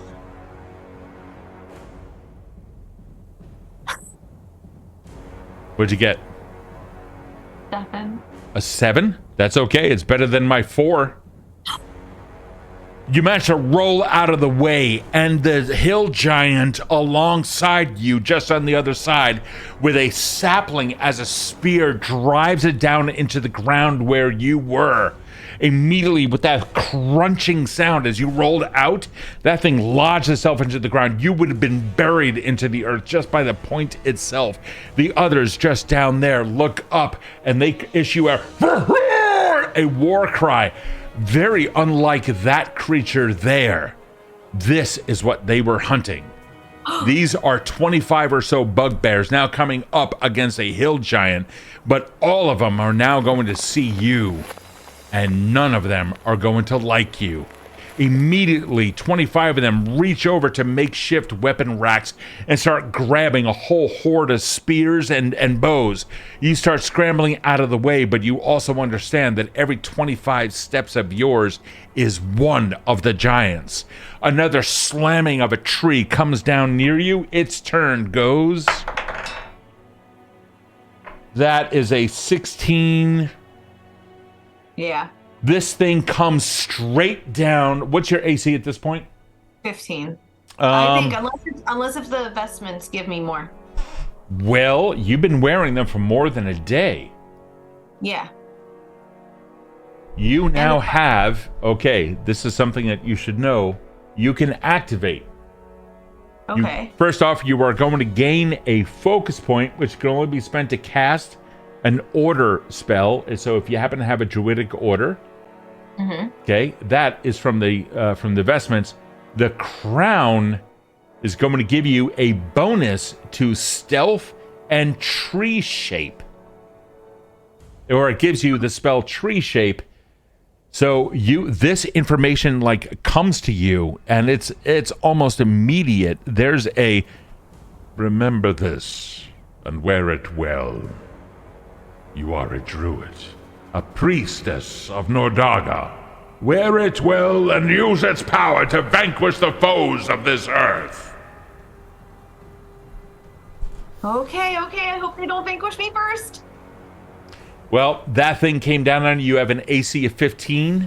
Yeah. And it got a 16. Well, it rolled a 16, which is going to be that. Can I do a reaction shield block? You can. I don't know if that's something I'm doing. I mean, the shield. What's the hardness of it that we can just take away from it? I think it's 3, and it's my own body. So he's using a Great Club, which is a plus 19, which means it's going to be a critical hit.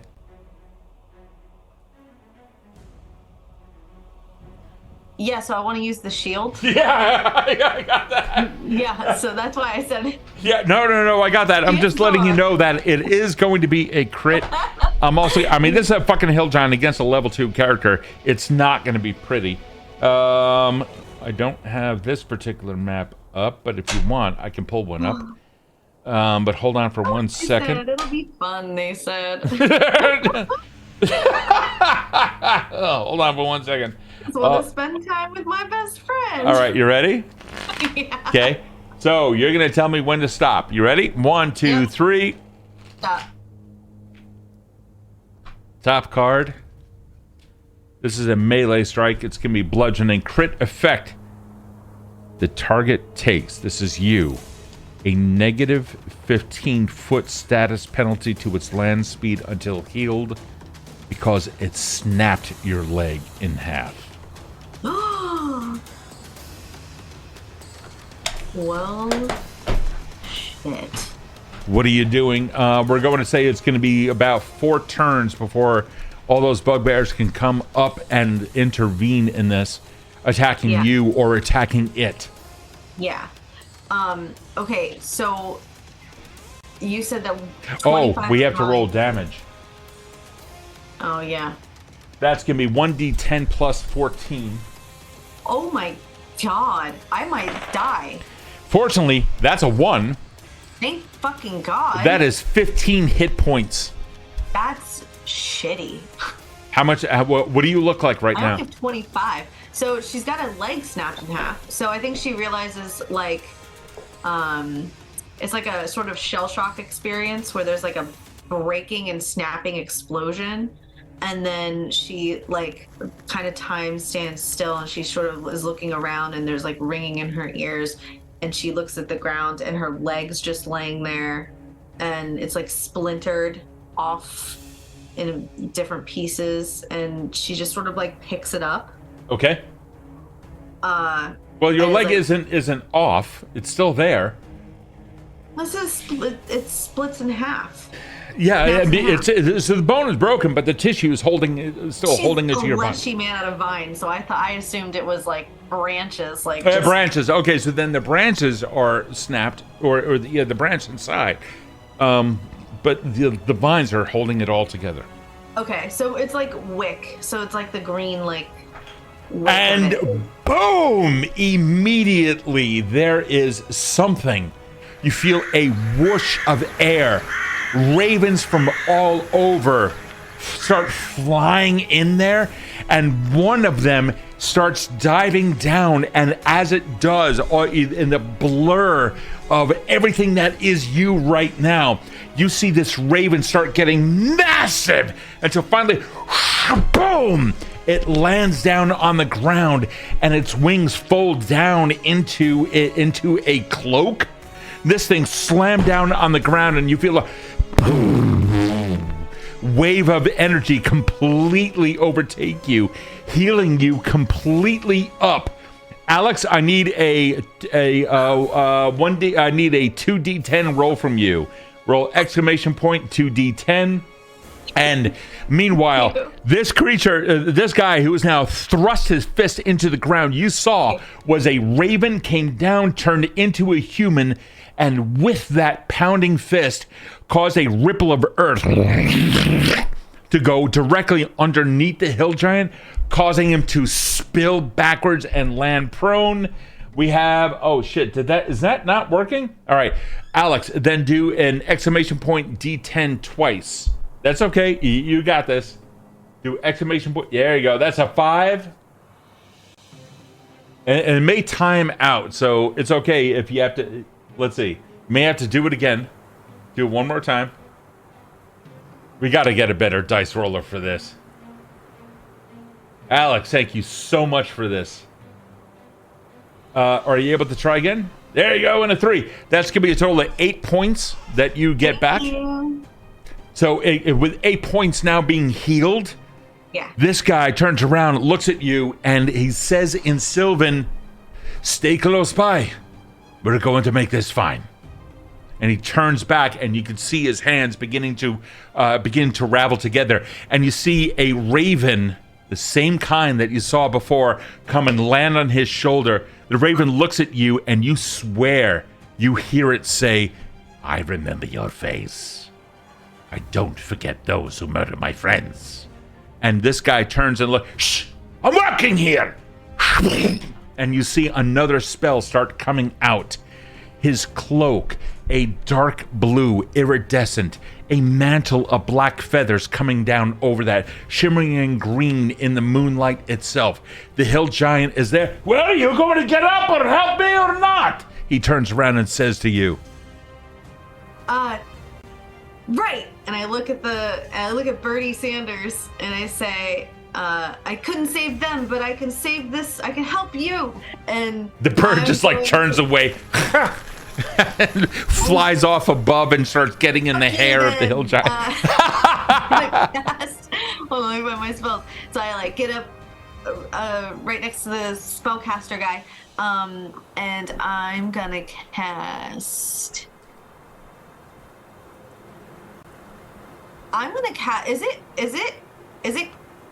Is it cold? It's chilly. If I cast Hydraulic Push, is there a chance it could freeze? I'll give it a 50%. Oh, oh man, that is such a powerful spell. You know what? I'll give it a 10% chance. Are you going to cast it for sure? Regardless. Yeah. Okay. Yep. If that's the case, somebody in chat, give me exclamation point D100. If you get 10 or under, it turns into icicles and will lock the hill giant in place. Let's see what happens. That's such a small number. It is, but you know, it's 55. Damn it. That's okay. It's still really fun. So you cast Hydraulic Push against it? Yes. Okay, what does it need to roll? So it needs to roll a... Oh, it doesn't. I just have to attack. Hold on. Okay, go ahead. 16 to hit? 16 against its AC. Where the fuck is its AC? No, it is not a negative fail. A crit fail. But no, the hill giant receives it, and it's just a straight up failure. What happens if it's just a straight failure? Nothing happens. Okay. It's brushes up against him, and you see some dirt that's on its body get washed away. Some of it, and you can see that some of it is like, turning into steam just due to its body heat. And this thing turns around, raises this tree trunk, swipes it around its head, and it comes back down. And we're going to find out what happens next week. That was fun. So is it good that we end now? Is that okay? Yeah, it's okay. Okay, all right, cool.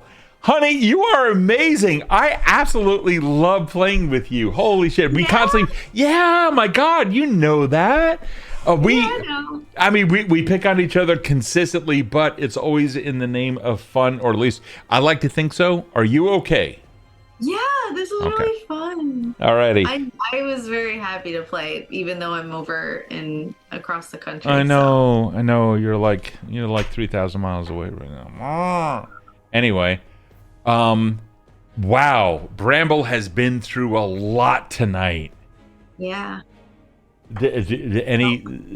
How are you feeling about growth and more?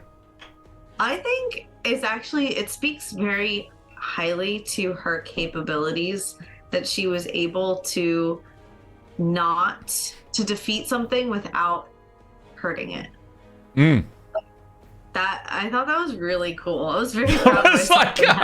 That's like pacifist extreme. I don't know how you did that. So cool. It was cool. It's very hard. I think it's a very hard thing to accomplish, and it fits so well in like a Druid kind of story where like the connection to Earth is really important. So I think it was really cool that happened. I agree. I think that was pretty cool. Is there anything about her personal growth? What the things that she learned? The 25 dead ravens. Yeah. I think she's going to learn a lot about atonement and compartmentalizing guilt. Oof. And like reconciliation and forgiveness through that. I think it's a hard because that's a heavy hit. Like the Foxglove murder was like one thing because that was outside the camp, really sad and scary, Sure. and she was involved in it at all. But like she was directly involved in 25 Crows dying. So That's bad as a druid. That's horrific. she didn't mean to. Like it's so sad. So is there anything that you, including up into the very last seconds of the game, is there anything that you wish could have happened that didn't? No. I don't think so. Why? What were you thinking? It's just a standard question that I like to ask to make sure that the player's wishes have been met. Yes. In terms of that, no, I don't. I thought Okay. I was thinking there was something that No. was missed or whatever. No. Yeah, no, Okay. I loved it. All It right. was fucking great. You want to give me a post-credit scene? You ready for this? Yes. Okay. So we now come back. The hill giant now starting to wind up for the swing, and the old man in the cloak with the raven now flitting about in a whole murder, or rather a business or a company of ravens, whatever the fuck their collective pronoun is, or a collective noun, sitting up there in the tree, so many of them about getting ready to swarm down. What is your action outside of hydraulic push? It's a murder of crows. It's something else of ravens. Oh, I forget what it is. A company of ravens? I don't know. It's something. I don't know. So, I think once she realized that, like, maybe leave this. She's like, maybe leave the spell casting to the spellcaster.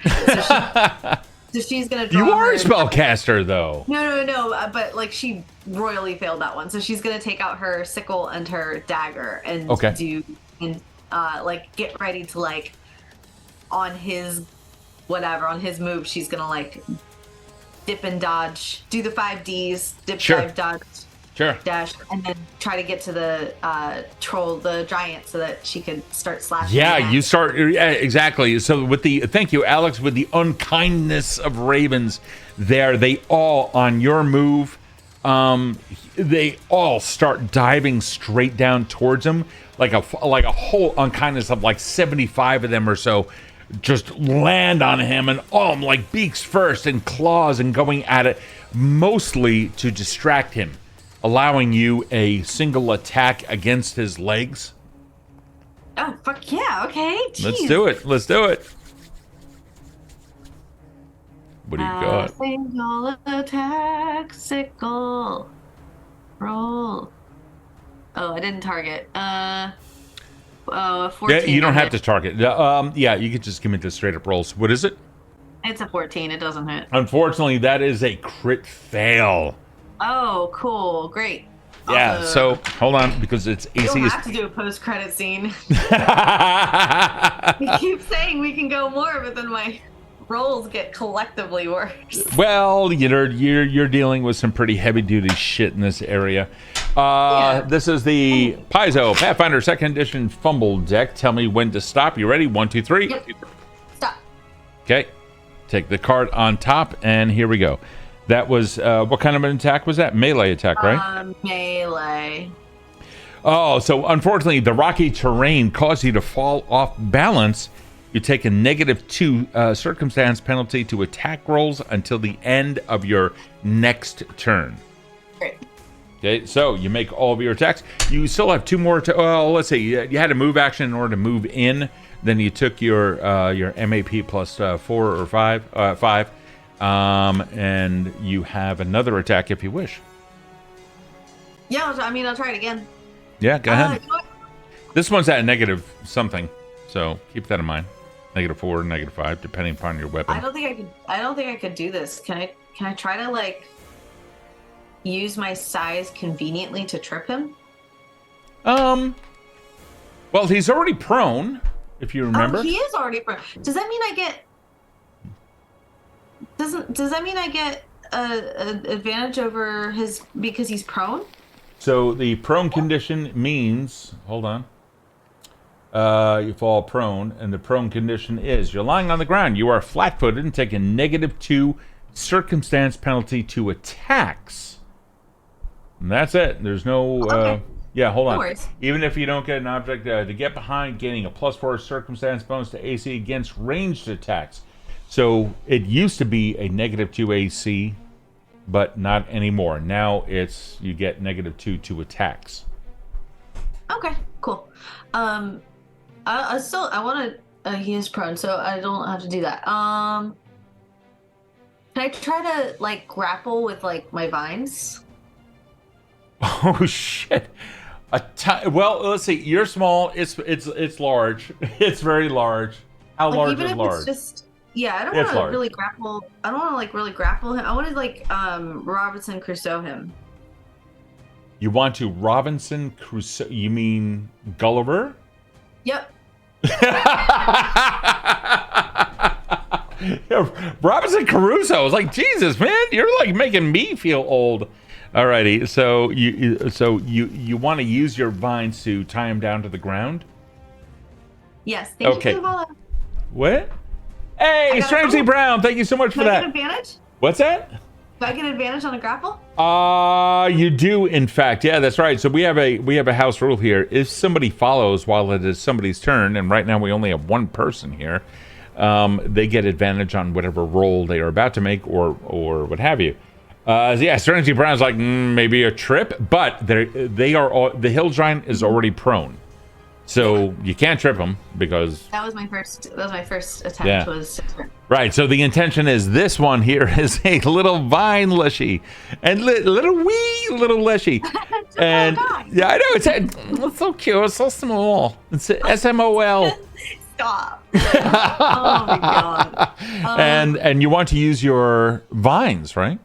Yes, I'd Okay. like my vines to at least try to, due to size, I know I'm not going to be able to do like the whole body, but maybe like pin down a leg or an arm, the Sure. arm with the tree perhaps, or So even all the tree. you have to do is just make an athletics check. Yeah. Done. Don't let me down. 14. Okay, and that is going to be. Let me see here. will that get me? What's that? I said, what will that get me? That is going to get you. Hold on for 1 second. Let me just make sure here. So we have. Okay, there we are. Okay. Target. Oh, your target isn't more than one size larger than you. You, as a Leshy, let me just confirm. I believe you are still considered a medium creature, even though you're tiny. You are.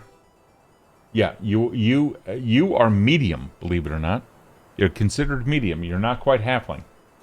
So Okay. so that means then that you can absolutely attempt to grapple him with your vines. I get advantage though, so I only rolled once. Let me put that. Yeah, sure. Absolutely. Well, you don't know if you got, what did you get? A what? 14. Yeah, 14. Okay. So with your free hand, in this case, you have vines, so we're going to say that that's fine. And this is going to be against its fortitude. Oh boy, a hill giant's fortitude. You're a second level. Your GM is a sadist. Fortitude check, huh? So that is going to be a. Oh boy, you got a 19? I can try. No, hold on. You got a 19, right? No, I got a 14. 14. Okay. Yeah, re-roll. It has a plus 17. Well, you know what? I mean, hold on. It could be. See, here's the D20. Hold on. Yeah. Did you roll a fucking 20? Of course you did. You rolled a nat 20. Your first nat 20? No, I rolled a 1. I rolled a fucking 1. Do you care? So that's a 1 plus 17 equals 19, or excuse me, equals what a 18. However, it was a -1, or excuse me, it was a 1, and we have, like, if you roll a 1 on a saving throw, that's a fail. No matter what. So you're good. Okay. You are fucking good. That advantage. Yeah, exactly. Yeah, different Leshy heritages are. I love that you know Pathfinder Second Ed. Thank you for saying that. This would be guy advantage. This advantage called Fortune, Misfortune, Pathfinder 2. You know, I was trying to remember what the hell it was called. We came out of we played Pathfinder First Ed for like years, like 10 years. Went to 5e because it was a little less crunchy. Came into Second Ed, and we just started this camp. This is what, episode 5? Yeah, 5. So it's been a while. So thank you for that. Fortune and Misfortune. Thank you. So roll your fortune. Okay. Great. Oh no, hold on. I rolled a 1. Never mind. So you don't need to. Yeah. Yeah. So your fortune is going to carry over to your next roll, whatever that is. If you want to use it. So let me see here. Okay. So you somehow, some way managed to grab those vines and tethering them to roots around trees and rocks and boulders and all sorts of things. You managed to make it so that hill giant is not going to get up at all. And the old man, with something in his hands and like an arcane energy arcing between his palms, it kind of fizzles out for a quick second. And he puts his fists on his hip, looking down at the little Leshy. Huh? What's your name? Bramble Clove. You a druid? Bramble Clove. Are you a druid? Yeah, I am. He walks over to the hill giant, and it's very clearly, this is not going to hold this hill giant for very long.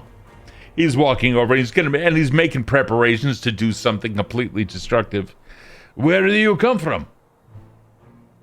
Willowbark Thicket. But wait, don't hurt him. Not because he's got a spell prepped. Why? Wait. There's 25 or 30 bugbears on their way up here. We should go. And there's a roar. They start cutting. He's like, holy cow. And he rushes over to you, grabs you around the waist, and arrows go flying just right past the air, or right through the air where you two used to be, immediately turning into a massive anthropomorphic raven. He finally flies and lands in a place that is cold. I fucking knew it. With one tree. What is your name? Bramble Clove. You have on a crown and vestments of a very powerful person. And you have a raven tattoo on your hand. He looks at his hand. If you mean birthmark. How do you know about me? I saw you in a vision. You're the one they warned me about.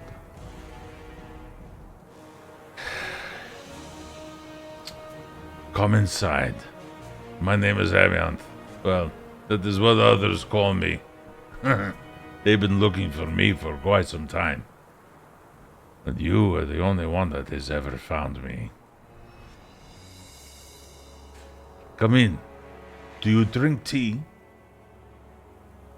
I mean, it's a hot topic because some might consider it cannibalism in where I come from, but it's not really if you think about it. And I'm like following him in, I'm like, really, technically, if you think about it, I'll give you juiced meat instead. No. I definitely don't eat meat. I'll give you a cup of water. Sounds great. He goes into the tree. A winding passage goes up on the inside of it. And you come into an area that looks like a cozy home, dimly lit by a lantern and candles here, only one of which seems to be magical. A bookcase carved out of the living wood on the inside of the tree holds many different tomes. And after preparing himself a cup of tea in silence, he ushers you to a chair, which is far too large for you to ever sit in. But he then sits in the corner, and a nice little book lays off to his side. Now, we will pick this up next week. Yay! Honey, I love you so much. Oh my God. I absolutely love playing with you. And by the way, Strangely Brown, thank you so much for hanging out with us. I really appreciate it. Alex for healing our hero over here in a time of need. That was absolutely that was so much fun. We just got back to playing Pathfinder Second Edition. It is Erin. I don't want to speak for you. It's my favorite RPG system on the crunchy side. I mean, we consider it crunchy, but I love it. It's you enjoy it. I like the character creation aspect of the crunchiness, and Ooh. picking the stuff is really fun because there's a lot that you could pick from. There is absolutely a lot. Yeah. That's definitely a thing. What about the combat aspects of it? Would you feel more comfortable once we get into it a little bit more? Yeah, I think because I've been learning and I'm asking you questions Yeah. during the game about what I'm confused by, which really helps. I'm able to understand better, and it makes it easier for me. So I'm just learning how to play as I Oh, go. sure. Oh, absolutely. I don't honestly give a fuck about the rules. It's more the, are you having a good time? Are you able to make a decision based off of what you currently know? Then that's all fine. It's so fun. So this channel here streams on Mondays and Wednesdays. Currently, we're going to be picking up a brand new Pathfinder 2E campaign on Fridays, sometime in the near future, like within the next month or two. What's that? Or Thursday, it might be Thursday. Oh, that's right. It might be Thursday. So if you check out the channel here and you see up on the offline screen that it's for Friday, it might be on Thursday. We'll have to see. We're getting together some really, really cool people, this one included, as well as several others who I barely have played with in the past, and some that I've never played with. So it's going to be a lot of fun as we put together a brand new crew for a brand new Pathfinder 2nd Ed campaign. And also, if you don't mind, let's do a shout out here for Erin, because Erin is like an amazing cozy horror streamer. Someone that you definitely want to go check out if you enjoy just fun, cozy, good mental vibes, good emotional vibes. It's a completely inclusive and welcoming environment. So please come on in. While here in Evindale, well, we just try to kill everyone. So that's it. Any shout outs or anything like that? No, I was just gonna plug my shit. I mean, also on Sunday, if you would like to join a couple old ladies, there are five really great femme streamers who are playing a murder mystery book club tabletop game on the Litching Hour. There you go. And that just got posted.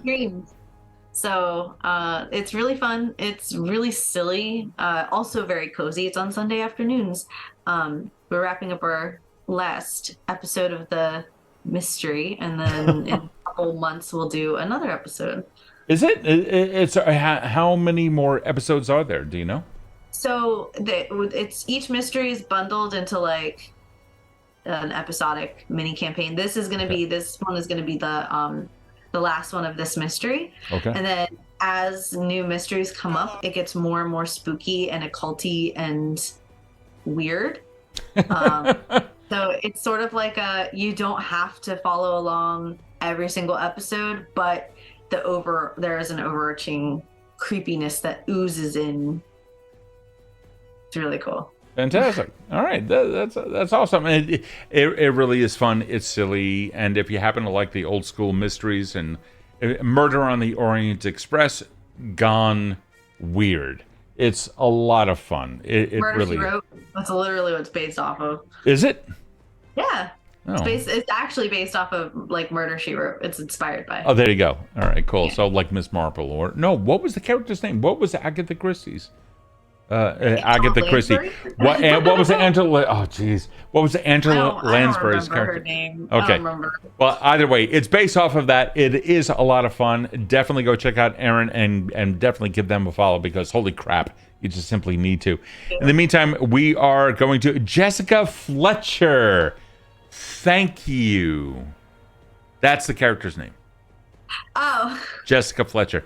Alex also saying, welcome to Evindale. You may die, more than likely. Think old school Sierra game. Wow. That's Alex, good. you just aged me. That's good. I appreciate that. All right, we are going to go raid Blackwater D&D, very inclusive channel, and also a very large channel. Definitely worth it when it comes down to advertisement. They are currently playing an actual play game, and it looks like it's D&D. So go enjoy if you happen to enjoy some RPG games. In the meantime, we will see you on Wednesday for Cyberpunk Adventures with Kill City Sinners. So we'll see you guys next. And by the way, if you happen to like video games, go check out Showgunners. I voiced it. I'll see you later. Bye. Bye.